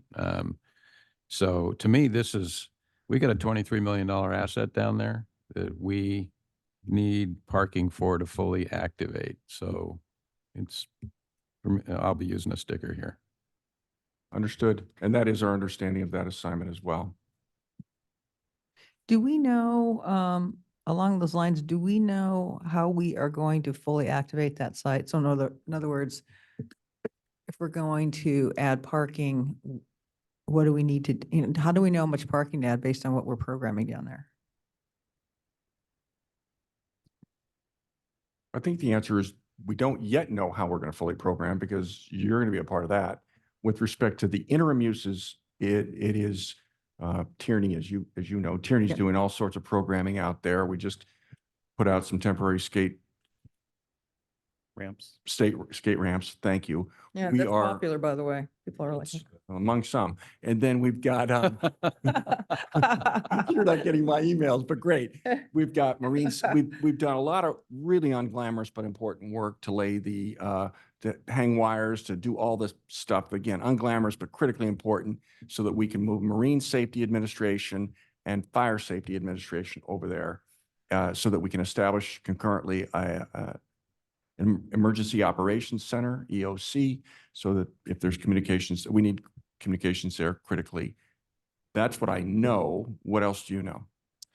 No, I think you covered it. So what we've been proceeding with right now is in line with the council direction as part of the interim use plan that was approved back last year. And so as I think Sean covered those activities for now. And then I know as part of the facilities master plan, that is one of the facilities being reviewed. And I believe there was some council direction to, I want to use the words right, prioritize uses of that facility. Is that what was agreed upon? I don't remember the exact action, but I know No, it was pulled and coming back to us, but the words that I remember were aggressively pursue. I remember that as well. And we are working on that. We needed, again, core communication services. We've also adjusted what was then underway when I arrived to make sure that we make reasonable tenant improvements to make more optimal use of the space rather than use the space as it stood. So we're doing that, and I think that will enhance both the optimal use by the respective public safety departments and also provide greater flexibility as to recreation programming. We know it's a keen interest of yours, and progress initially was slower than we would have liked. But we got some great tests this week on the communications. A lot of nodding heads out there, but no extra details. So we know that the communications are going to work. We're making real progress on that, and I think you'll see more of that sooner rather than later, right? Yeah, I can quickly comment. So we did do some, we are aggressively working to enhance the building. We did do some testing, some booster testing, and that was related to cellular service. So when the booster's on, we were able to get AT&T, T-Mobile, and Verizon full bars inside the testing area. So we're looking at expanding that in the building. So there'll be at least a cellular service in the area, 800 megahertz radio service from this enterprise top software. The other thing we're accelerating, and some of the issues we received or comments we received, is that some of the use of the classrooms, because they're dated, they don't have internet service. And so we are accelerating that process to get wiring and internet, Wi-Fi, all to the various classrooms. And so some of these organizations, when they want to come in, they want to do presentations, and obviously accessing the internet and using Wi-Fi is critical for their usage. So we're going to accelerate that. And then staff has been meeting internally to really kind of develop an outreach program so we can start reaching out to the groups and organizations that initially had a lot of interest and just seemed to have not come back. So we're going to go ahead and obviously push that forward to get people to take advantage of the classrooms we have that are open for rental. Okay. Integrated pest management, anything on that? No more. Okay, good. We talked enough about that. Commercial design guidelines. Anything on that? Any updates? Nothing other than what we mentioned earlier. Okay. So what are these though? Like that's what I'm trying to understand is what were these originally, and was this, and as Mark's getting up, I'm also curious because I don't know if this was part of that ordinance 1675 or whatever the ordinance was that now is on referendum, a potential referendum. But so I guess, can you talk about first the commercial design guidelines? Yeah, sure. So it was started in conjunction, or it was recommended in conjunction with that ordinance. was, At this point, it's really a separate project. And the Planning Commission appointed a subcommittee. They've been working with staff. And the guidelines would be different from the zoning code in the sense that the zoning code dictates height and coverage and setbacks. The design guidelines would really capture the aesthetic that the city is looking to achieve with commercial development and kind of better define what we currently have and what we want to maintain. It's also important that we do it because the state has passed numerous laws that say that for multifamily or mixed-use projects, we can only apply objective standards. So this document would address that. I will note that this is going to dovetail in with the comprehensive code update. So this is really kind of an appendix to that, or it's an addition to that, and the two would have to be in alignment. But it's been a good process because the work that we've been doing with the Planning Commission on this document is helping to inform the commercial code updates that we're going to be working on as we move forward, as that Sean had mentioned. One of the recommendations for the comprehensive code update. So that's a little bit of background on the project. And I will note that's going to the Planning Commission on February 21st, and the subcommittee is going to report back on the progress that's been made and some of the conceptually what the ideas are for this document. Perfect. And then where is that? It's related to this question. So what's happening with that ordinance and the referendum, and when are we gonna have the opportunity to act on it? We are coming back to the council and I think the beginning of the second quarter to take next steps on the referendum, which at that point will be to either put it on on the ballot for November or to pull back the ordinance. And then are you guys is your office gonna be providing legal analysis as well? Yes. Okay. Okay. Mayor, if I might. Yes. The items, we have items 1 through 62. Uh-huh. Items 1 through 31, which you've just completed and then Yep. touched upon item 32. Items 1 through 31 were items that you previously identified as policy priorities previously. Yeah. Items 32 through 62 is Jeremy's effort with others to identify other significant projects that you're generally aware of that we're working on. Yeah. We can continue in the same format you are. We can continue in that format. And we want to make sure that you've got time to identify your priorities. Okay, council, what would you like to do?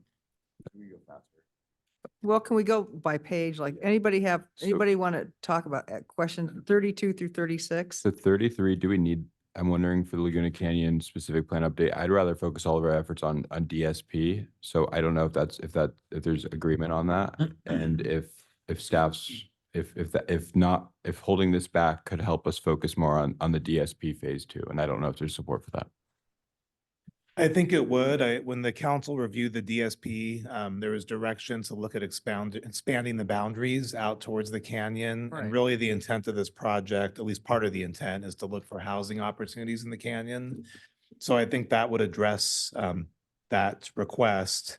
And looking at the date here of March 2024, that's probably not feasible to start this project within a couple months, just given all the other advanced planning projects. So I think there will be a need to do it at some point, in particular, when it comes to better defining development adjacent to the creek that runs through Laguna Canyon and some of the other standards.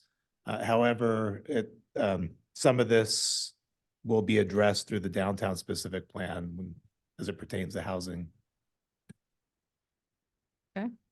Well, this one keeps getting put off year after year after year. I mean, it's probably 7 or 8 years now that we've had this.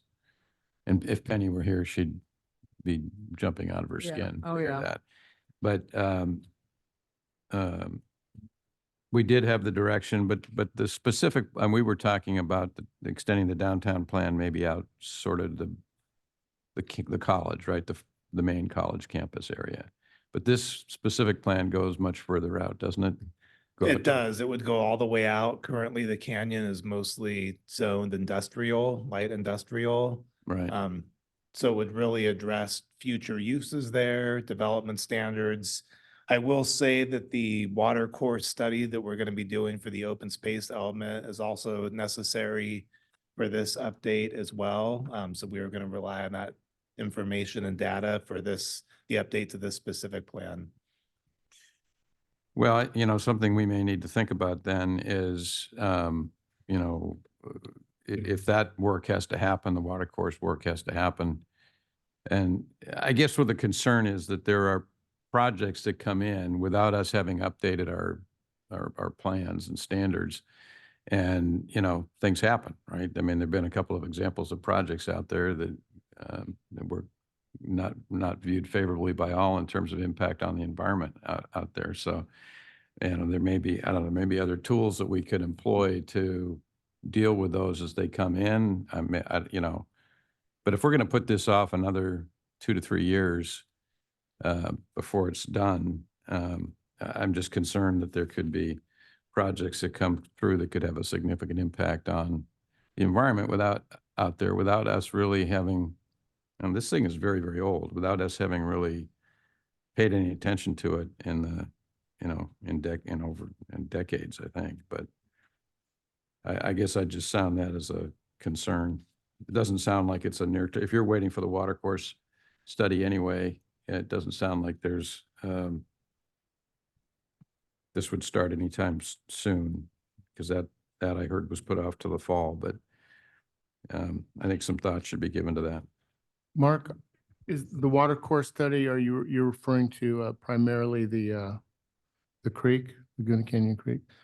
It is, but it will study the other water courses that run through the open space areas. Right now, we have a water course map in our open space element. So that's why it was going to be updated as part of the update to that element of the general plan.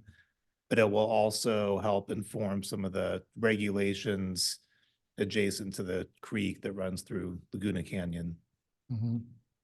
So I agree with Bob, and I think that it would benefit us if we did figure out how to address it sooner rather than later. It's just it would prevent a lot of contentious issues, I think, when it comes to development in the future, if we had a better understanding of what could and couldn't be done out there. So I Okay. guess if we wanted, we could put some of our stickers. Yeah. Go ahead. Anything else on this page? Anybody? Okay. Page 39, so we have items 37 through 44. Anybody want to discuss anything on this page?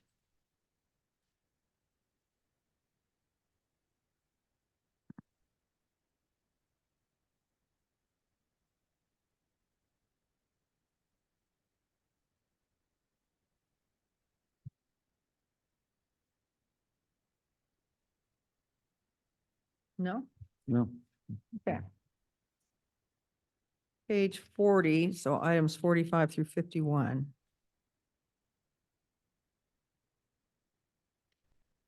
Well, I think I know the answer to this, but I'd on item 47, I'd like for all the council to hear what the plan is for that.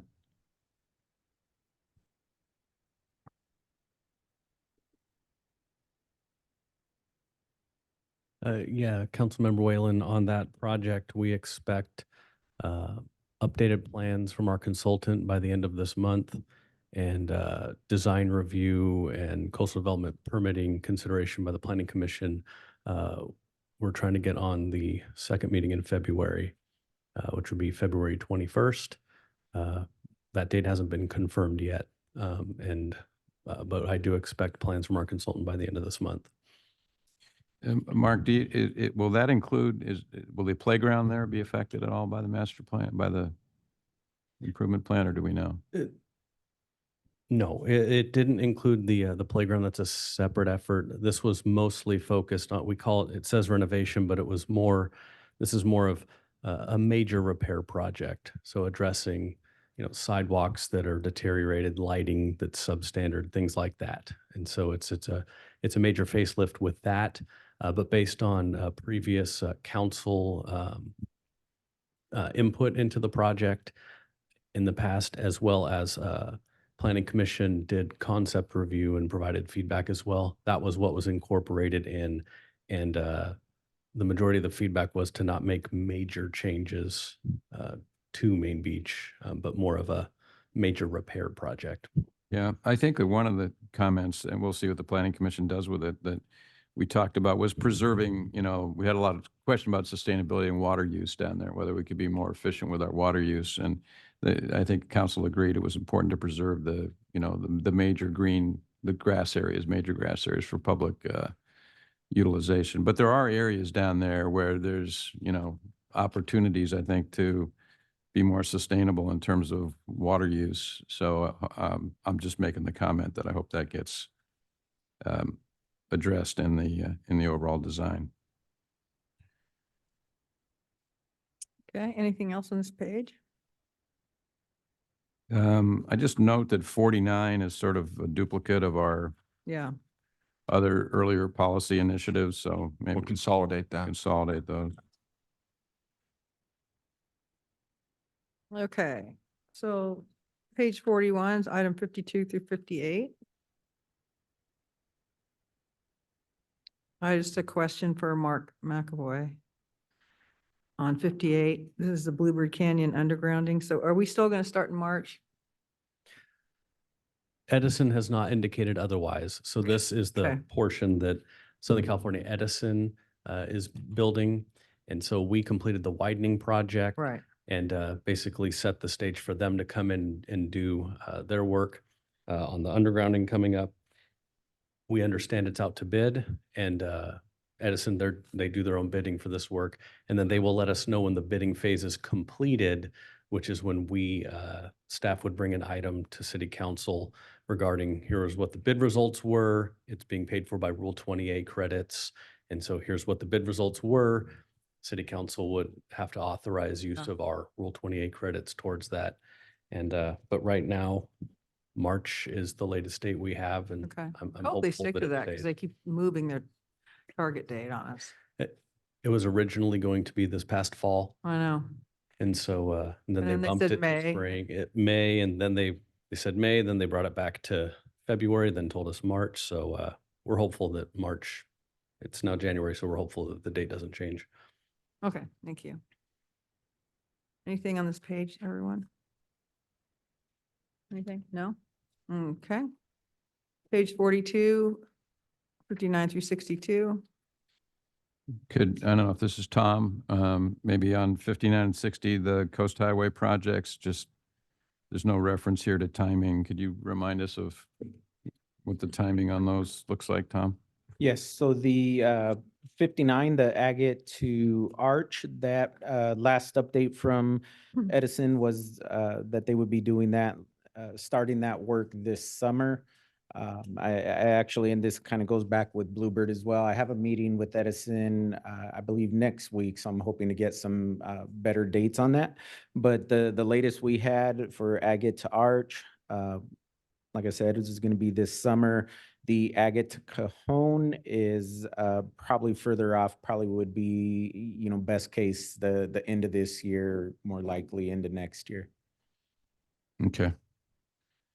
And just an editorial comment, council, I think, you know, maybe for our staff, but, you know, for the community and ourselves as well, if we look at items 55 through 61, they're all undergrounding projects. Yeah, I think we've good. done a really fabulous job of, as a group, team of, you know, 5-6 years ago, that list was 0. So, Yeah, it's really good. I had, and the last thing I had on 62, I think in order, we had talked about, and I don't know where it stands, maybe this is a Jeremy question, or have we made the request for one of our Sacramento representatives to introduce a bill, which again, just tees us up for potential relinquishment. It doesn't obligate us to do anything, but it checks a box. The request has been made.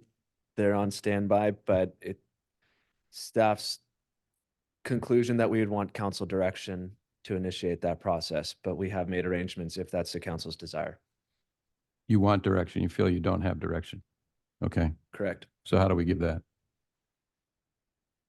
Were we going to come back separately, or were you looking for some nod and a wink today? Nod and a wink today. I would say, I agree with Bob. There's no reason not to do it. But when's the legislative platform coming, Jeremy? After this meeting. It's not the 23rd, your February meeting. Okay, because maybe, well, we want to make that decision. That might be too late by then, but A nod and a wink today is sufficient. Just understanding that, yeah, initiating that process doesn't commit the city to relinquishment. It's just a procedural streamlining process. We wouldn't have to wait a year or two. Nod, no wink. Okay. That's good. That's all we need. Okay, we got through our list. Never a doubt. Okay, what's next? You want us to put our new ideas Okay. up there? So here's the deal. Mhm. Yeah. We'll give you, you have 5 stickers. Oh, wait, pardon me, new ideas. What else would you like us to undertake in the next year? There are very few of these projects, so it's just note, not less for you than the public. Very few of these big aspirations are 12-month programs, but what else would you like to do? Where else would you like us to spend our time? yeah. And Okay. Describe as Jeremy. One of the things that Sue and I have talked about is like a high performing or helping the organization advance efficiency and performance. And so Sue's talked about Lean Six Sigma, and we're working with former Supervisor Bartlett on Procure America. So I guess I don't know if like efficiency and performance, if that encompasses it, or if you need specifics. No, no, make it easy on yourself, folks. He's going to scribble a couple, 2, 3 words. We'll know what you mean. We'll have heard you. Okay. And then as part of that, I think most of the departments already have like performance metrics. So just putting those into the budget, I think would not be a big administrative burden, but it would help advance the goal of efficiency and high performance. So in there, maybe the bullet items are Lean Six Sigma, which we started in 2020, and then we had the pandemic, which really frustrates me, but there's that. there's Performance metric. Performance metrics. And the budget. and the And budget. just the simple ones that people are already collecting, not some new work or anything complicated. Appreciate the clarification Yeah. because if you will allow us to start an evolutionary process Yeah. for that, because it is a big undertaking. If we do it right, we'll start by doing it and refine it. Yeah. That sounds good. Okay, Oh, and then Procure America. Procure America, put that in there. Will do. Yeah, won't cost us anything except a little staff time. And it doesn't have any stickers yet. And it doesn't have any stickers yet. Right. Sure do there. One's coming, I can tell you that right now. Another thing I wanted to add was, Mark and I are working on the Business Improvement District. The bid. Does that come now or with the downtown, the community? No, it's separate. It's a separate It's a pursuit. separate. Separate. Okay. I Yeah, had the- talked to Jeremy briefly about it, just if we could have some staff assistance with it.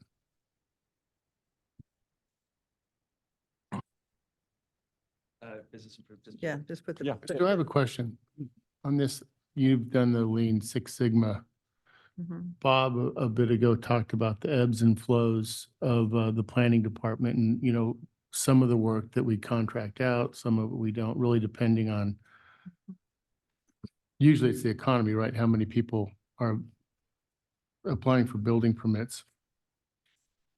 Does that process address everything in its entirety? So if you look at your goal, then does it Mhm, address everything? mhm, So you look at all options for efficiencies? mhm. Thank you. Within the scope of your project.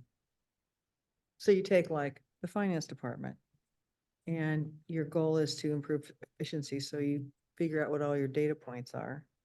And then you start looking at what is your process, what's your data points, and then you identify where you're taking your time, where it's costing you money, Right. Well, I talked to Sean about this as well. We were talking about various initiatives and what could be done more efficiently if it was outsourced versus doing it internally. So I guess I'm looking at.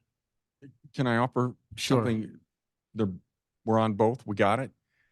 What we'd like to do is fly high, do an assessment of the department, include stakeholders in that assessment so that we know about their experience.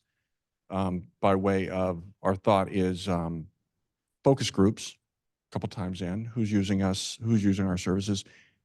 Get an assessment, get us a sense of that, of where we can improve, and then undertake that effort. And then I suggest you and seek your direction on is the next step then to get into the execution of the improvements informed by what our customers' feedback is. Both the consultants' work and directly informed by the focus groups. Right. So Megan, if I may, right now, somebody from your staff, they're attending planning meetings? Correct. And DRB. DRB. And is that something that you plan on continuing doing, or is it an interim thing while you're taking a look at our CEQA policies and some of our other policies? Ultimately, it is a council decision. It is atypical to not staff with a lawyer at those meetings, I would say, in other jurisdictions. And that there is, I would say, on a going forward basis, besides evaluation, there is value in having a lawyer there to help with the record. Okay, great, thanks. So I just have one more thing I want to put on there, and that is improving our cellular infrastructure. Our cellular coverage in this town is horrible. Part of it's our own fault too, by the way.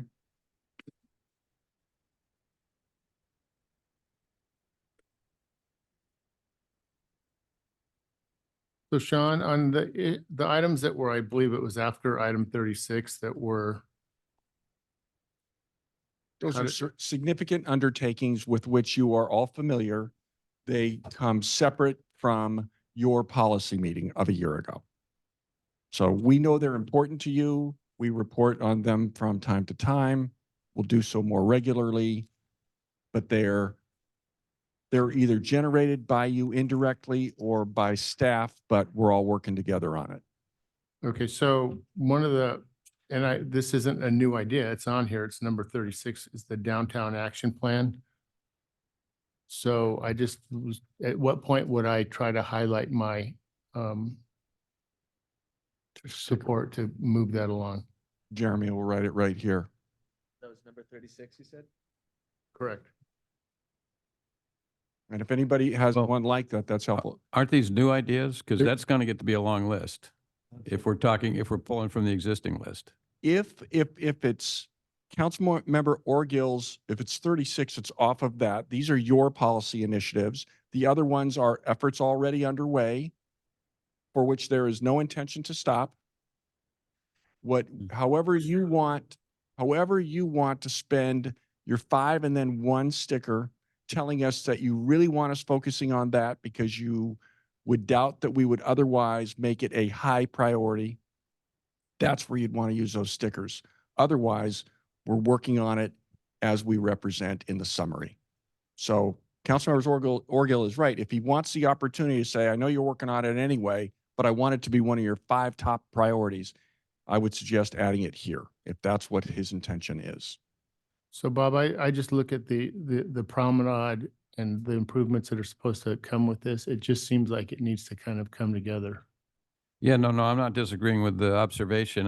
I'm confused because if we have all these up here and we're going to get new ideas, I think this chart over here ought to be new ideas. And then you go use your 5 stickers how you want to use your 5 stickers. That's all. Because otherwise we're going to replicate a lot of what's on the wall. I say over that here. would be fine. We'd I have mean, whatever. 25, we'd have 25, maybe not quite 25. We'd have 20 or something. You know, you get me? So, Oh, I do. 20 Um, isn't going to happen. so, but there's 25 stickers up here and those are going to find their way to the wall. And where there are Mhm. 3, you will be telling one another and staff where there are 3. If there's any loner, that's a loner. If you've got 3 stickers in a spot, that's 3 of you, a majority of you saying this is a priority. Your next sticker will say, yeah, okay, great. It's a priority. It's on the list and we want you to be aware of it. And then here's crunch time, city manager, really.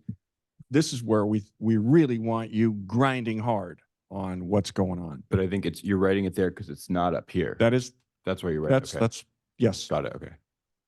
So are we going to use our stickers for this one? too? This will be up there with that. Okay. It's combined. Okay. Let me add one here. This is something very small. The South Laguna neighborhood wanted us to negotiate a lease with those 2 properties at Catalina. That was initially accomplished and I think the previous city manager brought it to us and then didn't go any further. Sort of abandoned it because the proposal from the property owner was, or maybe the costs were too high. I think that wasn't pursued. I'd like to give it another shot for that neighborhood because they do need a separate park for a dog park. Perhaps that would be useful for that. But, I don't know where that'll go, but it's something they have an interest in. And we just sort of abandoned the project, although council didn't say abandon it. I think anybody remember? Yeah. Okay. That was closed session. I don't know if we can we talk about that? No, No. we can't talk about closed session conversation, but if it's a policy matter generically, Mm-hmm. without talking about terms or anything like that. I'd just like to make a comment about the downtown action plan. To me, I look at the downtown action plan as a maintenance issue. We have some of the items down there that are broken and, in disrepair. So I look at it as taking care of what we have. There will be some improvements in it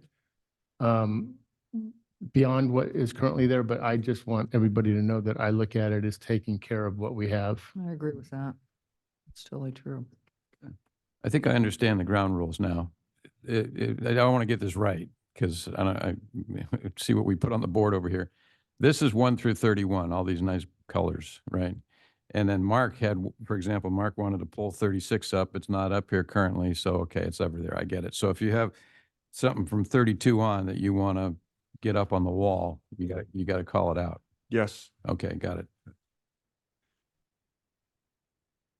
Knowing that in the absence of you removing it from something we're working on, we're going to still work on it. If you want to move it to the top of the list, top 5, if you add it there, that will facilitate so doing.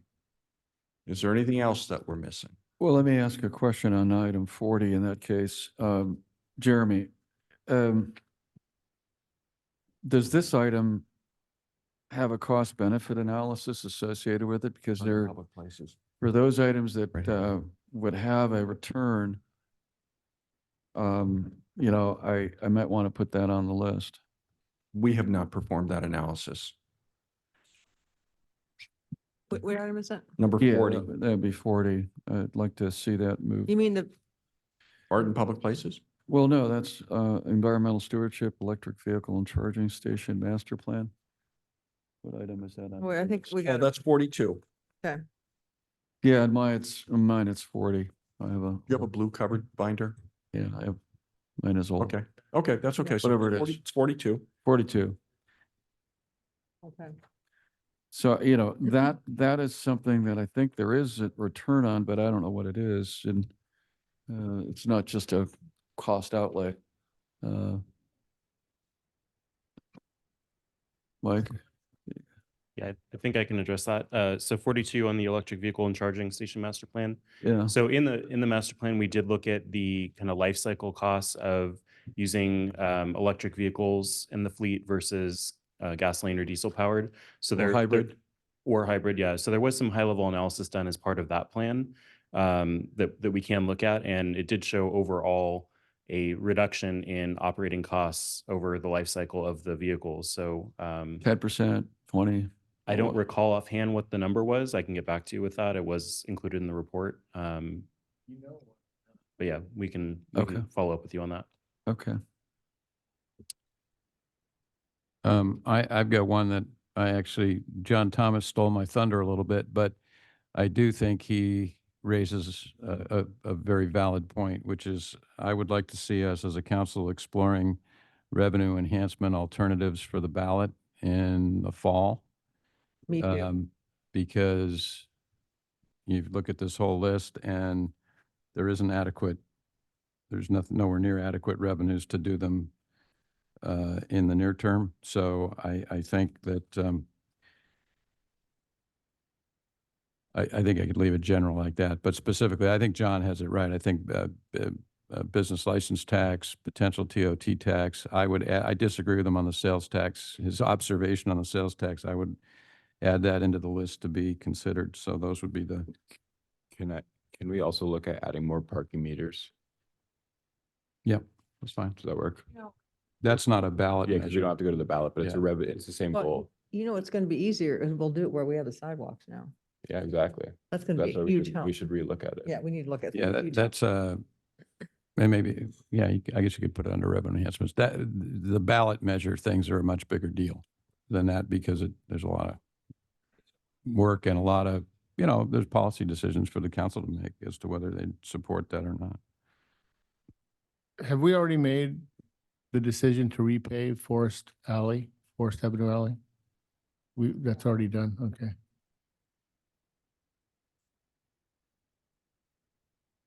That looks so much better. Look, is that is that trash container back there on Forest Avenue yet? I haven't been back there.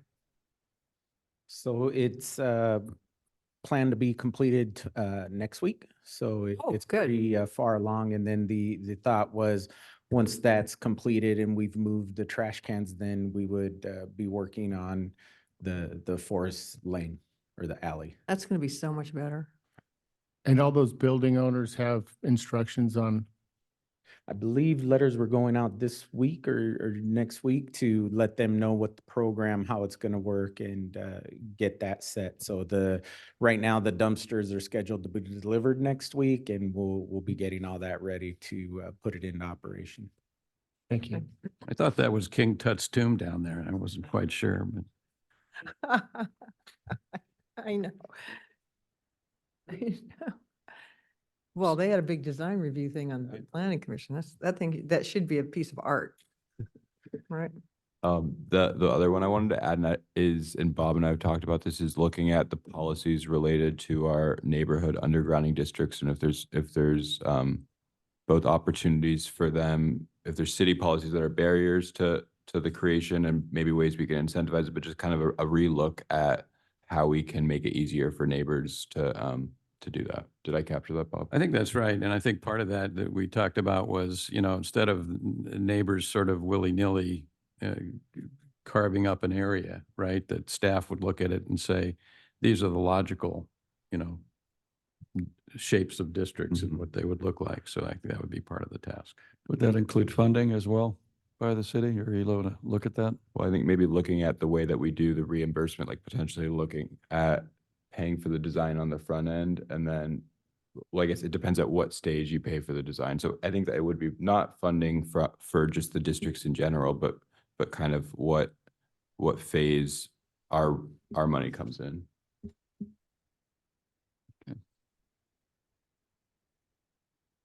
So that the feasibility phase, just to get it started, kind of just the upfront, Well, I think what the city usually participates in? What do you mean? And what is this, any funding that comes from the city, what does it usually go toward? Do the answer. Well, I think, so the process that we've used in the past is, I think Tom can certainly speak to it. He's got it memorized, I think, but you require basically 60% at a minimum, I think, of the neighbors to sign up saying I'm in favor of undergrounding. Doesn't mean they're bound that way, but they initially are. And then historically, we've advanced the money recently on design, right? Right. So once we receive the 60% petition, each of the people who sign the petition also give a check for $500.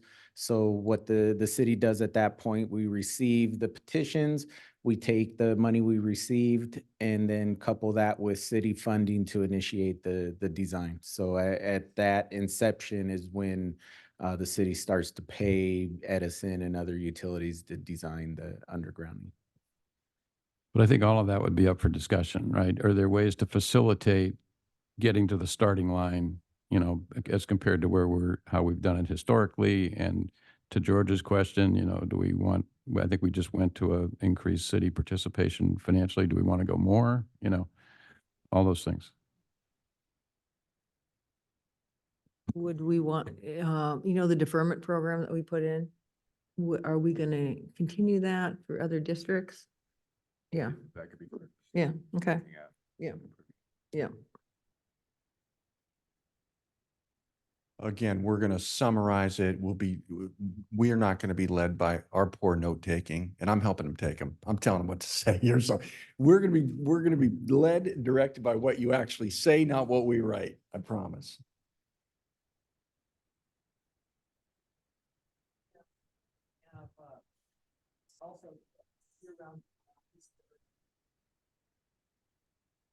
Review of that? Okay.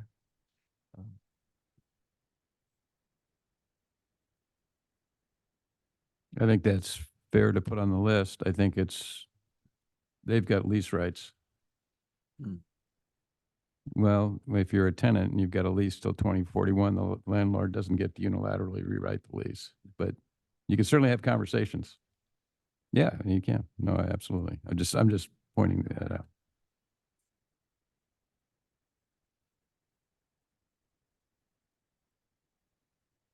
Again, the direction that you'll ultimately give us at the end of the day will be represented by 3 stickers. And you can only place one sticker on each of these. You can't load up. Talking to you. Okay. Any more additions, comments before we? Sean, do you have anything else for us before we start No, putting our stickers?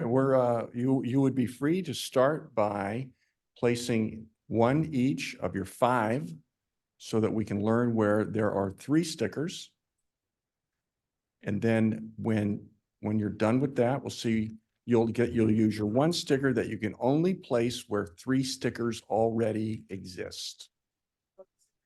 The super sticker goes on, what are the 5 things, gosh dang it, that you want staff moving on?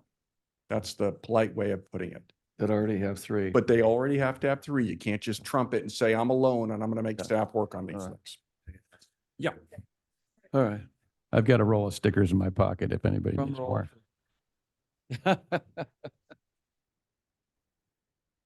Drum roll.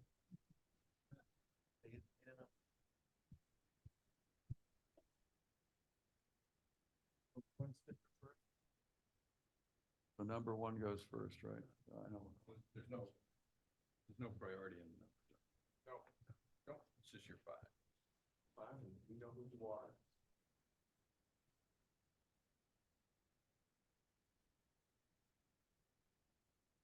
We put it on TV.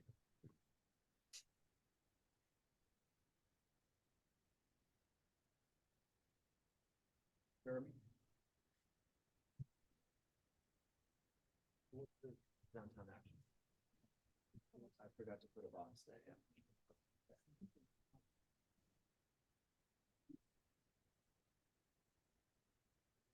Going all out here. We're only doing 1 line. We're doing 2. I already did 2. So then I don't.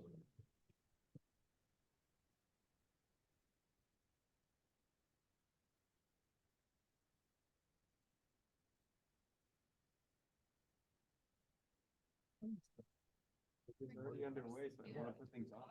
Yeah, like phones already have this. I think it's what you do.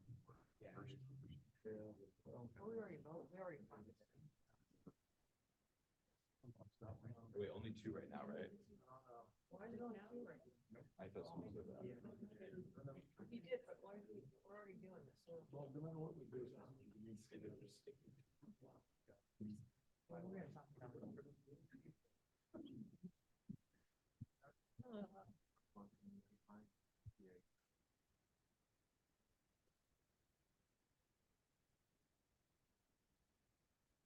You're going through this thing, some of this was better. You're past, and you are past. We need to take it. Yes. Yes.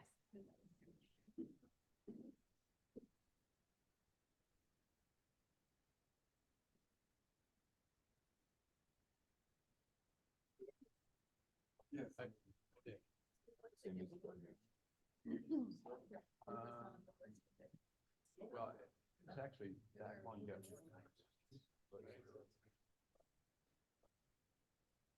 Not just funding, right?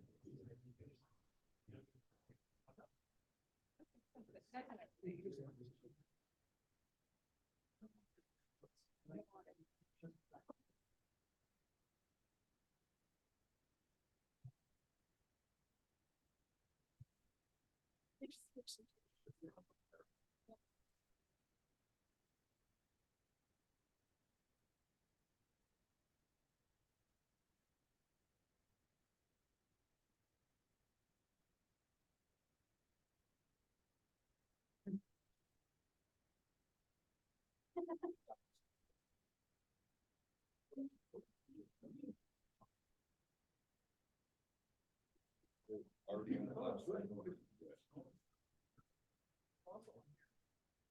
It's not that much work. Agree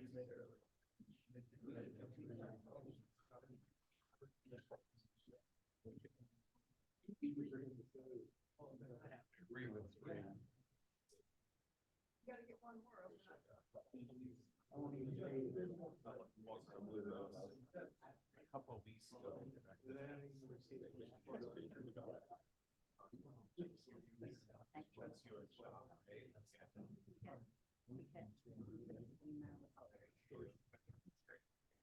Sue, are you gonna use one on Irvine Bowl? We need 3 or else we're out. Will you provide us support stuff? Yeah, so we need support for the policy. So you'll have both? Yeah, otherwise we can't do anything. Well,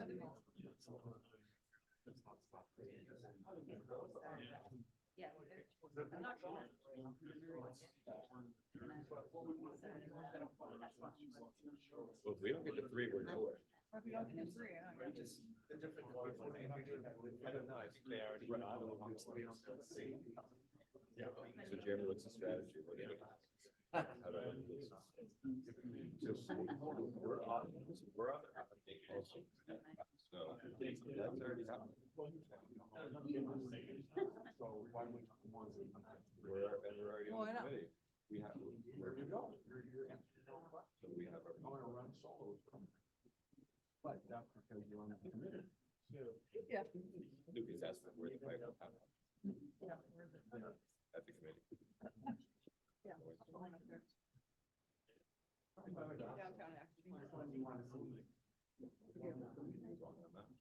Yeah. You want to do it? And if you put a sticker, if you put the word sticker on something, you're wasting a sticker. Right. Okay. I don't know. Are you?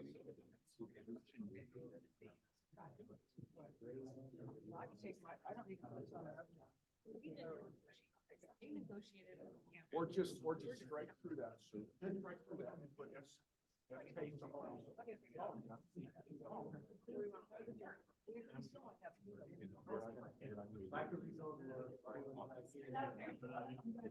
What are we doing the last one? That'd be your move. I'm gonna take, wait. We already, we have. 4 here.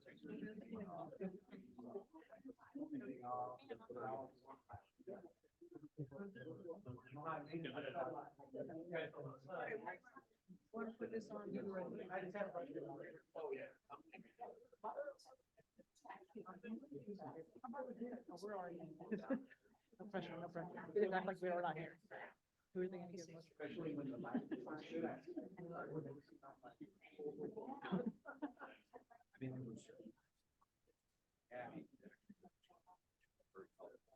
cousin, mom, dad, never.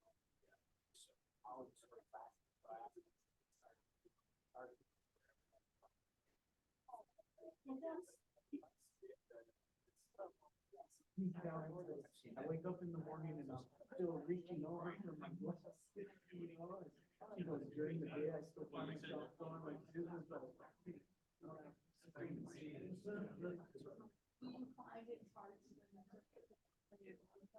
Another time's in a week, so I like.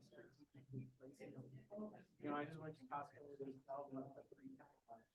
So I was like, yeah, you gotta put one on my desk at work, I'll leave one in the. I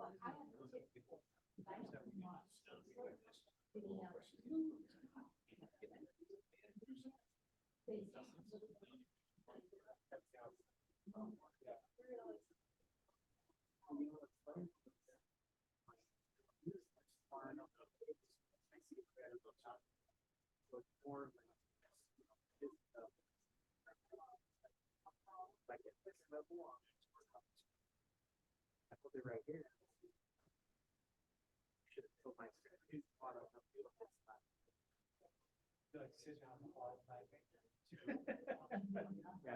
wireless keyboard, you know.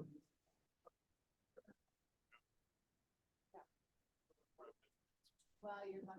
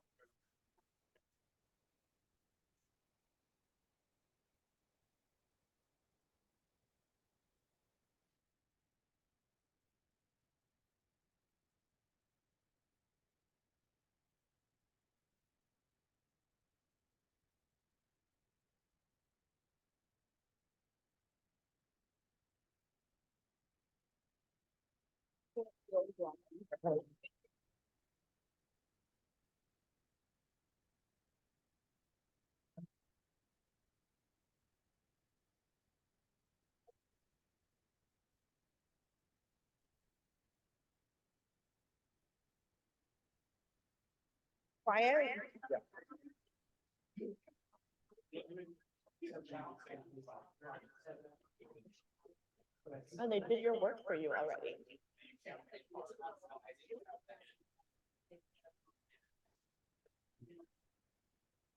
So that was how much it originally said.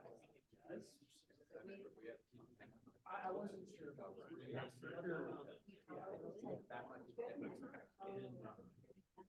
And that's why it was, that's why I originally saw it. But then, you know, think about like our experience and, so I was looking, so I did watch the videos around it. Yeah, and after I talked to you, she's like, I don't see the weird thing about the building. And she came and she's like, "It's Tom, do you have anything to do?" Oh, yeah.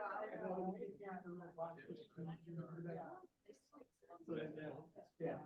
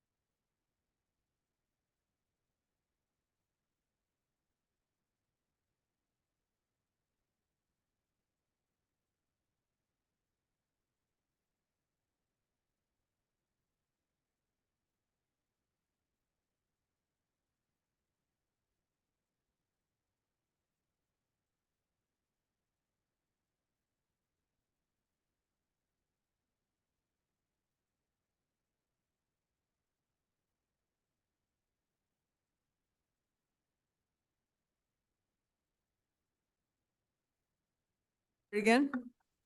Okay, thank you very much.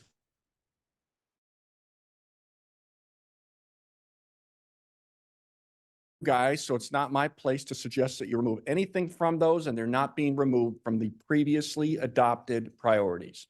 The two white sheets on the right were introduced by you all or any one of you.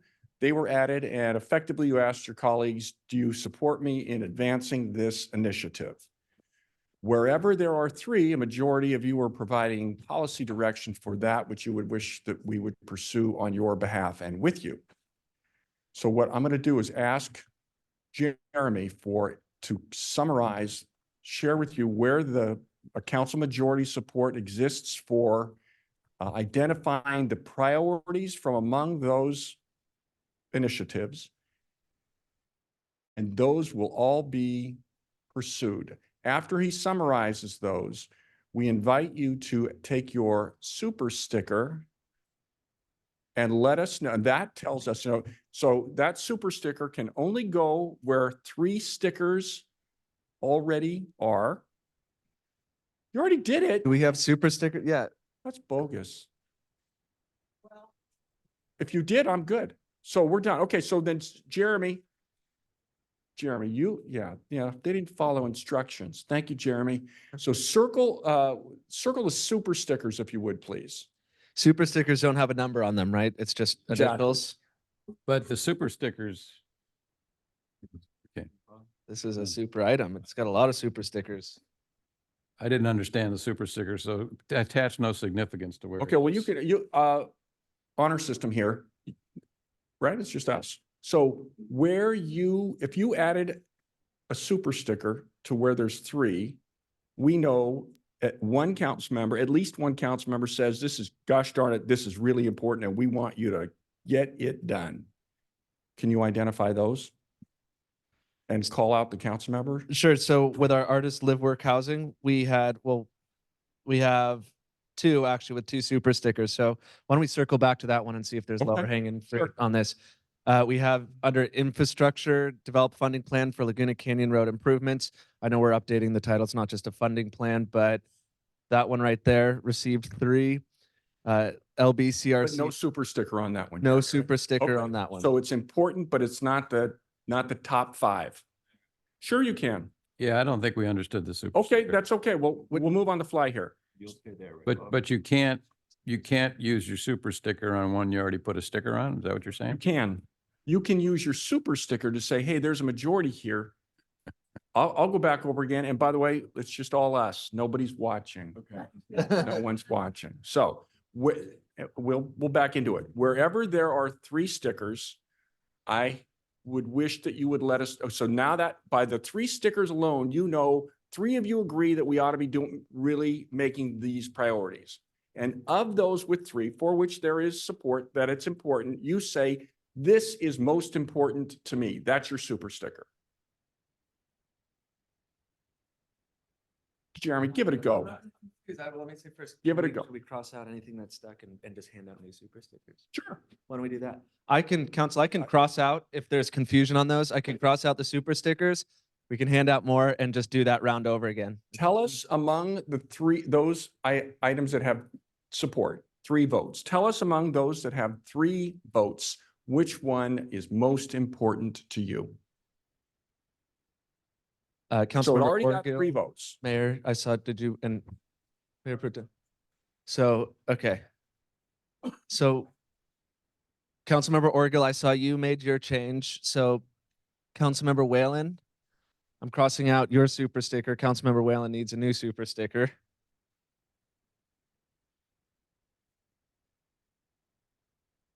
That's Bob's. Here's yours. I know, I'm just helping him. Got more stickers. Where does he want it?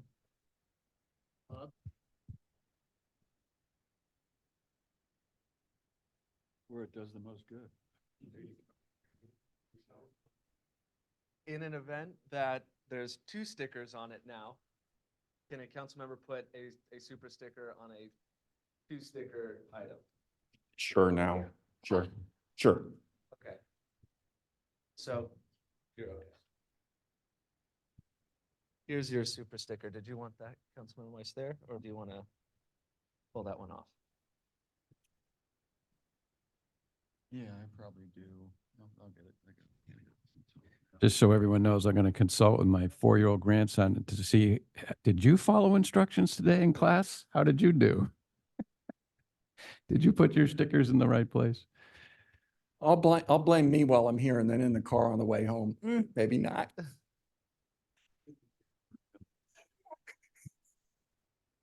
So for the 1 through 5, there's no duplicative there, but The idea was to find out where there is council majority support and then only spend our time there. And then find out which among those ones for which there is consensus, the effort should be made, and then where should it really be made? Yeah, but we'll be close enough. do we get all our, let's see.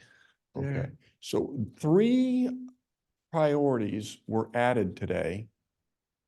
They're on, I'll ask Jeremy to summarize them there. They're all going to be priorities. And Jeremy, those are, I'll help you, undertake performance measures by whatever means for now, but broadly speaking, let's get some performance measures and dig deep on some performance measures and performance efficiencies. Downtown action plan, make that a priority. Revenue enhancements is a super priority. Internal operational improvements continues to be a priority.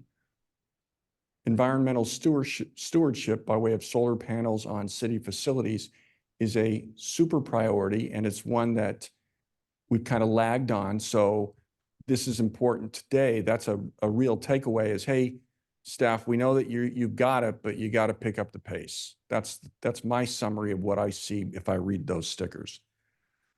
Another one, Jeremy, can you read it from where you are?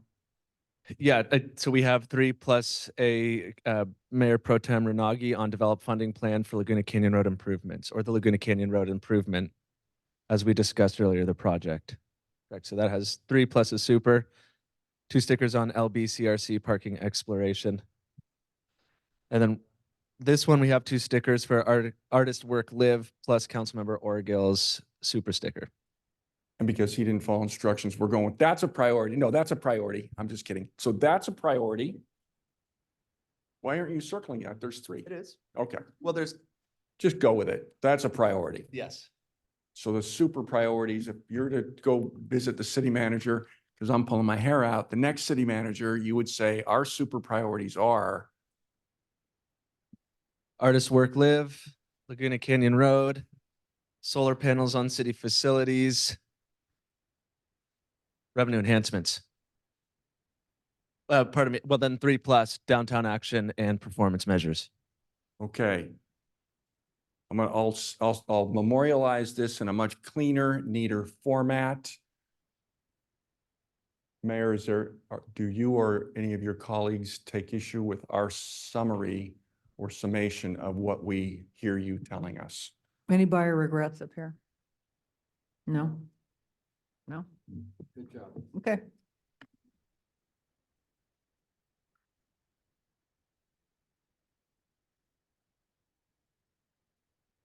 Not bad, Sean. Thank you. Okay. That's it? We got math? Is there an interest in a policy discussion about how we are working with you or how you're working together by way of the master plans? There's no shortage of master plans. We love to master plan. Are you okay with where you are? You've got summaries on all those efforts. Do you want to undertake that any differently? Do you have frustrations? I think some of you do. Would you like us to do anything differently? We'll just listen. I mean, for me, I think just a high level, I really want us to be more intentional about our budgeting process and how we align these master plans with our budget. And I don't know what the best way to do that is, but I think that's going to be the key to understanding. I mean, like Bob said, alluding to John Thomas, it doesn't really, we can want to do a lot of different things, but if we can't pay for it within our budget and make choices about it, then it's just going to sit there. So that would be my, the input I'd provide.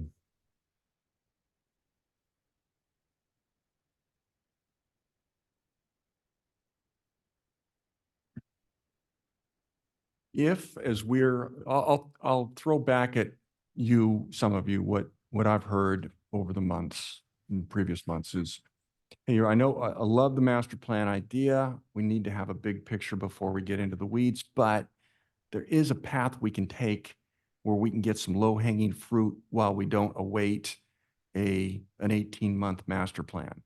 Here's what all of us know about local government. Everything takes longer than we would wish, even for us. And so you can either think about this now or take these up individually, but where I know, for example, I know I won't be embarrassing Councilmember Whalen or any of you.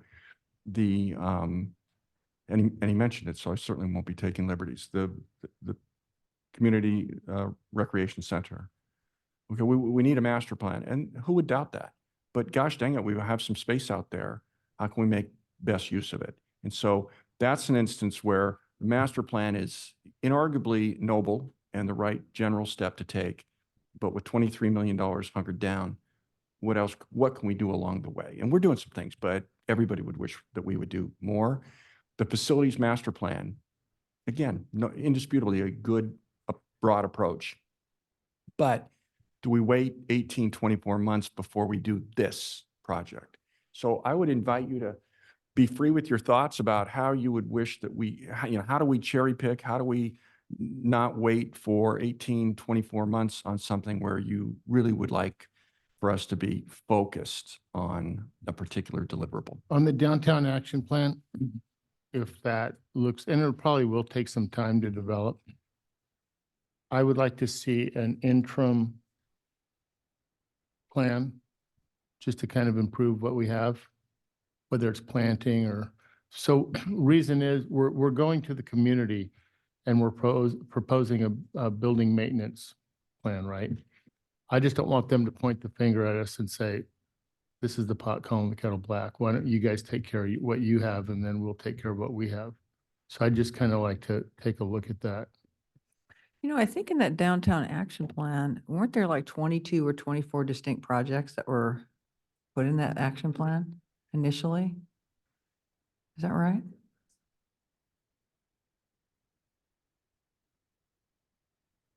That's correct. And the plan is complete. It was reviewed by the Planning Commission in September. They provide some feedback on it, but there is a draft of the plan that's been completed by an outside consultant. Because I was thinking, well, when's it going to come to us? I can't remember. At this point, it's not scheduled to come before the council. It's in a holding pattern. Because, one way we could address some of this stuff is we could pull out a couple of those and look at them and just do them. We can't do all that stuff, and we wouldn't do them all anyway, I don't think, but we could pull out a couple that address some of the more problematic areas and at least get some traction on those. Yeah, put in the CIP. Put it in the CIP. Right, pick one or yeah, two projects. Yeah. I think we can also help Public Works. This conversation goes way, way back. John Petig days, when we used to worry about cleaning the sidewalks, and then he always claimed that we didn't have money to do it frequently. But I think it would be a good idea to set the standards down there, just so we have consistency with things like cleaning the sidewalks, maintenance, whatever, planter, if we rotate plant material, whatever it is we decide to do. So.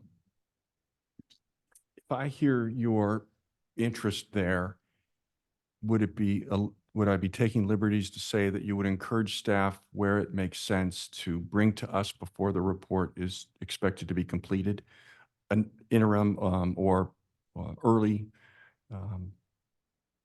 just lost the word, implementation programs for things? I mean, we can do that. If we know that there's something here and it's already been preliminarily decided upon, or it isn't stepping on the feet of the group with it where it presently rests, we can bring it forward. Your example there, are there immediate, not interim, but immediate beautification efforts that we could make subject to your approval that would not be undone by the work generally undone by the work that's ultimately going to be undertaken. We can, if we know that you're encouraging us to do that, we'll be liberated by that. And all we do is be bringing it to you for your consideration. We're happy to do that. That doesn't solve the entire interest, but that's part of it. Could be part of it. Oh, I think that's right. Okay. Anything else, Sean? Is this a wrap? We're done? Well, just one, yeah, right. So on the comprehensive zoning code update, which we were talking about today, which is going to be a long process, I don't know, 12 or 18 months? Is that the estimate? So part of what's in here, I'm looking at number 13, is it'll apply to residential commercial zones, but would also consider updates to city's parking standards. I mean, for example, is that something, parking's a big issue, right? Is that something that could be broken out separately and brought sooner? Or does it all have to be part of one big thing that comes back as a zoning code update? Well, for example, the parking standards everywhere else except the downtown are different. Right. And there's issues for, like when we've been talking about community pool as example, in order to put a public facility in, there's huge parking requirements that seem out of scale, frankly, to me, to, what would be required. So there's stuff in our parking code that is just very, out of date. And I think, that's my question. Can that be broken out? I don't know, Mark, if you have thoughts on that, can that be broken out separately, or is that put it at the front end of the zoning code update? Or? So it can, and that's something that staff has contemplated as we were preparing the RFP for this project. The development standards really is separate from parking. However, both are in the zoning code, so it would probably make sense to update them around the same time. But for the parking component of it, it's really going to be a different skill set that we're looking for in the consultant and the work that they do to make recommendations on the updated parking standards. So I don't know how council feels about that, but it seems to me if we I could agree. advance that. I agree as well. But I'm also wondering, and I don't want to overly broaden this, but if there's anything standing in the way of a housing project, I mean, without those changes, could council still make decisions to accommodate some of these projects? So we have housing code amendments that are being brought before the council. I believe it's February, March. We have it scheduled. And as part of that zoning ordinance, it creates an in lieu program for parking and lieu payment program. It's a little more relaxed than what would be required of commercial. It also looks to reduce some of the parking standards for housing and more specifically affordable housing. So that's set to come to the council in about a month or so, and that's ready. Yeah, I agree with Bob's comments about breaking it up, because I think it's a lot simpler than the rest of the zoning code update, because I think it's just not as complicated. But really the key is going to be, how do we make this, how do we do the work needed to get through coastal, in terms of, because we're probably gonna have to do, I don't know what we're gonna have to do, but we should probably design it from the beginning about how we get through coastal. Which I think, didn't we need to do, like, have data before? I don't know how that worked with the DSP.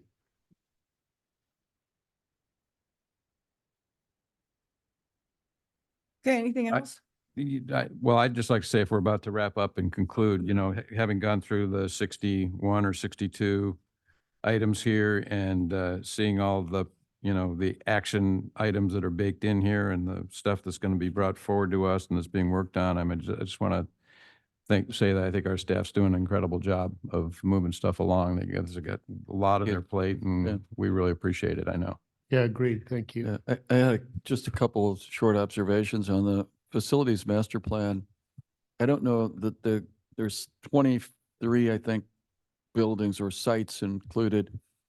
Is part of the scope of the facilities master plan to the consultant to look at, see if any of those are not necessary or should be sold? I know we're not looking at the rest of this I think there's another 40 or so properties, we own 70.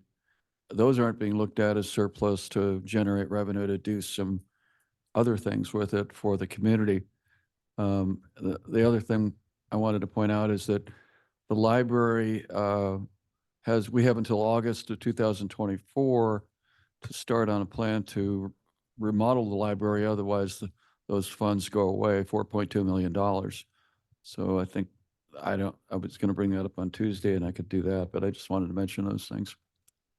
Gavin, on the facilities master plan, you might want to expand on this, but it's really through that effort that would allow us to realize the properties that are useful or not useful, or to what extent they're useful. Would you agree with that? No, Councilman Orgel, that's correct. They're going to look at the properties and see what best use for city services they can be used for. And I think within the scope itself, even though they're looking at the 23, if they think a service is better served at a different location that's not on the study list, but they think it's better served there, they will make that recommendation as well. Be looking at any properties that might be considered surplus. That's not a category. So I think that's a question that can be asked to the consultant who will be here on February 7th. And Councilman Weiss, you can ask that question directly and they'll give you a very good answer for that. Anything else? Council, I might remind you that our binders are probably in city manager's office for the council meeting on Tuesday. We could pick them up while we're here. Anything else? Okay, Sean, I'd like to thank you and the staff for putting this together. You did an excellent job. It was actually fun. And I don't know about for you guys, but It went very well. Thank it you. was really good, Thank you. really good support. Very I'm glad smooth. everybody is attending, and so I thank you for that. Have a nice weekend. Thanks, everyone.